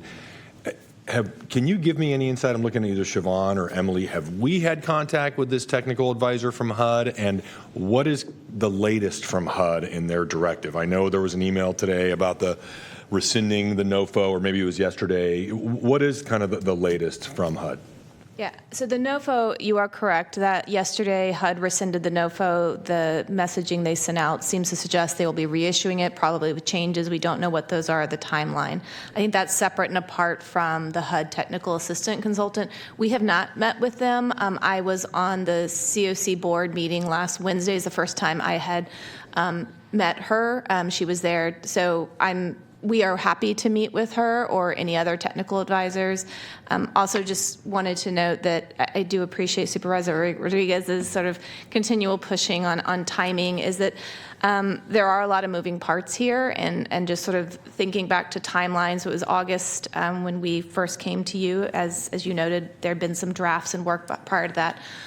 Just as a reminder, following up on that, pretty much the month of September, we met with the COC board, as well as Supervisor Kennedy attended a meeting of the SSF board of directors, as well as other city councils, and we have made ourselves available to the COC executive board and the governance board there to try to have some of the conversations I think that you're lifting up today, is like, how can we merge your option C with ours? But we'd be happy to meet with the technical advisor as well as with the COC executive committee. We're also, I think we just got this about a week ago. Okay. And kind of a little bit of a follow-up. I mean, because Lisa's mentioned kind of some admonitions about be careful what we do, because it could run afoul of HUD, and we don't know how that's all going to shake out. But what are your thoughts about that and the implications of decisions we make today? Yeah, I mean, I definitely appreciate Lisa's caution, because we don't know what this administration is going to do. They're doing things that we never would have expected in any other administration. I think that I would welcome conversation with the technical advisor as well as with legal counsel on how should we have a common board. Could we separate out, just like you guys sit as different entities, right? Today I'm the water agency. The next item I'm something different. Is there ways to partition out within that structure so that you wear different hats at different times? I don't know enough, and I think we would want both technical advice and legal advice to sort of to narrow in on that, but I do appreciate Lisa's caution around those issues. Okay, and then Lisa, could I ask you a follow-up question? A couple things, maybe not a follow-up question. A couple things confound me. I've already revealed the first one about how this, I guess it's really 10% of the funding, how we can't, as the governing body, control that 10%. The other thing that confounds me and continues to confound me, and it's underscored, I think, by some of the interaction today. Can you explain to me, for the public, well, for the public as much as me, what is the relationship between SSF and COC? Because oftentimes it seems like they are used interchangeably. Yeah, I agree. So COCs are required or can delegate to a lead applicant or a lead agency who is really the professional staff to carry out the work that the COC is designated to have to do, the point-in-time count, the HMIS coordination, the coordinated access system, all those things that are on that slide up there. We are essentially the agency and the professional staff to carry out and make sure that those things function well and appropriately, and manage the contracting of the funding too. So you're correct that a lot of the communities do have that function housed within the county. So if you think about it from the county to the Board of Supervisors, it's SSF to the COC. Got it. Okay. So SSF is the contractor to administer Yes. the COC. Okay. Yes. That's the easiest way to think about it. Okay. Thank you. Joe, would you mind coming back up here? Because first of all, Joe, I just want to say, I got to know you when I first got elected, and you were still at Loaves and Fishes, and you do such amazing work in the community. I don't know if after today you're going to want to maintain your role as chair for much longer, but we'll see how that goes. But thank you. I wanted to call that out to you. And I just want to ask you this directly. You and I had a discussion, I think it was probably earlier in October. It was a few weeks before the summit in my office, and we were talking about the proposal at the time. And let me just ask you directly, would the COC board be opposed to the recommended option in any way, shape, or form? The number one recommended option by the county staff. That question would best be answered tomorrow. Okay. We've spent a lot of time deliberating and coming up with our option that we still need to be unified around. And tomorrow is that date that we seek that unification. The discourse tomorrow will definitely tell the tale of overall which way folks will want to go and support. Okay. Well, I appreciate that because you and I had the discussion about what that might look like, who might be on it, who would be represented from the current COC board, what would the balance be between the electeds and others. Because I'm interested in a better structure that is efficient, that is most importantly, what is going to be better for people living unhoused on our streets and delivering services to folks, what is going to be cost effective to the taxpayers. It feels like a little bit of irony to me that we can't impose on the COC who is going to serve on the COC, but the COC wants to tell us who should serve on this SHHB. There is a little bit of irony there to me. Sure. And then the other question, so thank you, Joe. And then I had a question, well, maybe it would be you, but probably county staff. If we were to form, I mean, the alternative option, staff's alternative option, which I think is incorporated into the motion as it stands right now, there would be an additional administrative cost to that. Do we have any sense of what that cost would be? Would we estimate that it would be the same administrative cost as running the COC independently? What are your thoughts about that, either Emily or Siobhan? Yeah, I mean, we have not costed out. I doubt it would necessitate the entirety of the current. So annually, the administrative contract that goes through SHRA is $750,000. I don't believe it would cost that much. We haven't costed it out. We would probably imagine, at least for the first year, hiring a consultant to help us get organized, get us set straight, and at some point probably it could be folded into county staffing. That would require probably additional staffing likely to live in my department. But we haven't costed it out at a more granular level. And you said that's what money flows from SHRA for administrative purposes? Yeah, What'd you say? so Explain that to historically me. back in 2011 when the COC was first transitioned out of the county, there was an administrative gap. And so the city and the county agreed together to provide this administrative support, and it's carried on. The funds that are used are fees that SHRA charges for things like administration of affordable housing. So it's general fund-ish like from SHRA's perspective. It's not restricted funds. They used to use CDBG and they no longer do.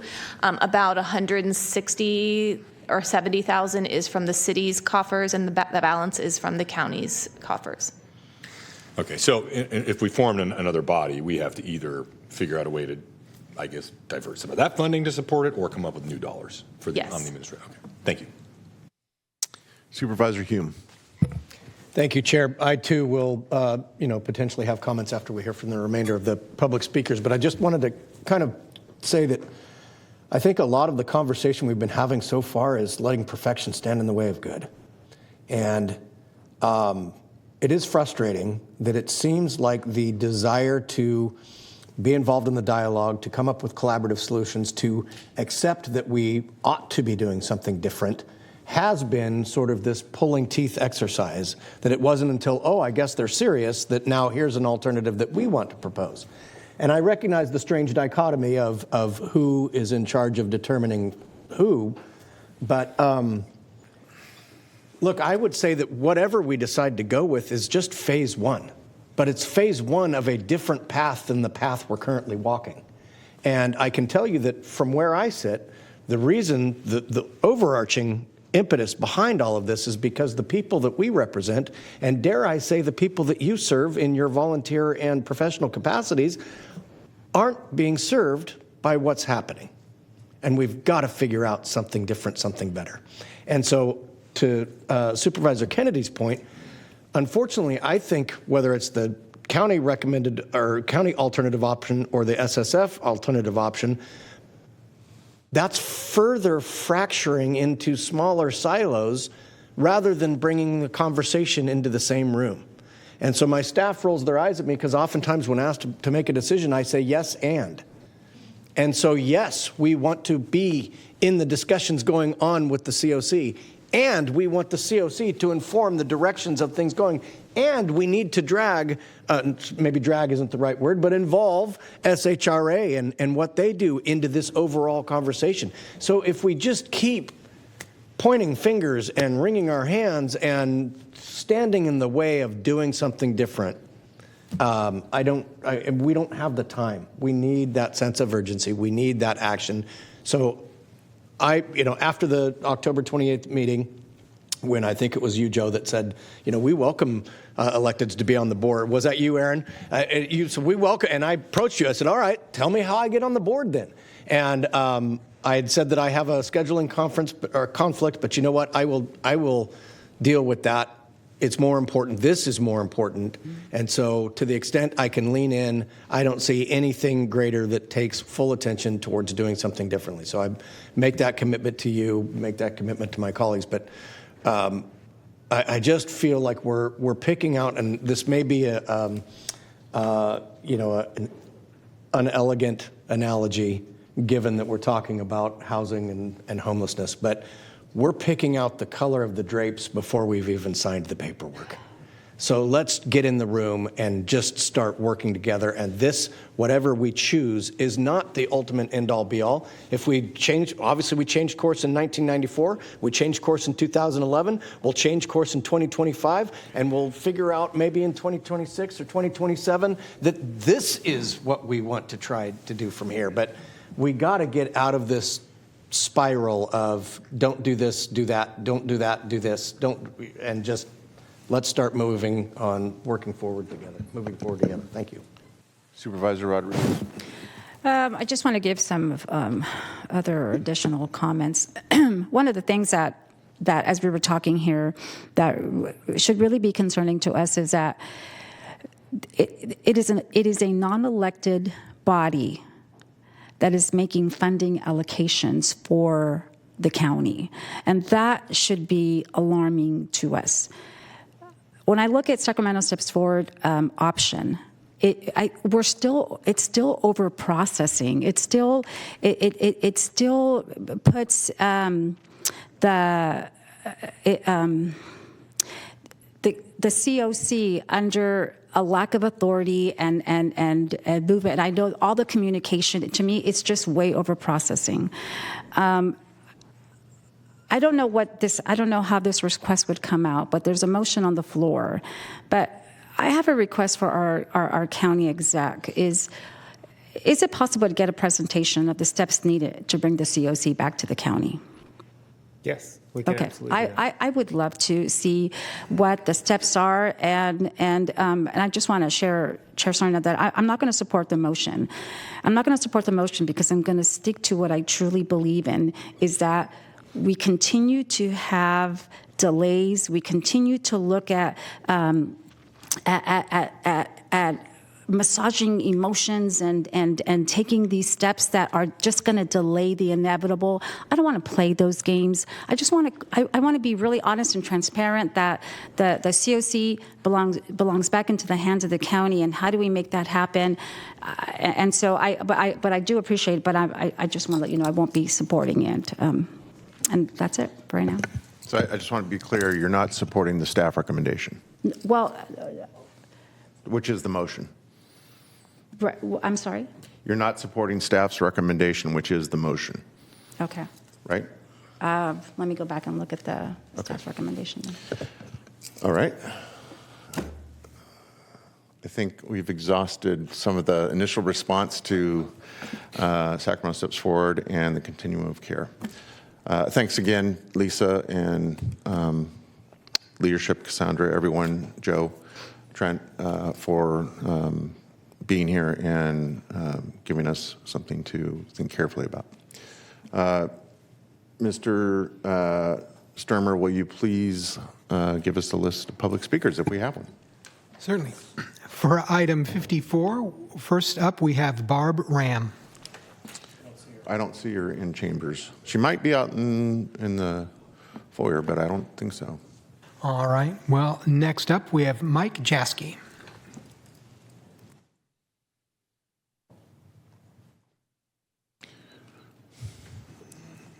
Welcome, Mike. For the record, I'm Mike Jaskey, representing SAC-backed Housing and Homeless Policy Committee. The details of our written comments are summarized in the following way, and I urge you to look at those comments. They are trying to get into some of the details that you started to talk about here today. And that is what has been missing from this process. We don't have fully fleshed out options. We don't understand if they're even basic feasibility. And we need a process of working through all that. This dialogue among you and with the SSF and COC people primarily is helpful, but this should have been happening in some kind of a workshop type mode, not a Board of Supervisors decision-making agenda item, if that's what we even have today. Several other things that the process, quote unquote, is failing to pay attention to. There is no magic pot of money to do what Supervisor Rodriguez wants to do. All of the money is contracted out to specific service providers.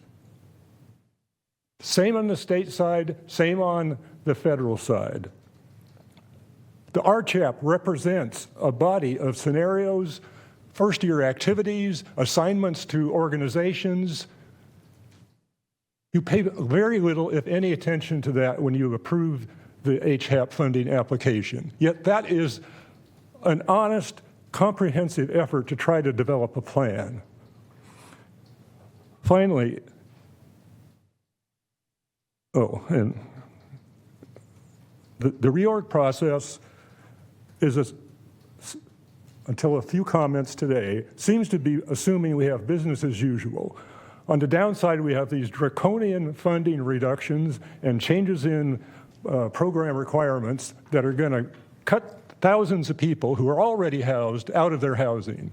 On the other hand, we have a $10 million bond that might get onto the ballot for housing. We have the agreement from the state to allow some of the Medi-Cal CalAIM money to go to housing supports, which has never been allowed from this point up to this point. And we have. Can you conclude your remarks, please, Mike? So essentially, we believe that a new governance structure should not be put forward today.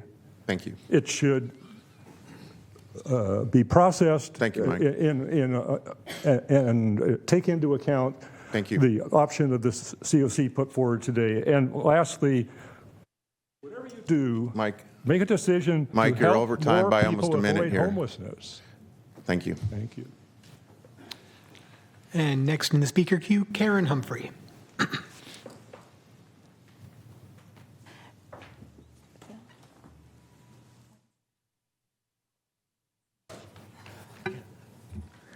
Thank you, Chair Cerna and members of the board. I am Karen Humphrey. I'm a member of the SAC Act Housing and Homelessness, a local organizing committee, and have been for the last 10 years. As stated by Mike, a more in-depth process is needed to answer some of the key questions about restructuring homelessness services. We don't mean years or months, or we mean making sure some answers are on the table before you make a final decision. But there's an urgent issue that is even more pressing than finalizing a decision about reorganization today, and that's the impact of changes that were they were in the NOFO that was issued in mid-November by HUD, draconian changes in program funding, all kinds of things, and only 2 months to fill it out. Somebody got wise at the federal level, and they have withdrawn that NOFO. They will reissue it. There is no guarantee that the new NOFO won't be as damaging and destructive to homelessness programs as the current one is. And the real answer at the moment, and it's something where your voices are urgently needed, is for Congress to do what was originally planned by Congress on a bipartisan basis over a year ago, and that was to create a 2-year NOFO, with the second year being a renewal of existing contracts at roughly the same amount of money. And that is still doable because the appropriations measure has not yet been passed. So we actually need members of the Board of Supervisors, and we've asked the City Council as well, and other leaders in Sacramento County to step up and tell our congressional representatives that we risk losing a lot of important and successful systems in this city, in this county, that are making a difference, if the NOFO is not redone in a more thoughtful way. So we urge you to please contact your members of Congress and to urge them to support the one-year extension, and that we continue to have the discussions about reorganization that are important and we want to be part of. But until the NOFO is taken care of and you have another year to live with, we think it's going to be a very difficult conversation. Thank you very much. Thank you. Thank you very much. Okay. Does that conclude our list of public speakers? Yes, no more public speakers on this item. Okay, before we get to Supervisor Kennedy, I just want staff to confirm, just so there's absolutely no question, the motion that I've offered and that has a second reflects staff's preferred recommendation, does it not? Yes. Okay, very good. Thank you. Supervisor Kennedy. Thank you, Chair. So much has already been said, so I've just got a couple of points I want to just drive home from my own thinking. And, why I support the staff recommendation is the reasons that I spoke of before, is that we need more streamlining, not more growth in our bureaucracy. We need to tear down the silos. I think that creates another silo or more. Kind of on a humorous note, Supervisor Hume, you said that we should have a third box in the blue column for SHRA, which tells us part of the problem with SHRA. SHRA is the city and county of Sacramento. But I completely understand your sentiment. I do believe that reformation of the COC would provide for better coordination, better alignment with all of the programs that are involved, and all the efforts, but the county and the city, and it will help break down those silos. I do think that we've heard a lot today. Probably the number one word of the day is accountability, and that means a lot to all of us. I always tell people, you can't hold me accountable, or me in general. If we can't hold people accountable, we can't hold our employees accountable unless we clearly outline what the expectations are and we know what the roles are. And right now, it's very, very limited as what the roles of the policymakers in the area are. However, we are being held accountable. And I think that's has not worked. As far as the resources, responsiveness, flexibility, I think would be increased, again, breaking down those silos. And the Homeless and Housing Board, if there was no other option, I would say it's better than the current situation, but it's still inadequate. I really see it as Homeless Policy Council 2.0. I don't think it goes far enough. It's incremental change, nibbling around the margins when we need bold action in something new and different. I have not been told that HUD has said no. I read the report. I read the email. There is at least one other community in the nation that has done this. But I'll go back to my comment I made when we heard these items, similar items recently, and that's that, if this makes us an outlier, then so be it. As Supervisor Desmond said, show me the urban area that has perfected this subject and who is handling it perfectly, and I will copy them all day long. But I haven't seen that. It doesn't exist. And until it does, we got to keep trying to find out what that is. And I think this is bolder than what the alternative is and actually heads us in that direction. The concern for the need for, for change in the face of the whims of the current federal administration and whether or not we could react to that and those needs, that doesn't concern me. We do that every day. Welcome to the county world. With this administration, we never know what's going to come down, but we constantly have to shift and adjust and change based upon changing requirements. So I don't think this in any way hinders our ability to do that. So those are some of the, other than what I've stated earlier, I don't want to see just another information sharing body. I've had enough information. I got more information than I have authority to act on that information. I think this changes that. Thank you. Supervisor Hume. Thank you, Chair. I'd like to quote the most eloquent line from the October 28th joint meeting, I endorse the thoughts of Supervisor Kennedy. Seriously, I think he summed it up. And I think change is scary.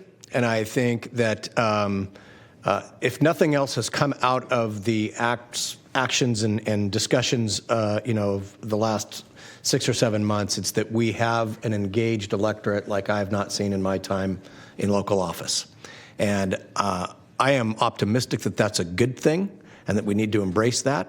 And so I fully support the motion. I support the efforts, and as I stated earlier, I would be willing to clear my schedule to whatever extent I can to be sure that I'm fully present to lean in on this. So thank you.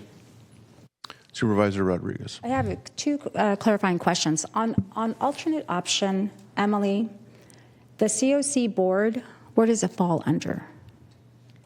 It's independent, so it would retain as it is today. I'm not sure if you're asking. Lead agency would still be. The lead agency would be chosen by that COC board, and so that COC board, which, as I understand, the SSF recommendation would include potentially some electeds, but not majority, would decide who the lead agency is.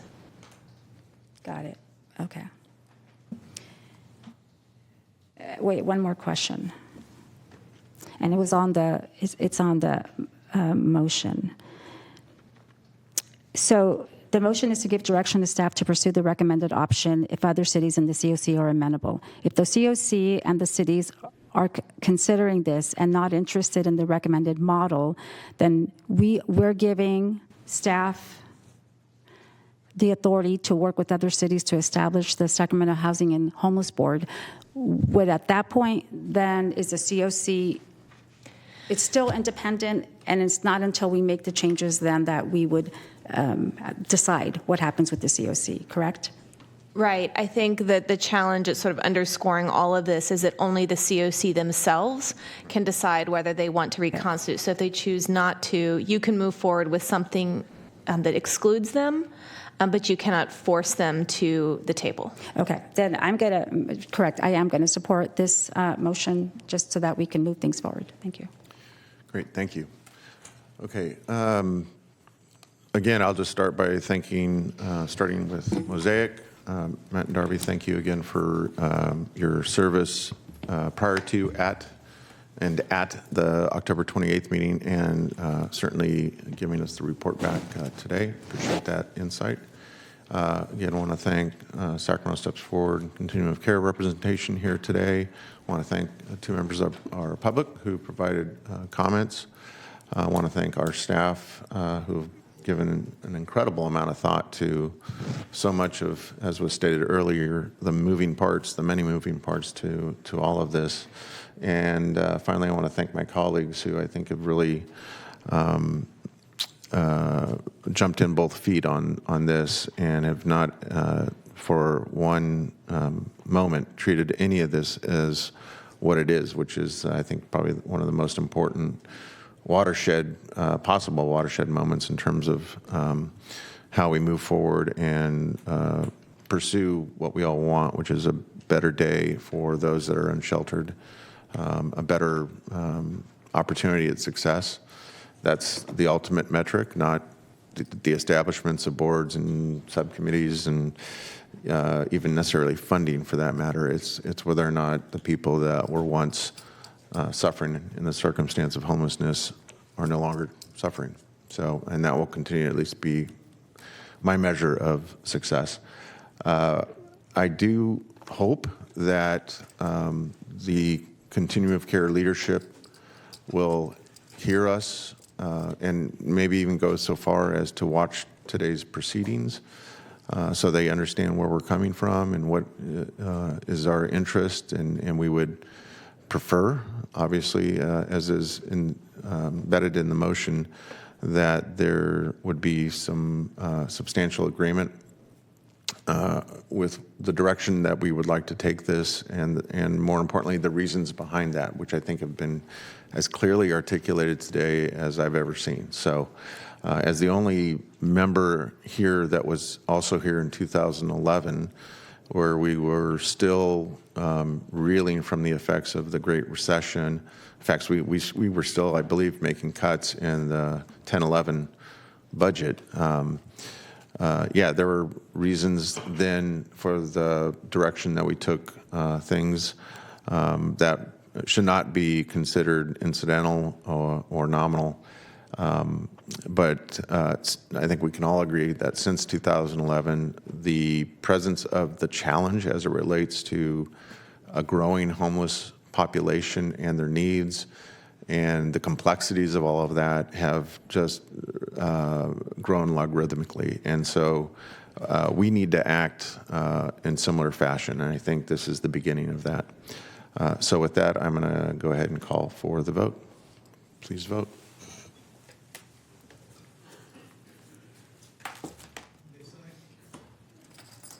This item passes unanimously 5-0 with all members present. All right, very good. That concludes our morning calendar. We will reconvene.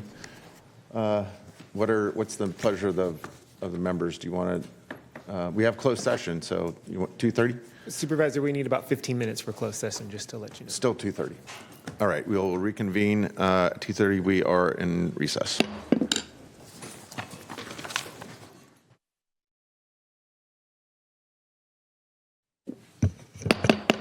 Okay, let's call back to order this meeting of the Sacramento County Board of Supervisors for Tuesday, December 9th, 2025. Mr. Clerk, will you please call the roll and establish a quorum? Supervisor Kennedy. Here. Supervisor Desmond. Here. Vice Chair Rodriguez. Here. Supervisor Hume. Here. And Chair Cerna. Here. We have a quorum. Very good. Next item. Next item on the agenda is 55. Conduct Truth Act 2024 forum pursuant to Government Code Section 7283.1. Response to immigration and custom enforcement access to individuals in Sacramento County jails.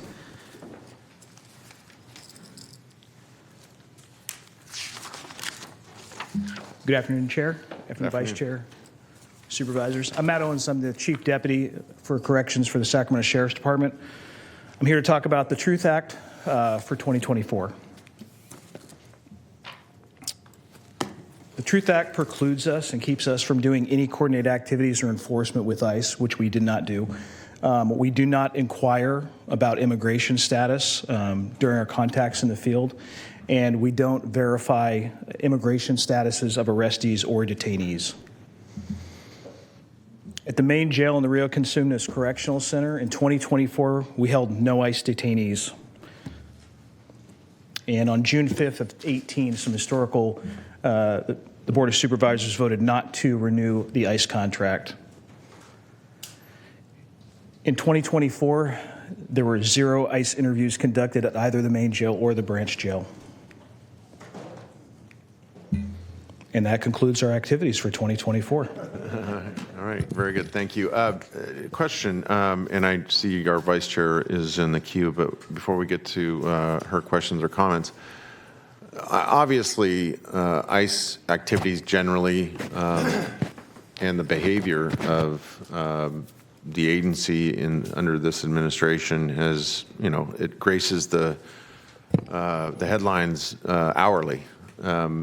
So we all know that under the Truth Act, you have some very specific actions that you need to take to document some very specific interactions. However, is there anything you can share anecdotally or otherwise that relates to kind of this new era of ICE presence? For instance, let me give an example here. You mentioned in one of the 2 slides you had that there's no interviews at the main jail, no detainees held under the auspices of ICE interest. What about any of our sheriff operations outside of the jail? Is there anything you can share in terms of even requests from ICE for the Sacramento Sheriff's Department cooperation and what they claim to be doing, whether it's at Home Depot or if it's literally at the Moss Federal Building? Is there anything you can tell us about that? So let me clarify. Are you asking if we are requested to help out ICE with those? Yeah, anything like that. I mean, basically, my line of questioning has to do with the fact that the specifics of the Truth Act speak very carefully to interactions at various locations, namely our jails, right? So what I'm asking is like, well, what about other potential interaction that may happen outside of the jail atmosphere? Yeah, okay. So first of all, to my knowledge, we haven't received any formal request from federal agencies, from ICE or those that are helping.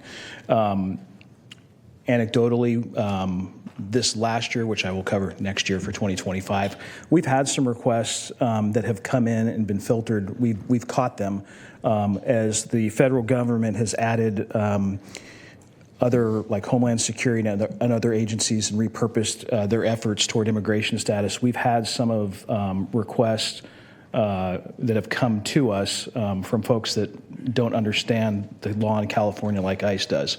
We've caught those. We don't participate in immigration activities. The Truth Act keeps us from doing that, to include our deputies that are deputized at the federal level. We can't be used for that, and we don't do that. And to my knowledge, we haven't received any requests at all from any of the federal agencies to be involved in this. For example, the Home Depot one that was kind of the first one that started this and got a ton of coverage and media attention, we had no idea they were out there. We learned about it when the call for service came in, that there were folks out there in the Home Depot parking lot. So, and those calls for service were coming from presumably relatives, friends, acquaintances of those that were being pursued by ICE? I'm not sure how they came in. As I recall, and this was a while ago, and I'm over corrections, so I focus my efforts there. Sure. As I recall, we get our communications center receive telephone calls talking about folks who are out there at the Home Depot parking lot, described, with guns and out there, and that's kind of how we responded to that. Sure. And that's where we first learned that they were there. Because there was no coordination, you wouldn't otherwise know that was happening. Correct. All right, very good. Supervisor Rodriguez. Thank you for the presentation. So I'm a very strong believer that I don't support ICE going into the Home Depots and going into and disrupting families that are here. I think there's got to be a better way to address the issue. But I do have concerns when somebody has a rap sheet with many felonies who is undocumented and is now in the hands of the Sheriff's Department. And what you're saying is that there's no coordination with ICE when it comes to people who have like serious, and when I mean serious, like drug dealing or crimes against children or, other very serious felonies. There's no distinction between petty theft or some serious felony that has been committed.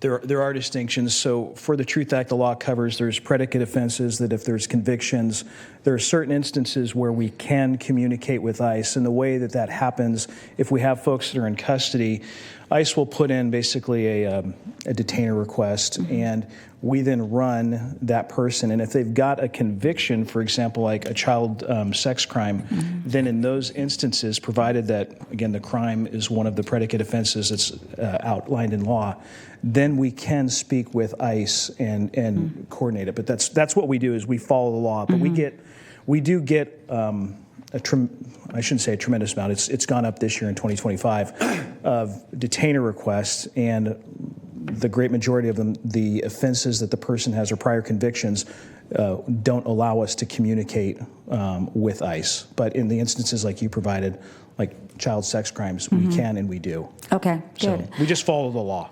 And so can you just help me understand the differences of what is considered serious that you would then check and see if they're on a list? So the contact has to be initiated by ICE, by immigration authorities. And there's forms that they fill out, detainer forms. And at that point, once we have those, we then run the person that's on those, and we look at their convictions. And if any of their convictions are those that are outlined in law, then at that point we go, okay, we can communicate with ICE, and we say, okay, we will verify that we have that person. And that's how that works. How would ICE know that somebody is in your custody? It's through public record. I'm not sure. Like, we get requests all the time, so. Okay. We don't tell them. That was actually one of the things anecdotally this year is we were asked to provide a complete list of all the folks that are inside of our two jails, which we denied. Well, you deny it, but isn't it public record? It is, but they were coming to us, and we're not going to provide that. Oh, so they have to go obtain it themselves? Correct. Okay, thank you. You're welcome. Any other questions? Don't see any. Thank you. All right, thank you. Mr. Clerk, do we have anyone signed up to speak on this matter? No speakers for this item. Okay, very good. I don't believe we need to take any specific action. This is just a report, an annual report, or do we? No action required. Okay, very good. Thank you. All right, then we will move on to item 56. Inmate Welfare Fund Annual Report for Fiscal Year 2024-25. You're back. Hello. All right, we'll be covering the Inmate Welfare Fund Annual Report for fiscal year 24-25.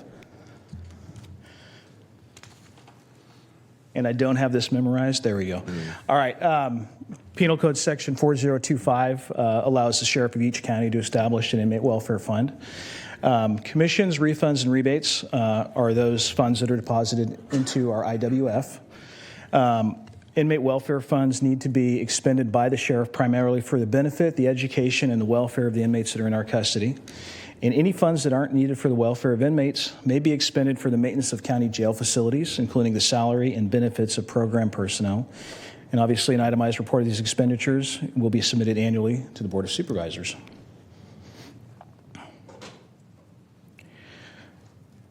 We file an annual IWF board letter. The Sheriff's Office has historically submitted an annual itemized IWF report to the board. And starting in fiscal year 2021, we now are making this presentation.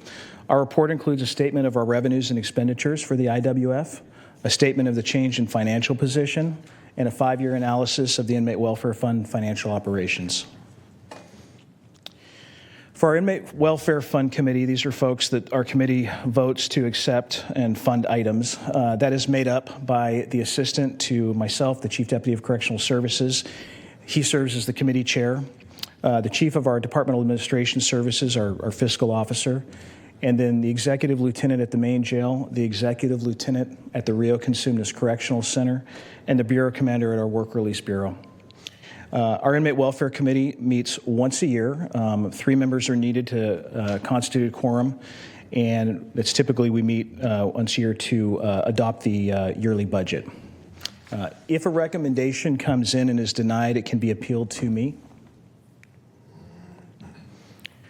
Our annual timeline, March 15th, our commanders at the jails and our bureau commander are provided with the proposed budget to review and approve. In April 15th, our proposed budget is submitted to our sheriff's fiscal for review and compilation. On May 1st, the proposed budget is submitted to all IWF committee members. On May 15th, the IWF committee meeting is held. The proposed budget is discussed and then voted upon. On June 15th, the approved budget is submitted to myself for review and approval, and then ultimately to the sheriff for his review and final approval. On July 1st, the IWF approved budget is effective, and any mid-year changes or addition require a separate vote among the IWF board. For fiscal year 24-25, our total revenue was $10,678,000 and change.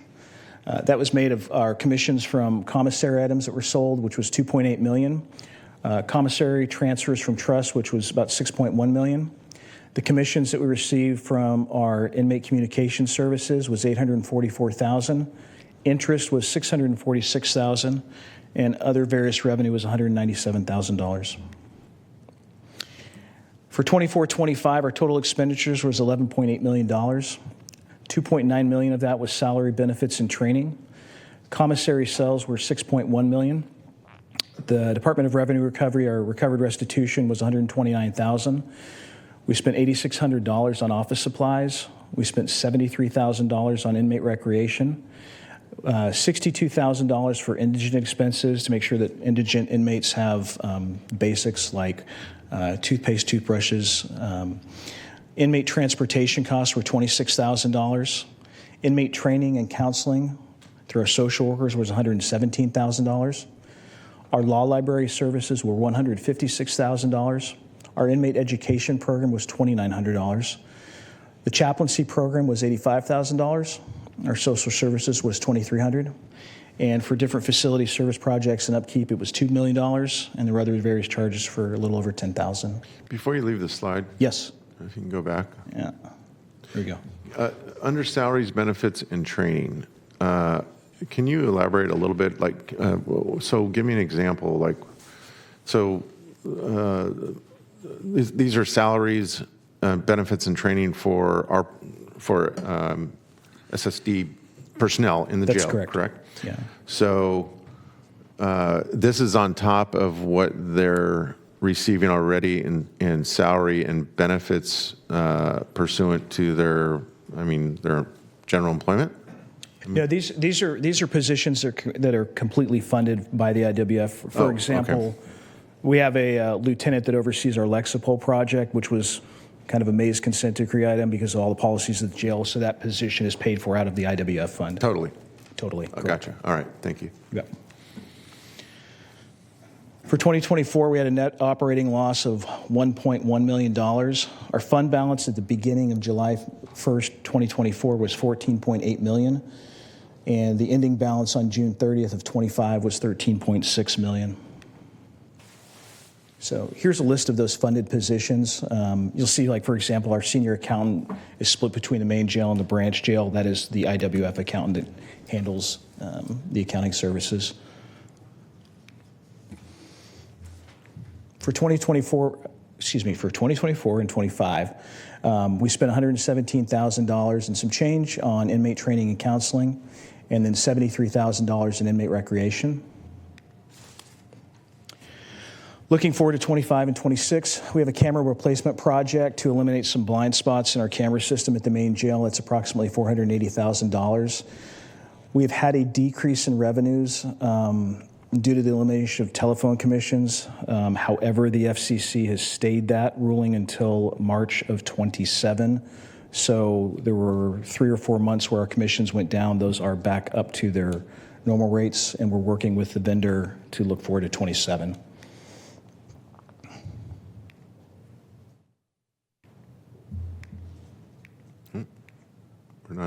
Is that it? Presumably, there's not an ability to advance the slide. Oh, that's it. That's the last one. Last one? That's it? All right, Okay. perfect. Okay. Any questions? All right. Very good. Any questions for our speaker? All right. Don't see any. All right. Thank you. Thank you. Mr. Clerk, anyone signed up to speak on this matter? We have one person signed up, Barb Ram. She is not in chambers. Not in chambers. Okay. All right. Very good. This is just a report back, no action to be taken. Correct. All right. Then if there's nothing further on that matter, we'll move on to item 57. Overview of the Independent Care Program and Healthy Partners Program and Operations Workshop. That's indigent care program. Supervisor, before Tim gets started, I just wanted to bring up a couple of things, and I'm sure he'll go into this much deeper. We've brought you a couple of things since the implementation of H.R. 1 and some of the federal impacts that have hit us, and the counties nationwide, the state. So we've brought several big impacts to the board leading up to this point, with the idea of we're going to bring you a more thorough review of the budget impacts come January. So we'll be bringing this back to you in January as a whole. So just as a reminder, last September we brought you an overall vantage point, if you will, of H.R. 1 and the associated impacts with that. And then in October, we brought you some impacts from the homeless and housing budget and the potential impacts from both the federal and the state. And in November, we've brought forward the changes for the HUDs, the latest NOFO that was recently, or Notice of Funding Opportunity that was recently pulled back, and the impacts that they may be having, significant impacts of all of these.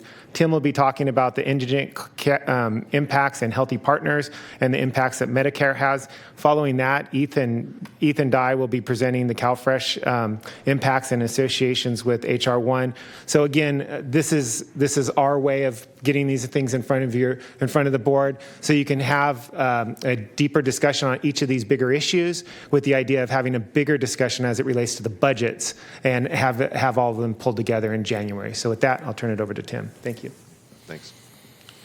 Thank you. Good afternoon, Chair, members of the board. Tim Lutz, Director of Health Services for Sacramento. Before I start, I want to first acknowledge this has been a tremendous team effort.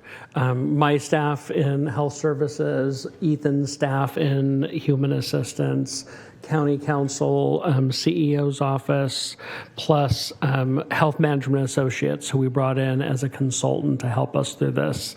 It's been a pretty exhaustive process over the last 3 or 4 months, parsing through what we know on HR1, state impacts, and it continues to evolve frequently. So I just want to acknowledge this has been a huge lift to get here today, and also recognizing these are hard conversations that certainly, being the Director of Health Services, I don't want to be having. I don't want to be talking about people losing care and seeing impacts in our community. So I appreciate the weight of the decisions that are coming before the board in the next couple of months. My goal today first is to provide an overview of the county's medically indigent program and also some of the legal mandates surrounding why those programs exist and are structured the way they are.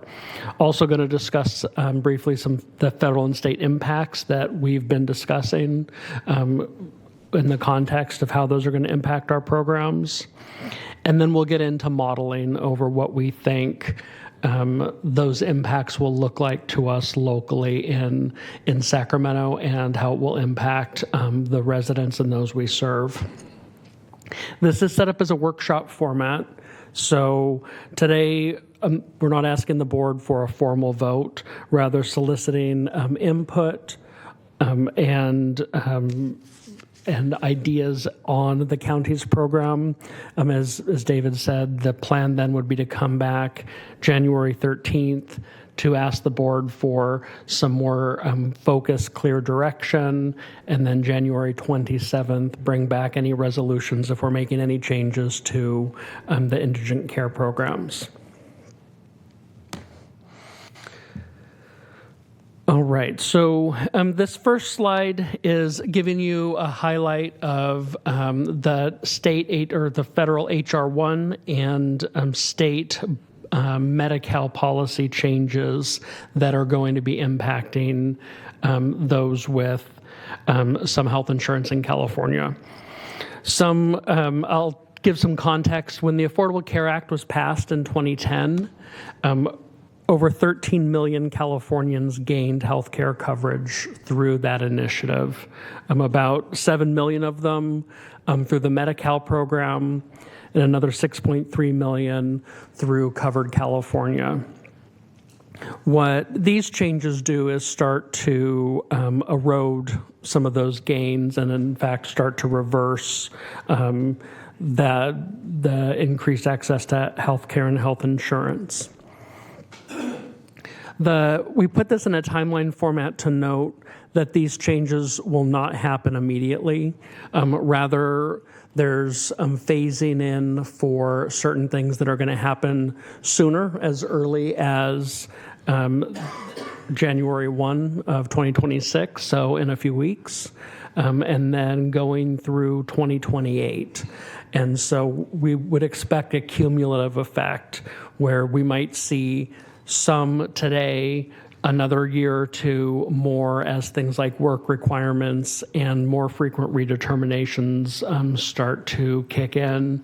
And then at 2028, 29 is when we would expect to see the highest impacts beginning to show up. In anticipation of those impacts, we are doing everything we can to project, to plan, and to help give you the best policy guidance we can, but also start to prepare us for people coming back to our programs that we haven't seen in quite a long time. So before driving into potential responses, I'm going to go through a brief history of county medically indigent programs and some of the history here in Sacramento. So the basis for California County's indigent care mandate comes from Welfare and Institutions Code 17,000, which obligates counties to provide health care to medically indigent persons. And when you couple this with Welfare and Institutions Code 10,000, which is imposing a minimum standard of care, most notably requiring medically necessary care, and which must be sufficient to remedy substantial pain and infection. Those two together really form the basis for county medically indigent services programs. Important, these are very, very broad mandates. There's not a lot of prescriptive elements to it, and really a lot of case law that drives how we structure programs and interpretation locally and policy preference. There are a few points that I would highlight. The 17,000 mandate does not obligate a county to satisfy all unmet needs, nor does it mandate universal health care. The mandate or the obligation also does not extend to mental health care, nor does it extend to undocumented individuals. Counties in California are split in how they fulfill this mandate. So you can see the map there of California on the screen. 34 counties that are denoted in blue make up the County Medical Services Program. This is for counties that have a population below 300,000. That's their primary criteria for whether or not a county can join CMSP.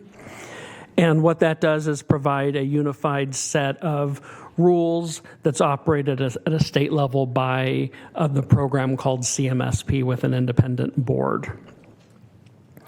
The remaining 24 counties fulfill their statutes via a County Medically Indigent Services Program, or CMISP, and I apologize. I hopefully will just say CMISP through the remainder of this presentation, but recognizing the I versus not. This is how Sacramento is one of these CMISP counties.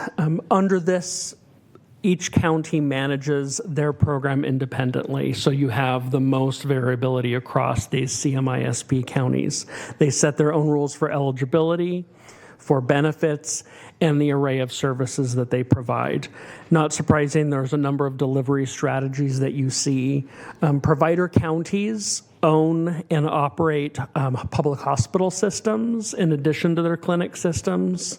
So they're far more integrated. They're leveraging really what those public hospitals were in part designed to cover.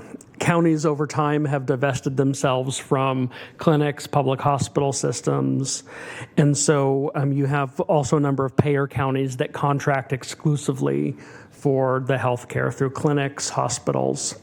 Hybrid counties will have some public infrastructure like our health clinics, and then they contract with private hospitals for other parts of care. We operate as a hybrid model where we've historically leveraged our clinics to provide services while contracting with our hospital systems. Tim, can I, before you leave the slide, I don't claim to know the Welfare and Institutions Code nearly as well as you or others in the room, but is there anything in state statute that basically gives counties the flexibility that we have based on the fact that we have a charge to keep communicable disease in check, and so therefore we presumably would not want to have any segment of our population without some ability to seek medical treatment, if not for just the simple reason we want to keep disease from spreading? So communicable disease falls under public health code. We do have mandates where if we have a communicable disease, first of all, a person has some requirements to report it. We have obligations to investigate it and certainly ensure that they receive treatment for it. But this would be outside of what the 17,000 mandates addressing, which is really people who typically sick, don't have insurance, have no means to afford or buy insurance, wind up in the emergency room, and need their care addressed. But couldn't that presumably include influenza? Bad case of influenza, I go to the emergency room, I'm indigent, I don't have... That definitely would be influenza, recognizing if you're going into the emergency room with influenza, that is life-threatening, they would need that care. So the standard there is if care were not provided, there is a risk of loss of life. Okay, but to your point, I guess, it's really for that fundamental objective of saving the life or reducing the misery of that patient, not necessarily what that patient what might happen to the disease that patient has been diagnosed with that might be spread outside of the confines of an emergency room. Yes, okay. And that's where public health would step in under their mandates. All right, thank you. So this next slide is providing just a timeline or a snapshot of Sacramento County's indigent care program over the last 15 years. Obviously, pre-Affordable Care Act, 2008-9 is kind of the base year that we look at of the height of the program. That's when the program was fully operational as CMISP, and it was the only program the county was operating. A few milestones I want to highlight. 2010, the Affordable Care Act that I mentioned before, started to see a lot more people now moving into health insurance plans, whether it be through Medi-Cal or Covered California. County started to see reductions in their CMISP programs. And so in 2013, there was passage of AB 85, which I'll talk about in one second. And then in 2016, the county launched the Healthy Partners program that I will talk about in a little bit. I do want to highlight AB 85 here because I think it's an important component when we talk about the budget. Historically, to fund indigent care programs, counties relied both on local funds, so general funds, and state 1991 realignment funding to cover their indigent health care programs. Once the Affordable Care Act came into play, you started to see the expansion of people receiving coverage, and counties started to see a savings in those programs, therefore excess revenue within their realignment fund. The legislature then passed AB 85 to recoup some of those savings and redirect them for other state use purposes. So what happened under AB 85 is counties were required to either utilize a 60% reduction or a savings expenditure-based formula to annually calculate the redirection of 1991 health realignment from the county to these state use funds or state use pots of money. So we in Sacramento elected the 60% reduction option. So we know, based on what we saw from savings from the Affordable Care Act, our realignment revenue has been reduced 60%, which is a key source of how we would be funding typically these programs. Some greater context in fiscal year 25-26, roughly $725 million has been redirected from counties statewide through 1991 realignment transfer through AB 85.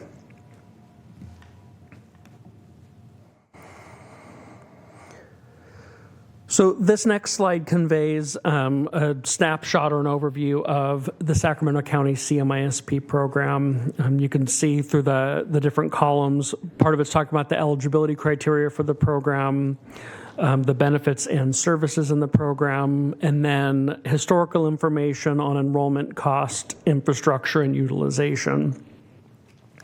You'll note under the benefits and services piece, generally this is limited in scope care. So medically necessary primary specialty care, emergency and hospital care, pharmacy and ancillary services, other things like durable medical equipment, dental would be as needed based on a review and approval process. The third column really kind of highlights the change in the program over time, where you can see the top part pre-ACA. We had 50,000 participants in the CMISP program and a budget of about $50 million. We delivered the services through 11 county clinic sites, 9 of those physical sites, 2 of those mobile sites. And we were able to leverage, at that point, the clinic's large specialty care network of 344 different contracts for different specialty care based on the needs. The clinic itself and the administrative infrastructure was 108 FTEs, and then the Department of Human Assistance had an additional almost 40 FTEs to do eligibility work. The key takeaway then, looking at the lower part post-ACA, is that right now we have 0 enrollment in the CMISP program, no budget for fiscal year 25-26, and our clinic infrastructure has shrunk substantially down to 2 physical locations and 1 mobile team. And I'll come back to this as we talk about, if we're bringing these programs back in a bit, about the necessity for infrastructure to be able to effectively bring this program back, be it whether it's staffing, contracting, or any of the above. And then this is showing the Healthy Partners program, similar layout as I did for CMISP, where you have eligibility, benefits and services, enrollment costs and utilization. You'll see the benefits here for Healthy Partners is more extensive than it is for CMISP, and it is because this is more focused on prevention, primary care type services, behavioral health linkages. It was designed around recognizing when the Affordable Care Act came out, there were still some gaps in service, primarily around undocumented immigrants, where they could qualify for emergency Medi-Cal, but they could not get some of the primary care services. So this was a gap filler, essentially, from what the ACA wasn't providing at that time.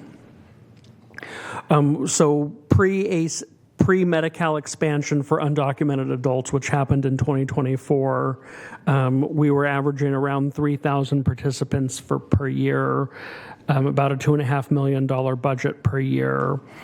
And we typically about 64% of the patients were utilizing those services. Post 2024, when undocumented immigrants would qualify for state-only Medi-Cal, our participants have dropped to 0. We do have $550,000 budgeted in that program, but again, at this point, we have not had any utilization. Tim, can you, sorry for the interruption, can you again just explain the mechanics of how we may not have in a under post-Medi-Cal expansion, we have 0 participants per year in Healthy Partners. That does not necessarily mean that they are without the same benefits and services they once had, right? It just means that those benefits and services are being provided by other means? By Medi-Cal, yeah. So in 2024, the state expanded their Medi-Cal program to serve the undocumented immigrant community, yes. Right, so if I were to go bullet point by bullet point, we know it's evolved over time of the benefits and services that you have in that center box. The fact that because of Medi-Cal expansion, those benefits and services are now being provided through Medi-Cal. Is it one for one? Are they all being provided, or is it a limited subset of this? Is it more expansive? I mean, how do we think about the comparison between Healthy Partners and the expansion? Medi-Cal would be still more expansive than Healthy Partners. It would be a full array of Medi-Cal services. So one could argue that subpopulation, undocumented folks are eligible or are receiving a wider variety of medical services and benefits? Through Medi-Cal, correct. Okay. Yes. Yeah, I mean, Healthy Partners provided a lot, but certainly not to the level of everything that Medi-Cal would provide, full scope Medi-Cal. Got it, thanks. So recognizing January 1, 2026 is when the enrollment freeze begins for within the state for any undocumented immigrants going on to the Medi-Cal program.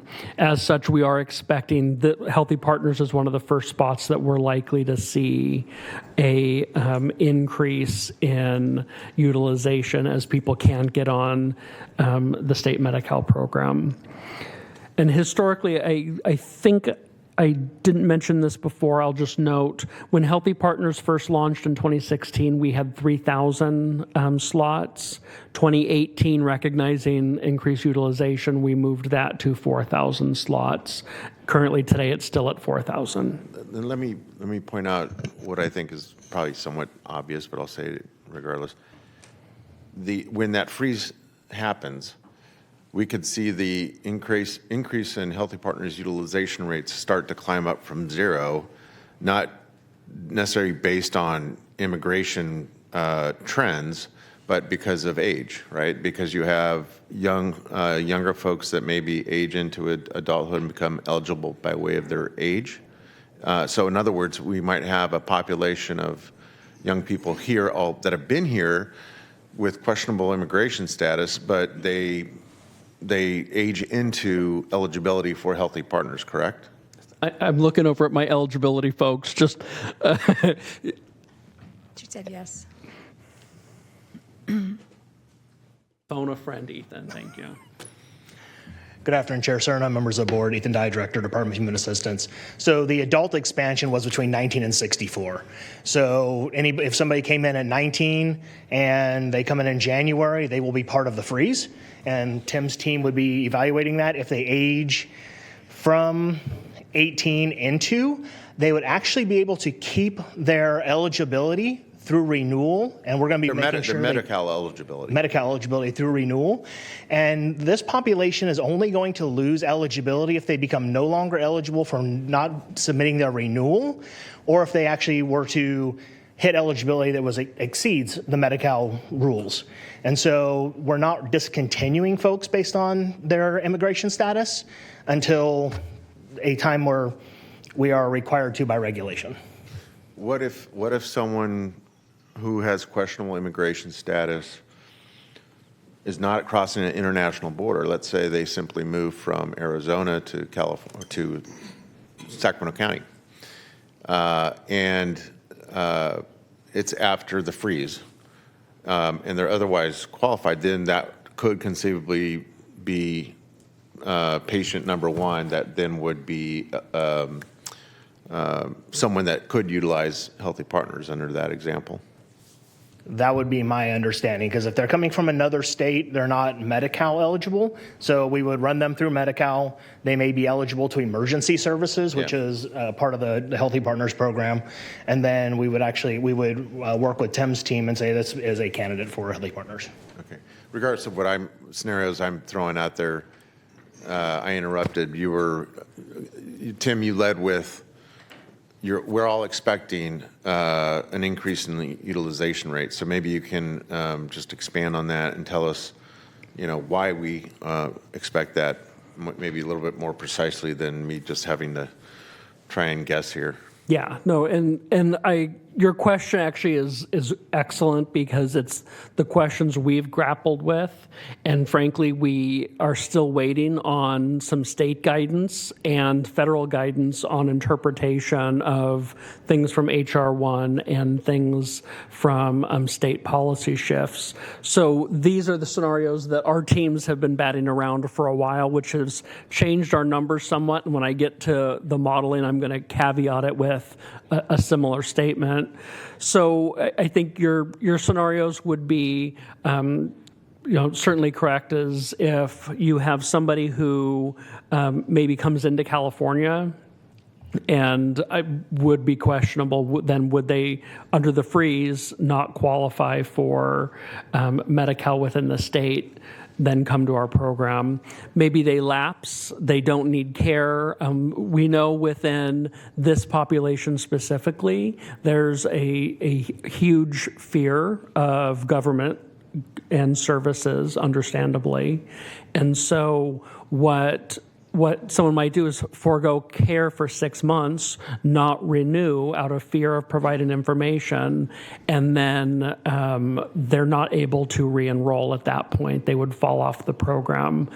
And obviously that could have devastating effect on their health. It could be someone that has a very treatable form of cancer, but at point A, waiting 6 months, maybe they get to a point where their discomfort or other aspects of their disease progress, and it brings them to a point where that fear of government, that fear of being quote unquote identified, it gets trumped by the influence of their disease progression, and so they could seek any avenue for relief, including our own program called Healthy Partners, correct? That absolutely, and that is our concern broadly for people losing insurance is if they're foregoing coverage, they're waiting much longer, they're getting sicker, and then when they're showing up in emergency rooms, they're much sicker than if we had been able to treat them at the primary care level. And then, forgive me for all the questions here, but and if you get to a place where you're feeling like your only relief is to be seen in an emergent context at an emergency room, by law, emergency rooms have to treat, regardless of your ability to pay, regardless of your immigration status. I mean, at that point, it's basically a humanitarian consideration, correct? That is correct. Okay. Yes, and so certainly when we look at system stressors, we expect those types of impacts coming into our hospitals, into our emergency rooms. We work very hard at looking at our systems, our health systems, as just that, a systems approach, and we're fundamentally tweaking one part of that system that has been working well at keeping people out of the emergency room. Thank you. So I'm going to shift now into talking about how we start to look at these programs going forward, recognizing the broadness of the 17,000 mandate. There are some important points here. One is, not surprising, there are a lot of different counties that have completely different programs than ours. The lower table here is kind of giving you an example of some key policy levers that I'm going to speak about here in a second that other counties are doing or how they set up their programs. Just by way of comparison to recognize that as we surveyed, nobody's consistent, and in talking to a lot of these counties, a lot of them are having the exact same conversations we're having about relooking at programs that have been mostly dormant for 10 years.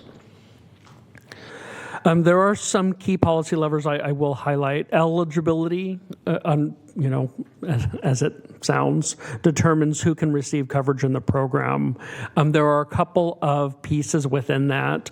One is income. So the income threshold typically based on federal poverty level. Currently, our threshold for our program is 400% of federal poverty level. Residency status is another one. I know we're talking about undocumented immigrants. The CMISP program does not provide coverage to undocumented immigrants. That's where Healthy Partners kind of fills that gap. Excuse me, Tim. Supervisor Hume has a question or comment. Yeah, thank you, Chair. So in reading the report and looking at federal poverty levels, I mean, first of all, what a federal poverty level is ridiculous. I mean, that's so far below what it would cost to subsist, and certainly in California. But 400% of the federal poverty level, according to the report, for one person is $62,600 a year. I don't know that I would consider that person to be indigent. And then, by a matter of factor, that 400% is also applied to the increase per person. So rather than being $5,500 per person, which is what the federal poverty level increase is, it's $22,000 additional per person. And so you end up to a family of four at $128,600. How did we decide that 400% of the federal poverty level is where we were going to sort of mark people as being indigent? I was going to say, having not been here during those discussions, I can speculate, and I don't know if Ethan might even have been involved in why we decided on 400. And I will say we were 200 in 08-09, and so post ACA is when we expanded, presumably to fill where we knew people might have had gaps from what they were receiving from Covered California. But I don't know, Ethan, if you might have been in any of those discussions. So I was periphery to some of those discussions, but I think the important thing to understand about CMISP is it doesn't cover families. So CMISP covers individuals and married couples. It doesn't cover families because if you have an independent or a dependent child, more likely you're going to go the CalWorks route.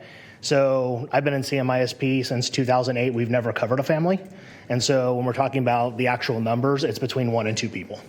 So CMISP has the 400% poverty level, correct? And that would only be at the $62,600 for an individual. Either a husband and wife or an individual. Okay, so it could go up to $84,600 for 2 people. Yes. Or we're talking about Healthy Partners, which is at the 138% federal poverty level, which then drops drastically down to 21.6 essentially for one person, up to 44,367 for a family of 4. You're talking about the difference between what Healthy Partners is and CMISP? Let me just, because it's going to be crass if I make this comment at a later point in this discussion. Earlier today, we had a discussion about priorities when you're looking at how to take scarce resources. And so if we peg something up at a 400% of federal poverty level, we essentially can help fewer people who need that help because of what we have chosen to do. That's a priority. That's a value statement. Do you want to help more people who need more help, or do you want to have a more quote-unquote generous threshold? Is that a correct assumption? What were you going to say? So the 138%, this is bringing back some old memories, my apologies. The 138% became because in order to be Healthy Partners, you had to have emergency Medi-Cal, and 138% is the poverty limit for emergency Medi-Cal. So that's why that program was designed, and so CMISP was different, and it changed a little bit in 2014, but that's why the two different populations were, because one requires Medi-Cal, one requires you be ineligible to Medi-Cal. Okay. But that doesn't necessarily get to why we just chose 400% FPL. I don't recall why we ended up with the top. The only thing I can think of at 400 at that point was that was the top range of the advanced premium tax credits, and anything over that you had to pay on your own. Okay. and again, the reason why I'm asking this, not to steal any thunder from the program, but when we get to the table that's going to ask us to look at different options, the options are going to shake out as we can either help more people who are still at a incredible poverty level that doesn't include undocumented, or we can help fewer people at a lower FPL. Right? I mean, I think you're thinking about it absolutely. There are inflection points in all of this. It is that, depth versus breadth. There you go. Of how you a mile wide and an inch deep. And I will put one important caveat too is, I was going to discuss this when we talk about kind of what we think is the minimum legal requirement. But an important piece to note is, we can't set a hard and fast eligibility rule to say if somebody is at 138% of federal poverty level, they will not qualify. And the reason for that is there's a just cause or a hardship clause that essentially recognizes the fact that somebody could be making 100 or 200% of FPL and have major medical that could be $500,000, $1 million, and have no conceivable way to be able to pay for that. Case law has consistently said county is still responsible at that point because they have no other means to pay that medical bill. So when we set the eligibility, we also recognize that if we go too low, we're going to have a lot of potential exception reviews that we're going to have to go through administratively. Interesting. Can I jump in here? I think Supervisor Hume's assessment and line of questions are a really important one. I would say it's not just reserved for where we draw the lines or limits on percent of federal poverty level. My recollection going back to 2014, before Healthy Partners got off the ground, was we had some good discussion at this dais about the other trade-offs. The other trade-offs being, again, back to the breadth-depth concept here. When we started Healthy Partners, I remember a good discussion about, okay, what age brackets do you put on it? So who are you going to try and help with limited resources based on their age? We also then had lots of conversation about, okay, well, we don't have enough funding available to address every possible malady on the, that's out there. What types of services should Healthy Partners, what's the suite of medical services that Healthy Partners should include? We had conversations at first about, well, what kind of specialty care? Should obstetrics be included? Should orthopedic attention be part of it?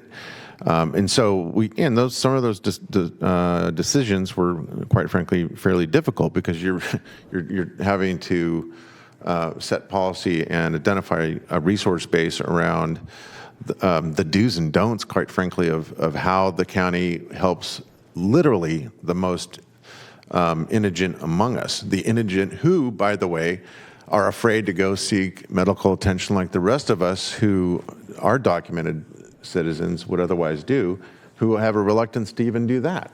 So again, a good line of questioning, however, not just reserved for how poor someone is necessarily. Supervisor Kennedy. Thank you, Chair. Yes, those were some of the most difficult conversations since I've been on the board. When you have people who get up and who literally have a cancer diagnosis that are, asking for care, but then you have to weigh, as heart-rendering as this is, and we're going to get there, is the more specialty care that you allow for, the less preventative care that you allow for. I mean, it's a Sophie's choice. Yeah.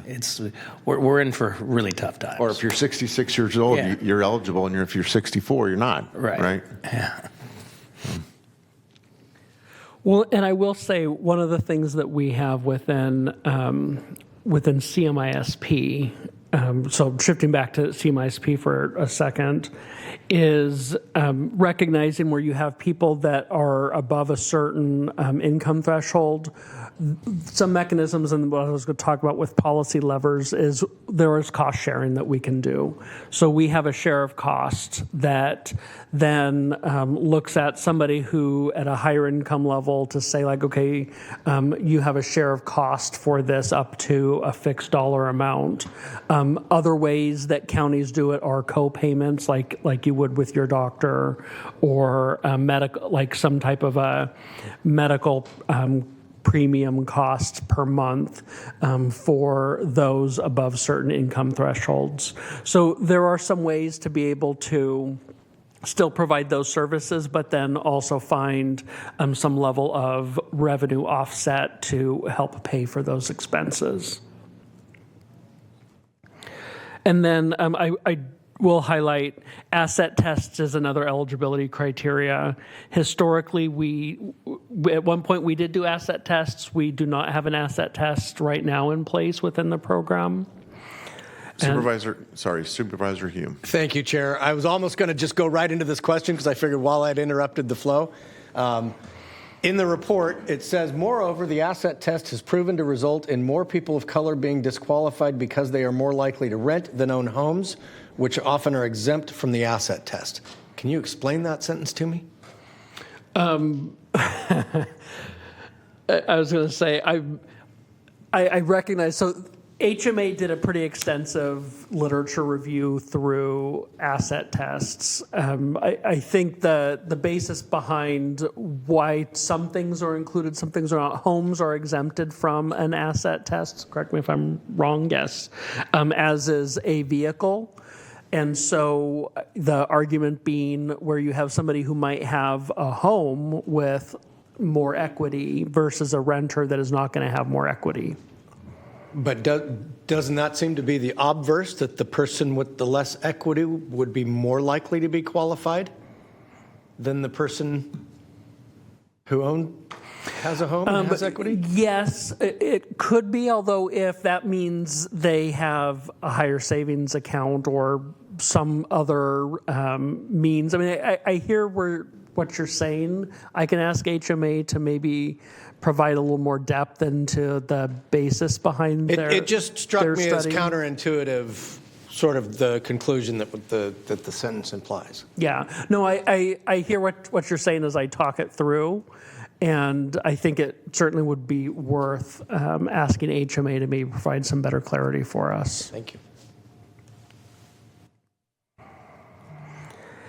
And then I will also highlight utilization management practices are things that we did when the program was large. We currently don't have a utilization process in place, but if we start to see volumes, that's another measure that we would put in place. Those are doing things like pre-authorizations, denials, denial management, similar to what you would see with your insurance, a medical review, just an additional review as to medical necessity and pre-authorization on certain things. And then lastly, I will say some counties utilize property liens, going back to your opposite piece there, where if somebody does have a like real estate property, the county would affix a lien or a property interest asking for reimbursement of costs.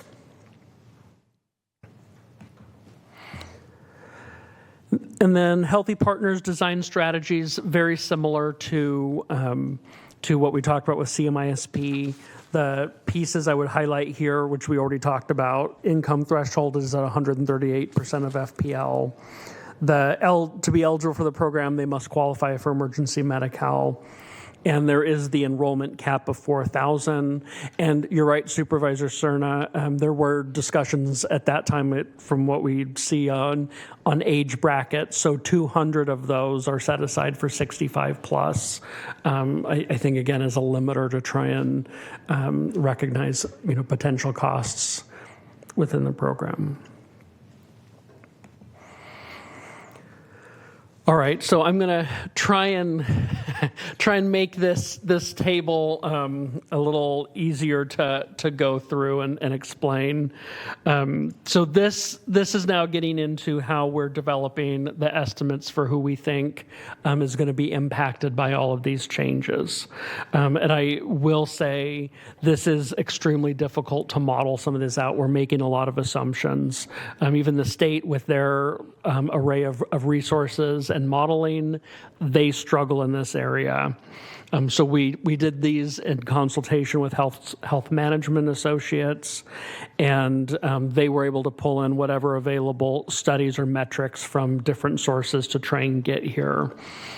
And add to the complexity is we're still waiting for regulatory guidance from federal and also state on some of these pieces. And there are pending lawsuits, or as we know if we're reading the news the last couple weeks, one of those items, the lower half of that is talking about covered California and premium subsidies. One of the items, obviously, that was at the forefront of the shutdown and continues to be a back and forth item for negotiation between the administration and House and Senate. So these are assumptions as of what, a certain date and also what we know at that time. The nice thing is, and Courtney Maslin, the deputy director over administration and HMA, worked through building out this modeling with the goal of being able to update as we get more information, as we see actual cases come in. So it's designed to be flexible. So when we're estimating these costs, we need two things. First, we need to know who's going to come to us, and then second, what they're going to cost us. This first piece is talking about who's going to come to us. So I'll use the example of the top one, adult expansion population. Right now, we're looking at the number of people in that population category in Sacramento County. So 175,000 people currently receiving Medi-Cal coverage that was a result of adult expansion through Affordable Care Act. We're estimating in year one that about 10% of those will be disrupted. That is to say, lose their coverage, which results in about 15,000 people in total. Now, all of those people wouldn't come to the CMISP program. Again, reminder that you would have an emergency room visit or other major health event that would then put you into evaluation for the program and enrollment into the program. So what then we're estimating is of those 15,000, 1,500 would be coming to the program in year one.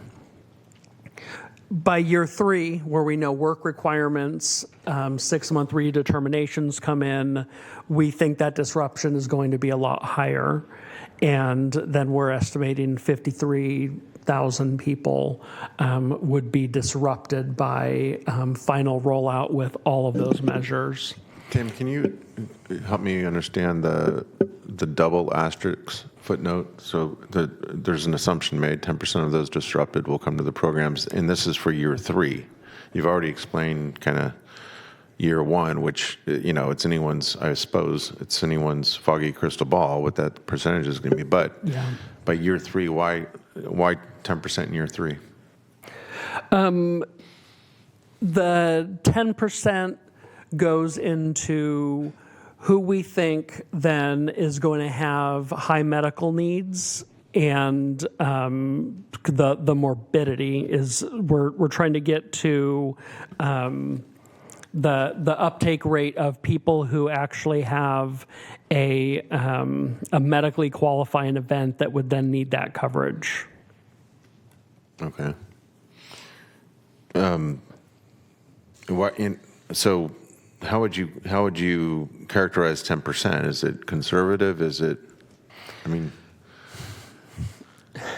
it sounds low. That is it a just hard sounds question. Low. Yeah. I will say, so what we tried to do is look at, if you look at CMISP before, 50,000 people, Really, about 12,000 we're utilizing per month. Okay. So what we're trying to get here is who are going to be the high utilizers. That really is what's driving cost.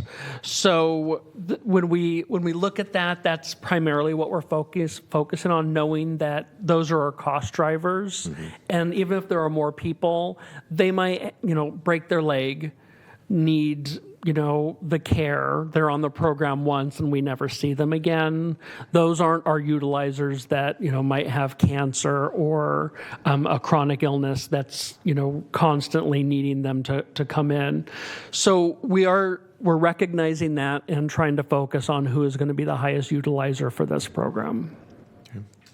If that helps. And that is something that we are going to closely look at as if those assumptions change, maybe it's 20%, then we update the modeling. But we're looking at these closely, and I know this was batted around a lot with HMA when we were trying to come up with what's a reasonable number.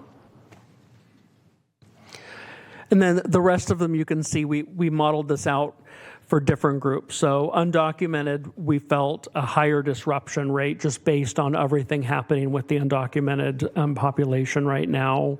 We would expect them to be more heavily disrupted.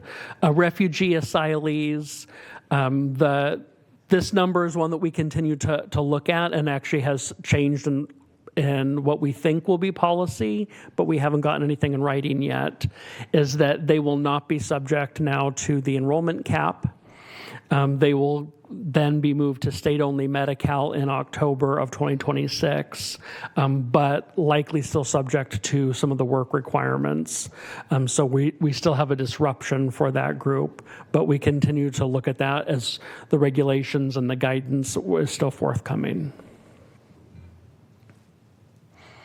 And then again, covered California, we're watching closely for the exchange, recognizing we don't know if there's going to be a deal at the federal level. If so, that certainly is going to change, any of those individuals coming to us.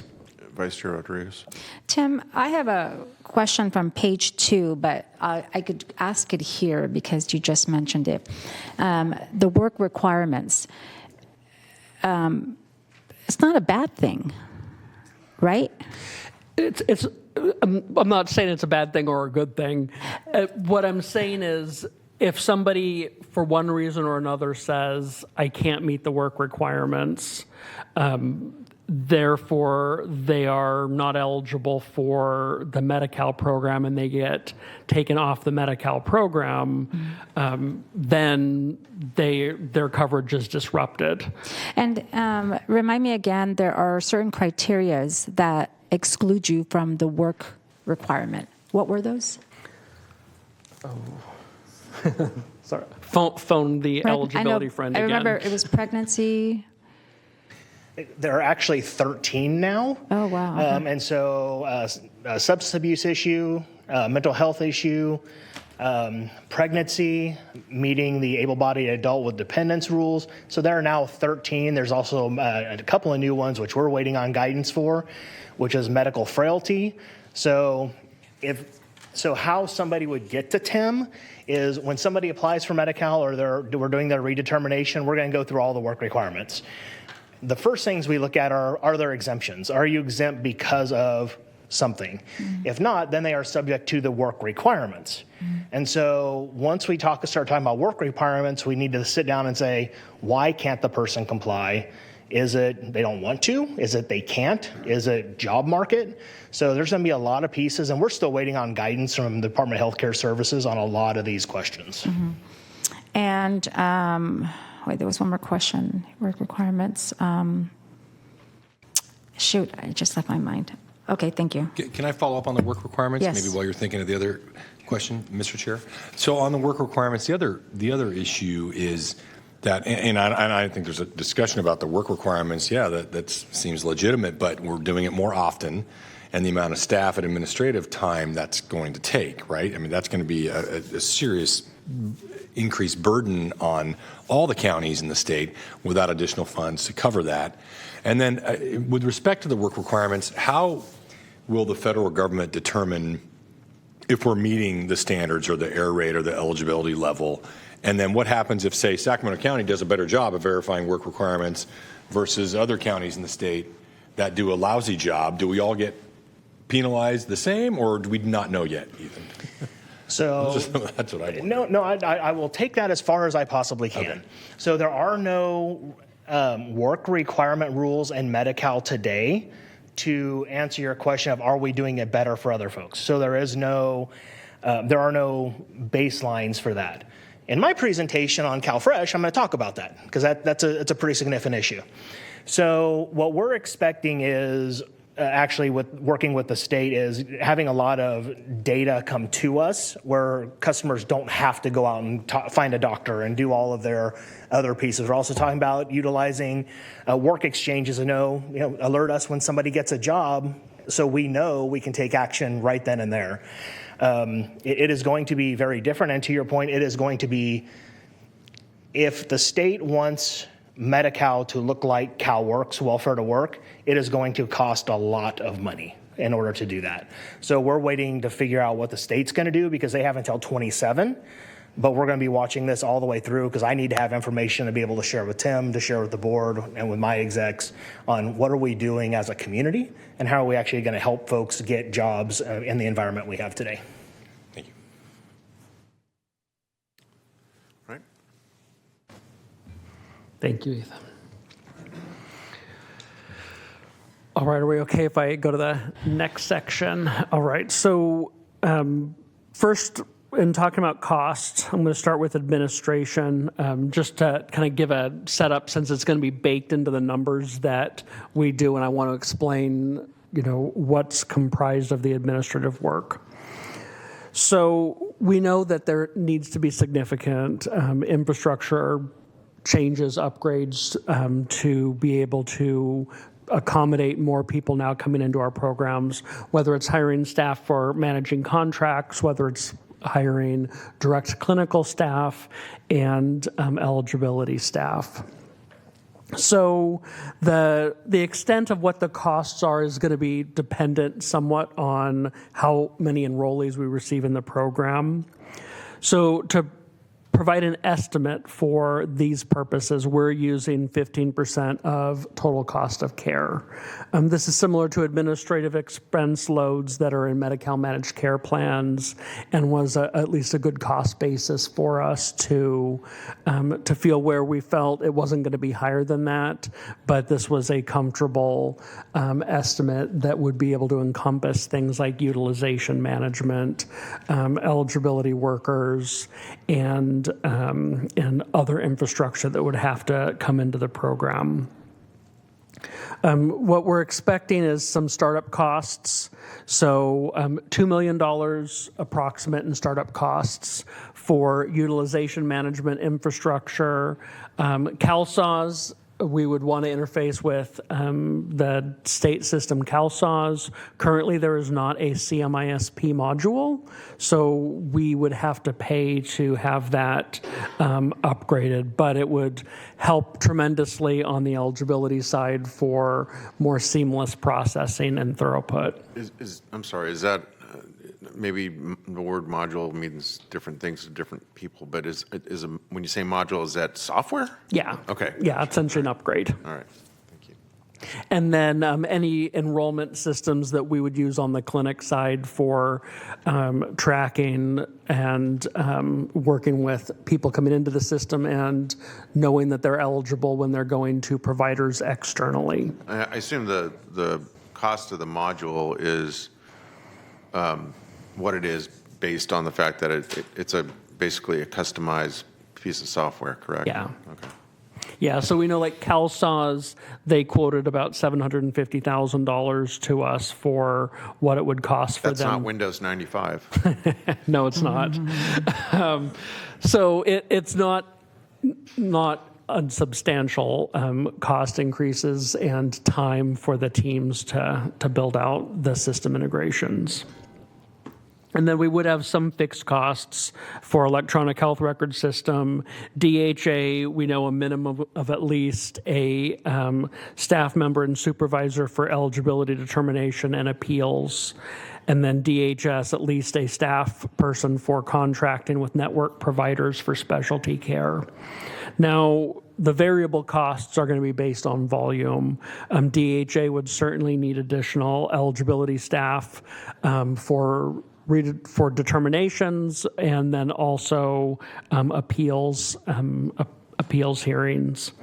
DHS, we would need staff for screening, applications, processing, referrals, case management, utilization management, appeals, and also billing.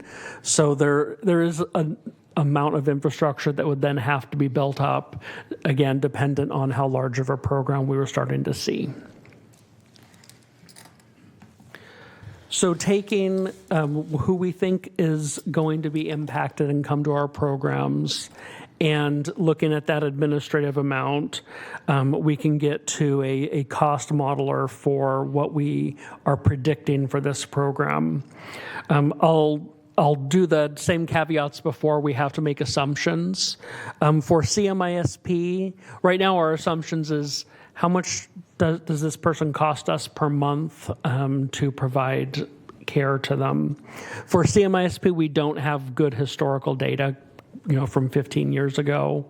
And honestly, I think the utilization is going to be different than it was then anyway, because this is a group that's far more savvy about healthcare options, have more chronic conditions, and I think generally more needs that we would be seeing. So for CMISP, we use the weighted average of Medi-Cal managed care plan rates, net their administrative expenses. So just look at what essentially a high-end level of what a managed care plan would be paying for these services. And then Healthy Partners, we could base it off of utilization data that we had from when we ran the program a couple years ago. So to be clear, options 1A, 2A, and 3A, where it says no program for Healthy Partners, that doesn't mean that population wouldn't be served. Correct. It does. I mean, it means that the population. So I'll jump onto that then. So the way that we have laid this out is 3 sets of options for you. 1A. So one is 1A and 1B that is showing you. The A is assuming that we do not continue to operate Healthy Partners, and the B is assuming that we do continue to operate Healthy Partners. So we wanted to give the board the ability to kind of see the differences between just the CMISP program, so just the legal mandate, versus also having the Healthy Partners program still funded and operating at its current level. Right, but I guess what I'm asking is, tell me a little bit more about if I'm currently eligible and receiving some benefit under Healthy, well, not now because we have 0, but let's go back a few years. Let's say I am one of those individuals in Sacramento County that is being served by Healthy Partners based on my eligibility. How am I not skipping a beat in terms of my limited set of services that I have available to me as part of the indigent population that needs health care under the no program options here? So where are they getting how's the population getting served? At this point, the county would not be providing. So your answer is they would not have. Correct. They would not be. That's what I need to hear from you, is that in fact means that population is SOL. They would be showing up at community FQHCs or hospitals, and it would be uncompensated care. But as you mentioned, there's that built-in reluctance on behalf of the population to seek any help at that point. Yes. Okay.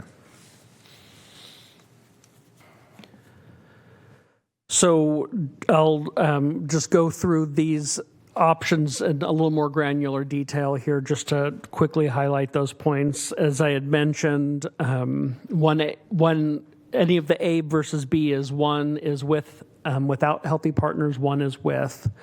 And so this is breaking down for 1A would be setting CMISP at 138% of FPL, which we feel is the legal minimum for the program, recognizing, again, this isn't a hard eligibility cap. It's the first eligibility cap, and then they would have to submit a good cause exemption to then still be considered for the program.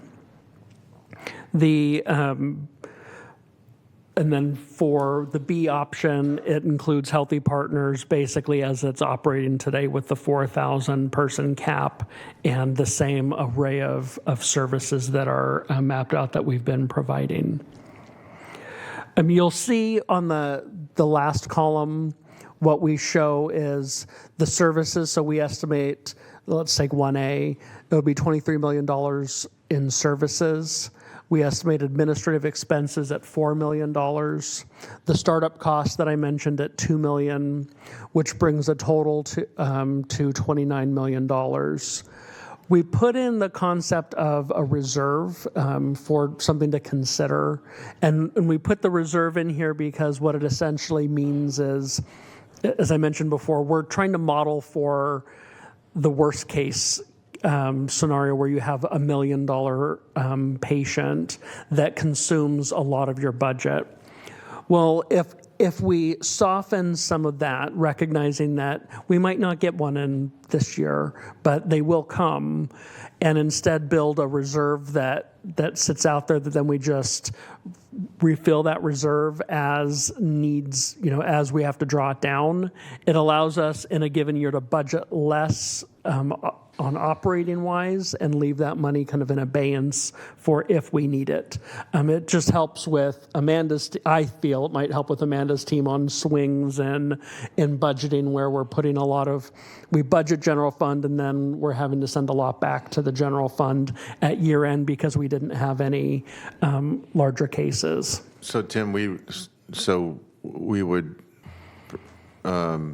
put the $5 million in this very specific reserve, not to be confused with our general fund reserve, and we would treat it like budget carryover if it wasn't used in year one, and it would roll into year two. Yeah, and then we would know that when we budget, instead of needing to say this is year two and we're doing the same budget, instead of needing the full $29 million, we just need $24 million because we have the reserve that's whole out there in case we need it. Gotcha.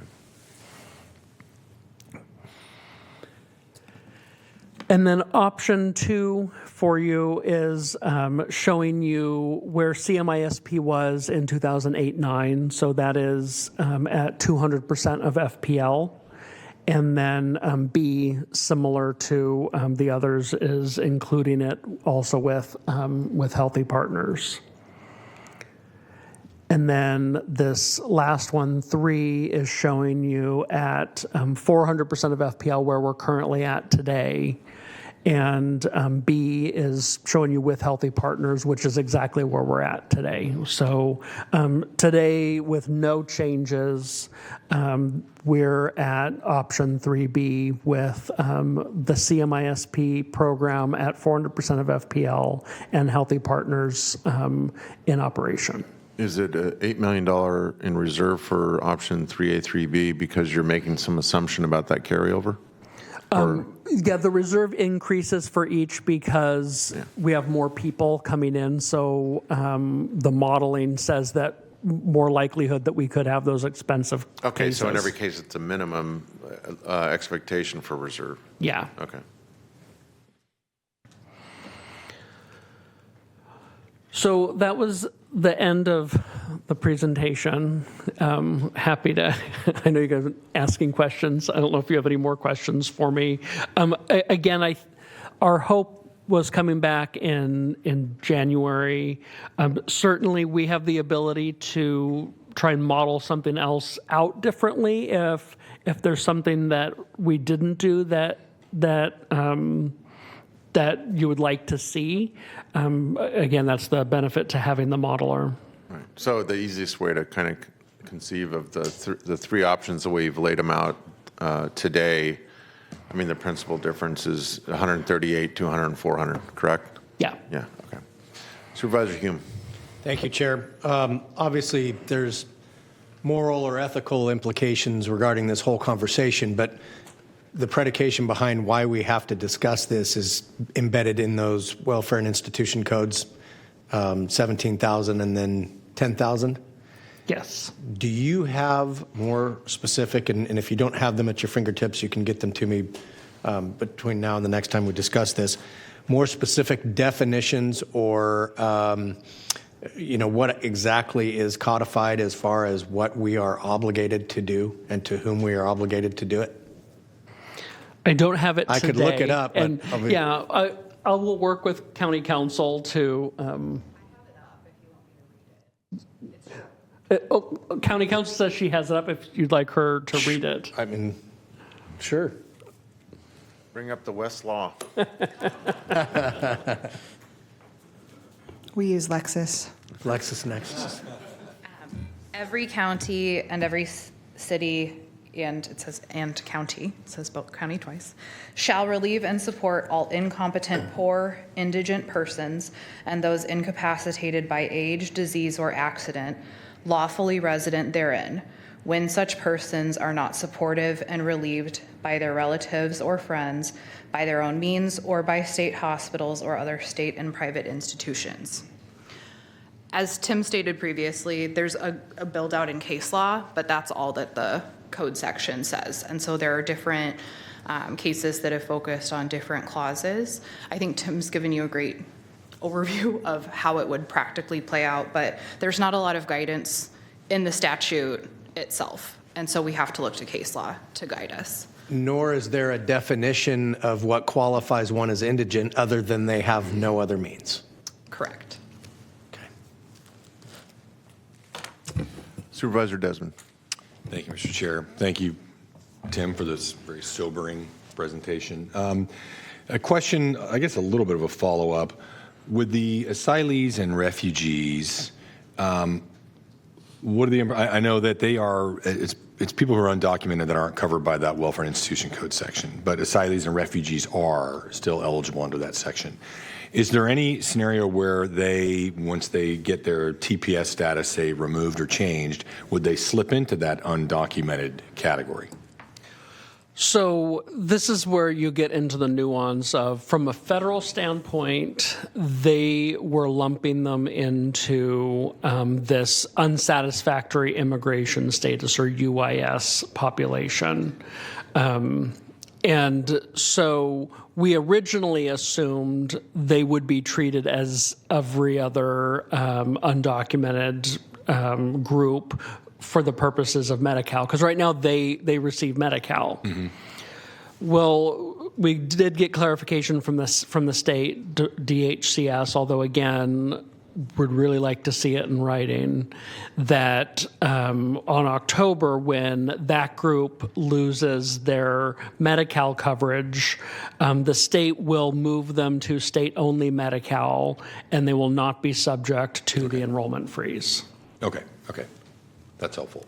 And then the AB 85, the change in the 1991 realignment dollars at the locals, because really the locals didn't need it anymore back then. Where is that money? What's the state using those funds for that they clawed back from the counties?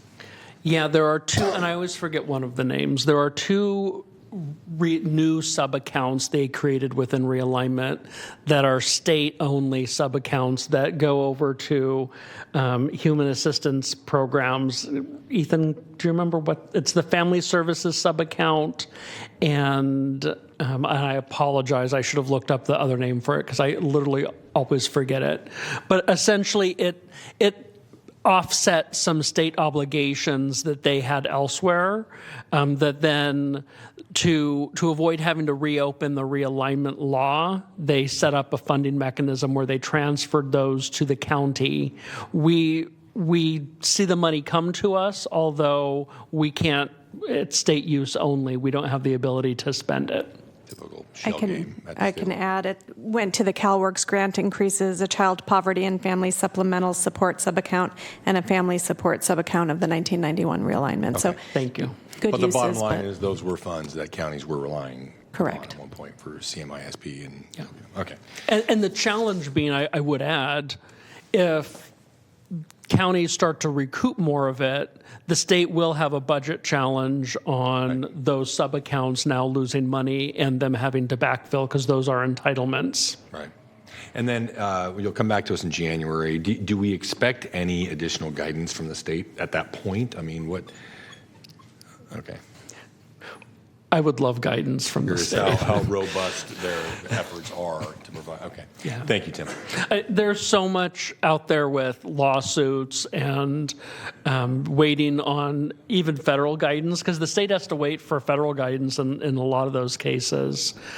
So unfortunately, it's been very slow, which was part of why we wanted to get something to you, but also recognize that it's still early in terms of knowing what the impacts are, but we could be seeing people as early as next month into these programs.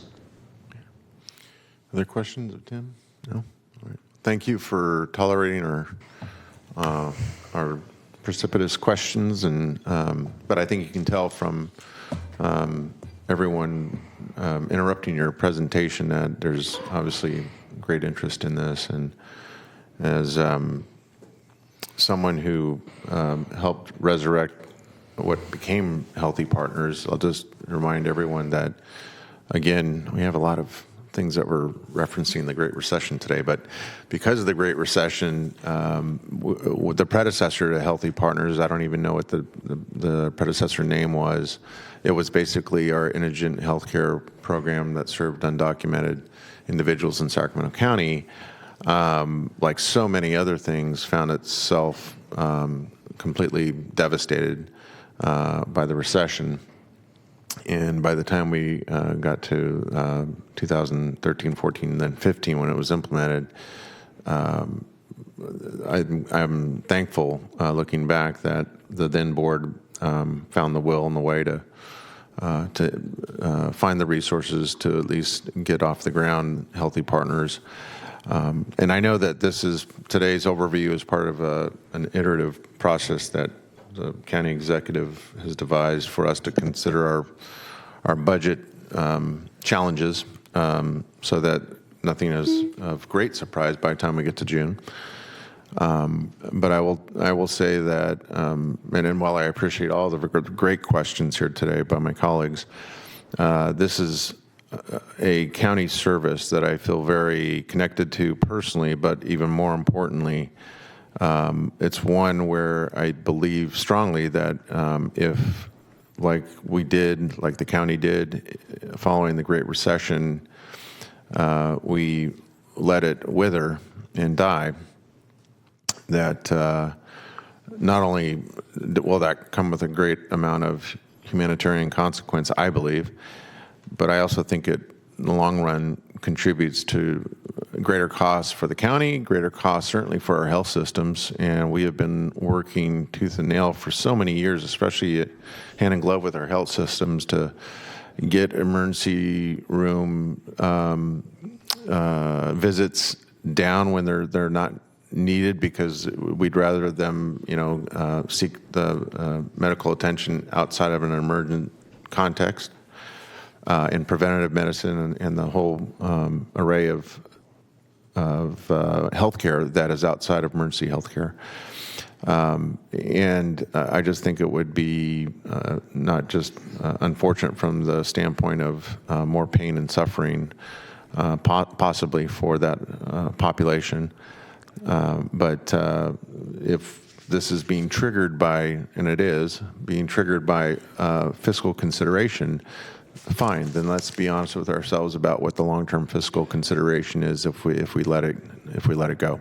So I'm showing my cards up front that I'm going to be very, very interested in preserving Healthy Partners, and I appreciate the overview today, and I appreciate the way and the county CEO has decided to kind of tee this up. And I know that this is just probably one of several that we're going to be receiving here in the months to come. But this is very, very important.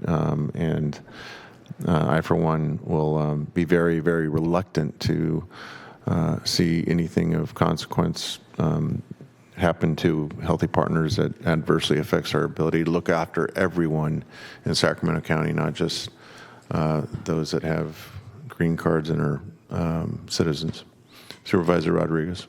Just want to add on to what you just said. You know, I spent 24 years in healthcare management, and if there's one thing that I learned is when you don't have preventative services, it is much costlier on the back end. And so I think that it would behoove us to preserve that program because it will end up being costlier on the back end. That's it. Great, thank you. Thanks again, Tim. And thanks, Ethan, for coming to the podium so many times. All right, next item. Oh, do we have any members of the public? Nobody punched up for that item. Okay, very good. Thank you. Next item, please. Next item on the agenda is number 58, presentation on the federal impacts of CalFresh. Mr. Dye. I've never used this one. How does this work? Oh, sorry, too far. Nobody wants to read that many slides in. It's just yet. Good afternoon, Chair Cerna, members of the board. Ethan Dye, Director for Department of Human Assistance, and I'm here to talk about HR 1's changes in the CalFresh funding and our newest challenges.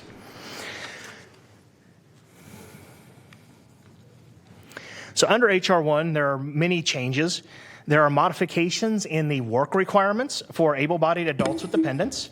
The changes in ABOD limit work requirements from 18 to 64, where it used to be from 18 to 54. There are changes and exemptions to apply for those with dependent children under the ages of 14. It used to be 18. And it eliminates exemptions for those experiencing homelessness, under 24 and aged out of foster care, or are veterans. There are waiver restrictions. Limiting AVOD waivers to only permissible in an area of unemployment above 10%, and removes the ability for waivers to be based on lack of sufficient jobs. Sacramento County will no longer be eligible for a geographic waiver. In addition, there are utility cost calculation changes where HR 1 is changing how the standard utility allowance is calculated, which could lower the allowance amounts, resulting in smaller CalFresh benefits for households with high utility costs. There are also changes in the non-citizen. SNAP eligibility will be limited to U.S. citizens, lawful permanent residents, and these are green card holders. There is still the subject to a 5-year waiting limit, Cuban Haitian entrants, and residents of the Compact of Free Association or COFA nations, otherwise Micronesia, Palau, and the Marshall Islands. Newer groups are excluded now. Refugees, asylees, survivors of human trafficking and domestic violence, and other humanitarian immigrants are no longer going to be eligible for CalFresh benefits. And we currently have about 30,000 in the county. Beginning October 1st, 2026, federal funding for administrative costs will reduce from 50% federal to 25%. California's new share of cost will increase from 50 to 70%. California's 75% share of administrative costs will continue to be split between the state and counties, and there is no current information available on what the state intends to do in regards to funding the full 70%, and I'll explain the 70-75% split in a second. WIC 18906.5 sets cost-sharing administrative needs for the CalFresh program at 70% for the state and 30% for the counties. So this is where the state has to pay 75, we have to pay 30% of that 75. Current estimates indicate that the county will have a shortfall of between $6 and $24 million to maintain existing operations under these new mandated costs. The largest variable in the state funding under new rules. This change represents a considerable increase in the county's general fund need, or the department's general fund need. So the way CalFresh is funded today is 50% federal, 35% state, and 15% county. Beginning October, the state or the federal government will be 25%, the state will be 52.5%, and the county will be 22.5%, or a 7.5% increase. We in DHA have run multiple budget models to demonstrate budget impacts of HR 1 for 26-27. I'm going to present to you today our two bookends, and we believe something will happen in between one of those. The assumptions we're making are based on our expenditures from 24-25 in cost and staff data, but we did not, and this the minor bullet we need to change. At the time we did the presentation, we hadn't done any of the cost increases for negotiated benefits this year. We've since done that, and it didn't change the numbers that much. Local general fund realignment matching is assumed to stay the same next year as it is this year. So what does that look like? So 24-25, the CalFresh program on the administrative side, this has nothing to do with individual person benefits, was $102 million. We would need the state to move from $41 million, which is this year's allocation, to $53.6 million in federal funding. And that gives us a $6 million deficit that the county would be required under law to come up to. This will, if this doesn't happen, we will have to make further reductions. I'm going to talk a little bit about what we've done already. Now here's the big component. We don't know what the state is going to be doing. So what we have done is said we're going to use everything we know from this year if the state did not have additional funds.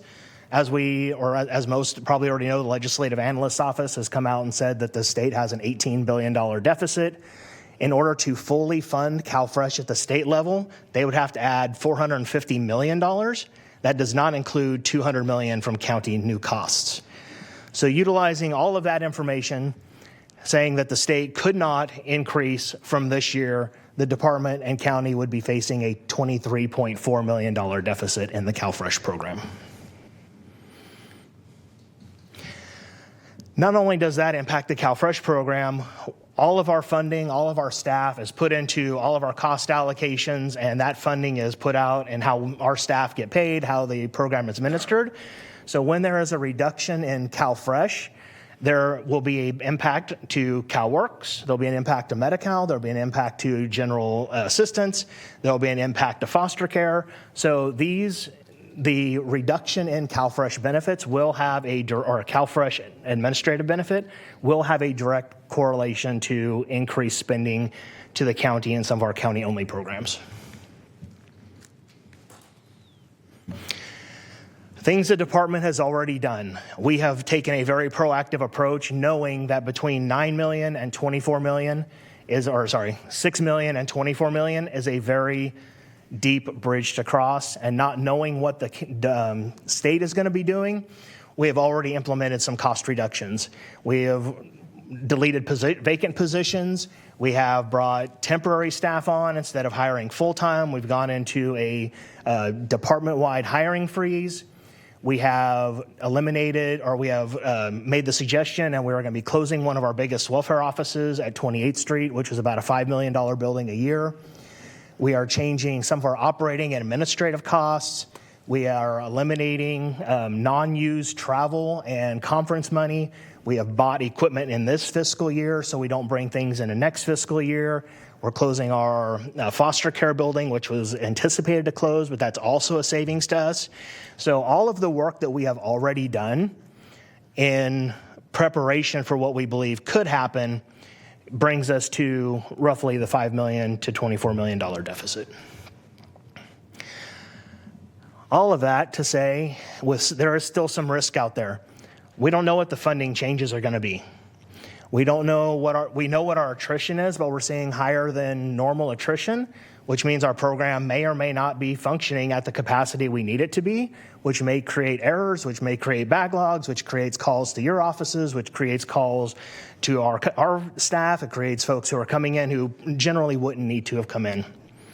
There could be allocated cost changes. So as my department reduces in size, it will also have direct impacts to other departments. The Medi-Cal funding is uncertain. We believe fully that the state is going to have to give additional Medi-Cal money. That's a year out, so we don't know what to anticipate in that yet. Overhead shifts, which I just talked about, will happen based on how our programs are run, and there will be impacts to other programs. So CalFresh FTE reductions, this is major. If we have to go into a spot where there's a $24 million deficit, I don't have very many options. I lease all my buildings, I have cars for social workers, and I have staff. So what happens when I'm reducing staff, my caseloads get higher, my wait times get longer, I'm not able to meet compliance, and I'm gonna do a quick plug out to my staff this year. For the first time since pre-COVID, we have met our mandates on our 30-day application processing and our 3-day expedited service processing. That is massive because folks are getting services because we had the funding to do it right this year. We had the right number of staff and we had the right people doing the work. What happens when I have fewer staff? I also have an increased error rates because timeliness is the first thing they look at as an error. We reduce compliance affecting expedited services and 30-day timeliness. We increase risk for lawsuits and noncompliance. For the last 3 years, we have been under the threat of litigation from some of our welfare advocates, but we've been able to show progression every month that we are doing our best, and now those issues have become non-existent. But if I don't have the funding to do what we're doing today, I anticipate those to come back. Significant increases in lobby and phone wait times. This is a direct impact to people waiting, people trying to get fed, people trying to get medical services. One of the items that Supervisor Desmond asked about was payment error rates. So CalFresh does have a payment error rate. And so under the new HR1 guidance, effective October 1st of 27, states will be required to pay at least a percentage of CalFresh payment for the PER above 6%. So right now, the state of California has a 10.21% payment error rate, which means the state would have to pay 15% of their yearly benefits. And right now it's about $2 billion. So what happens is if the county is under the state and we are above 6%, and I believe we're at about 8 right now, we will have a $1.5 to $4.6 million error rate penalty to the county, another cost to the county that it was never there before.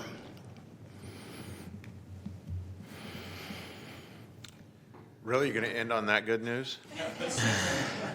I was going to have a slide, questions, but I am well aware that you guys like to ask when they're on the top of your mind, so I decided to step away from that. That's awesome.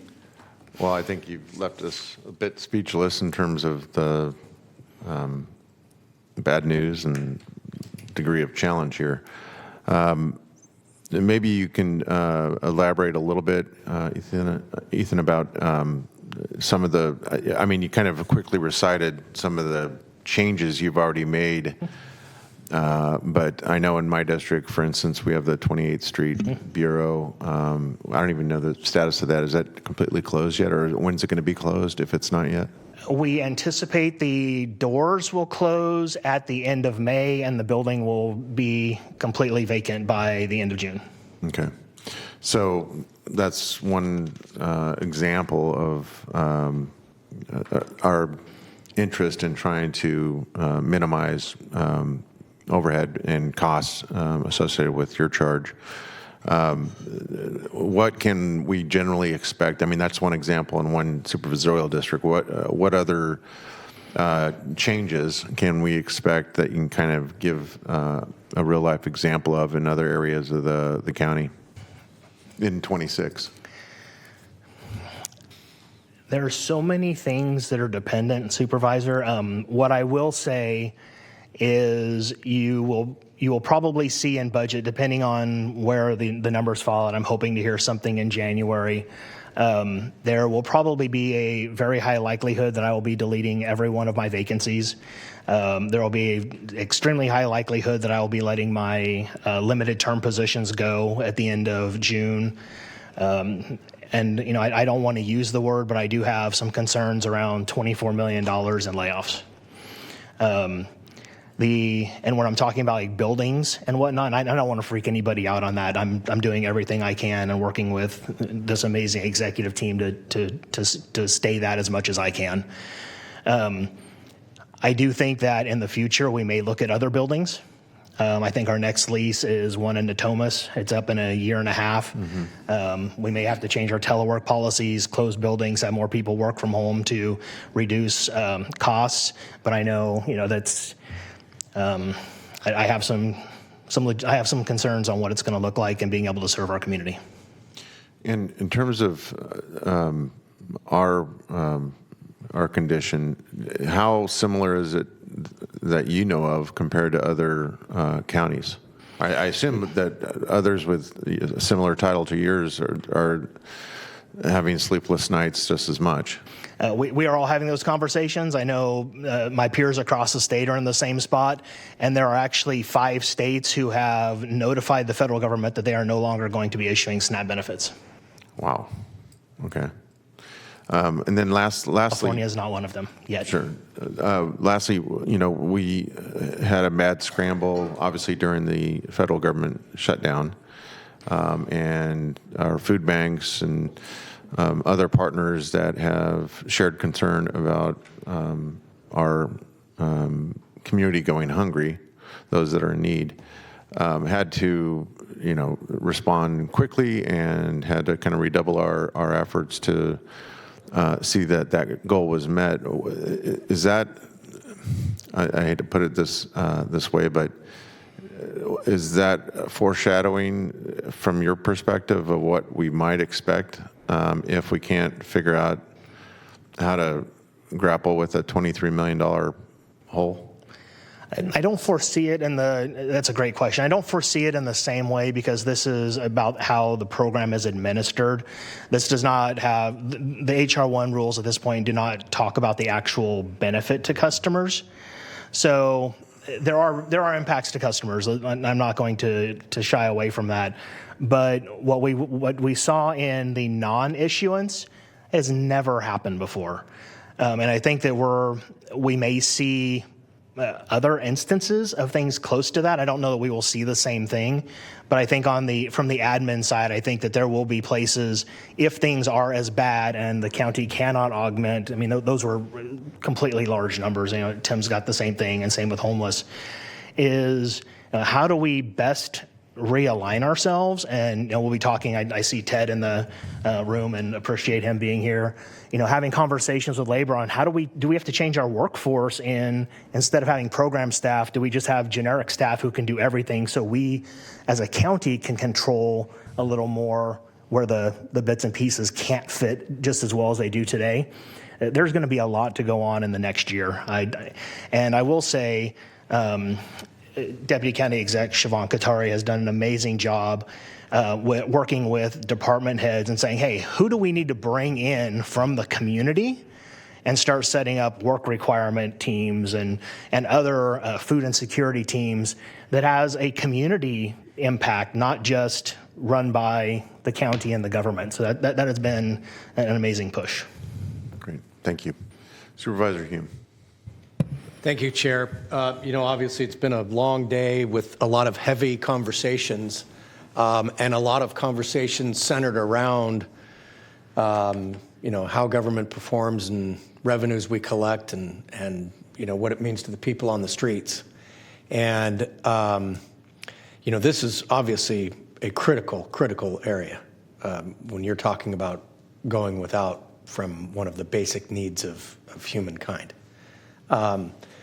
But I think if I'm looking at sort of, the Pollyanna view on these things that are being proposed, it's not necessarily coming down on your department to say, make people turn in, the pencil nubs before they get new pencils, and shut down offices and lay off people. It's saying make sure that the people using the program are eligible and the program is being administered correctly and that those costs are contained, right? And so it's kind of holding our partners accountable in the work that they're doing as well. And I guess, it's tough to parse out in this world where we have a news cycle that focuses on things like what's going on in Minnesota. Or even just today, I saw where the DA is going to take up charges against one of our dine-in programs that caught some news attention earlier. And so there are, deficiencies, if you will, to be corrected. And I would hope that as we sort through all of this, and I don't envy the decisions you're going to have to be making and the workload that you're going to be under, but as we go through this, that we sort of realize, are there areas to tighten up processes and controls to realize cost savings before we either have the human impact right out on the street or the human impact from the folks who show up to work every day.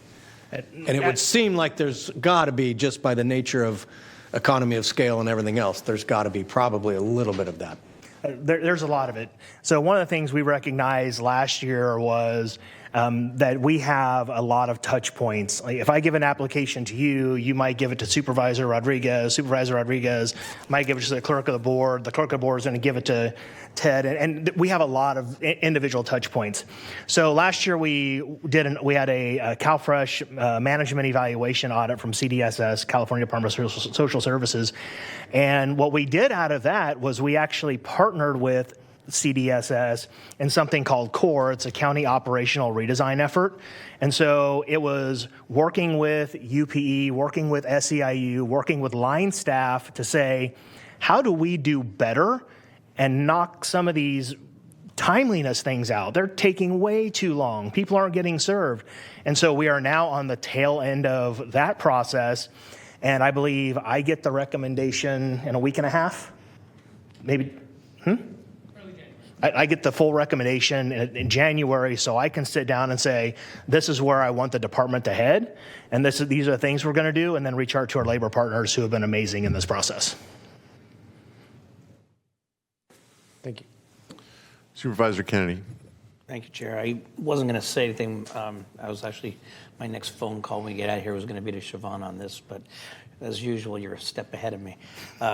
When you talk about, that we're identifying and see where we can enhance partnerships in the community, today's the theme of today is breaking down silos and, not so much about doing more with less, but doing better with what we have. And what we have is we do have a community of organizations that I think that we're going to have to lean on more because we can't do it on our own. They can't do it on their own. So it's going to take that. I mean, from the amazing food banks that we have to Alchemist and the great work they're doing, and with the farmers markets and other things. I think there likely are opportunities. So I was just wanted to say that I was really happy to hear you say that we're already going down that path. It takes a village, sir. Great. Thank you, Ethan. Mr. Clerk, do we have any members of the public signed up to speak on this matter? No members of the public are signed up for this item. All right, very good. Thank you. Again, thank you to everyone for staying with us this long in the afternoon. Next item, please. Next item is number 59, Board of Supervisor appointments from own ranks to Sacramento City and County Continuum of Care Board. There are 2 at-large members. Effective date is today. Terms expire February 27th, 2027. I assume they'll be very welcoming. Yeah. All right. So we're doing own ranks. Is that right? Yes. Okay, and what are they? They are at-large members for the Continuum of Care. Okay. Let's see, Supervisor Desmond is in the queue. Oh, all of a sudden everyone pops up. All right. Oh, okay. Thank you, Mr. Chair. I think there's probably some interest by multiple members. I mean, I've been involved with Supervisor Kennedy with the city-county partnership and a lot of our efforts at the county with interjurisdictional operations. I'm happy to continue to serve in that respect, or to yield to someone else if they're interested in serving as an at-large member of this. So. Okay, thank you for that, Supervisor Kennedy. Just echo that. I too would be very interested in serving. Okay. I would suggest that Supervisors Desmond and Kennedy be our continuum of care representatives. And I think for the reasons that have just been stated by Supervisor Desmond, those are good ones in terms of the continuity that I think would be maintained. So I don't know if I forget how we do this, nominate. But I'd like to move that Supervisors Desmond and Kennedy be our COC appointees. I'll second that. Okay, it's been moved and seconded. Please vote.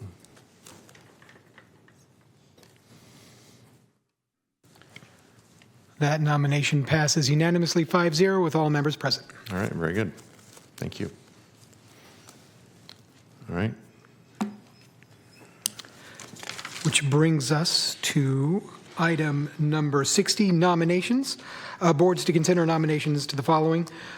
First, I'd like to announce the following items have been continued to December 16th, 2025.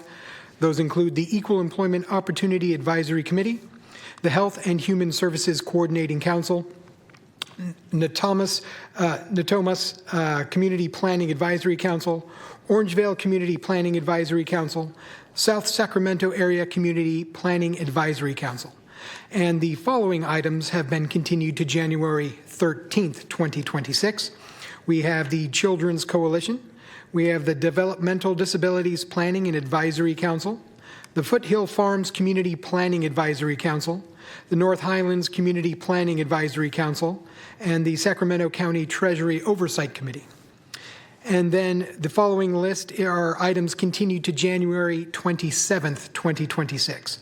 We have the Assessment Appeals Board. We have the California Department of Corrections and Rehabilitation Citizens Advisory Committee. We have County Service Area 4B, Slowhouse, Wilton, Cosumnes.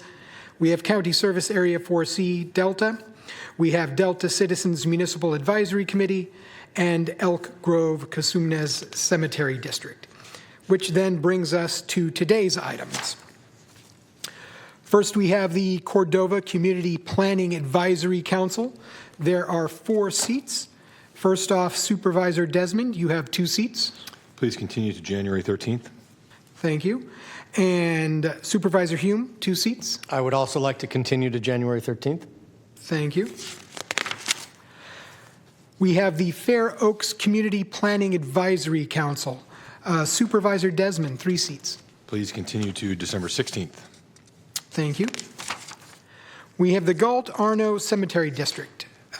Supervisor Hume, 1 seat. Please continue to January 13th. Thank you. We have the Sacramento County Behavioral Health Commission, 3 public interest seats. Supervisor Desmond, 1 seat. Please continue to January 13th. Thank you. And Vice Chair Rodriguez, 2 seats. Please nominate Matthew Grabeau and waive the process. Thank you. Second. Well, yeah, we do it. Thank you very much. That nomination. And then for the second one, continue it to January 13th. Remaining continued January 13th. And Todd, don't worry, we don't understand the even waive the process. Waive the process. Why does it get waived? We're working on the process. I had to ask Stern about that just right now. So Don't ask me where it started. Thank you, everybody. All right. And next we have Sacramento Housing Redevelopment Commission. Supervisor Hume, 1 seat. I would like to nominate Julian Burgos. And again, I have no idea if there's a process and if it needs to be waived and if that needs to happen, but if so. Just, You want it immediately? yeah, if you want it immediately. Well, let's make it immediate then. Second.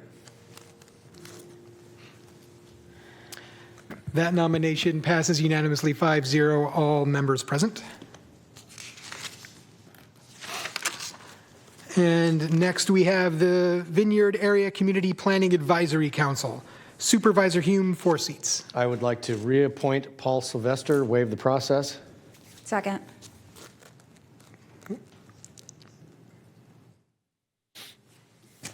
That nomination passes 5-0, all members present. And please continue the remainder to January 27th. Thank you. And That will do it for nominations. Next up, we have county executive comments. Thank you, Todd. Just wanted to congratulate Todd on making it through his first day here as the new clerk of the board, and congratulations on making that. The other thing, a couple of other things. One is if the Cable Commission could show the slide, please. Just some exciting news here. The County Behavioral Health Division recently won a national award for a documentary blog series entitled The Ripple Effect. This 9-part series was created in response to the rising fentanyl overdoses. It uses short-form storytelling and highlights the crisis and resilience of our community. The campaign impact contributed to 27% reduction in fentanyl-related deaths in Sacramento County. The series generated over 19,000 clicks to the treatment and recovery resources and more than 41,000 visits for educational content. The award demonstrates the powerful storytelling and the real drive for change. And I just wanted to congratulate Behavioral Health, who is under Tim Lutz, and their recognition and their fantastic work of what they've been doing. So congratulations to them. Thank you. Thank you, Mr. CEO. Next up, item 62, supervisor comments. Supervisor Rodriguez. Well, I just want to have a special acknowledgement for Renee Delgado, a student at Casa Robles High School who earned an all-tournament team honors at the Thunder Duels in Rockland after a 5.0 with 5 pins. Then I also want to congratulate Zoe Rodriguez, a student, senior, class of 2020, a 2025 Folsom High graduate, and her mom on their Independence Film Award for Legacy Lies. And lastly, I want to congratulate the Folsom High Bulldogs. If you watched the game last week, it was amazing. They were down 18 points at the halftime. They had an injured, amazing quarterback, and their second in line came out and won it with a 42-38. It was probably one of the best football games that one may watch. And so congratulations. They're going to the state championship this Friday. And welcome, Todd. Thank you. All right, Supervisor Desmond.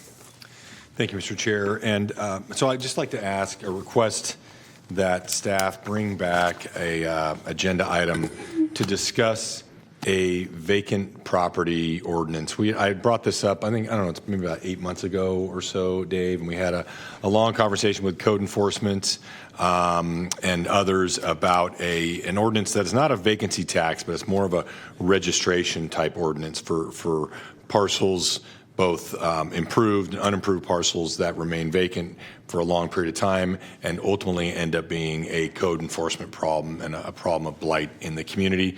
There are a few different models out there, including one in the city of Sacramento, and a couple different ways we could structure it, but I'd like staff to come back maybe to bring that to the board for a discussion and a decision whether or not we would like to adopt an ordinance here in Sacramento, in unincorporated Sacramento County. We can absolutely do that. Thank you.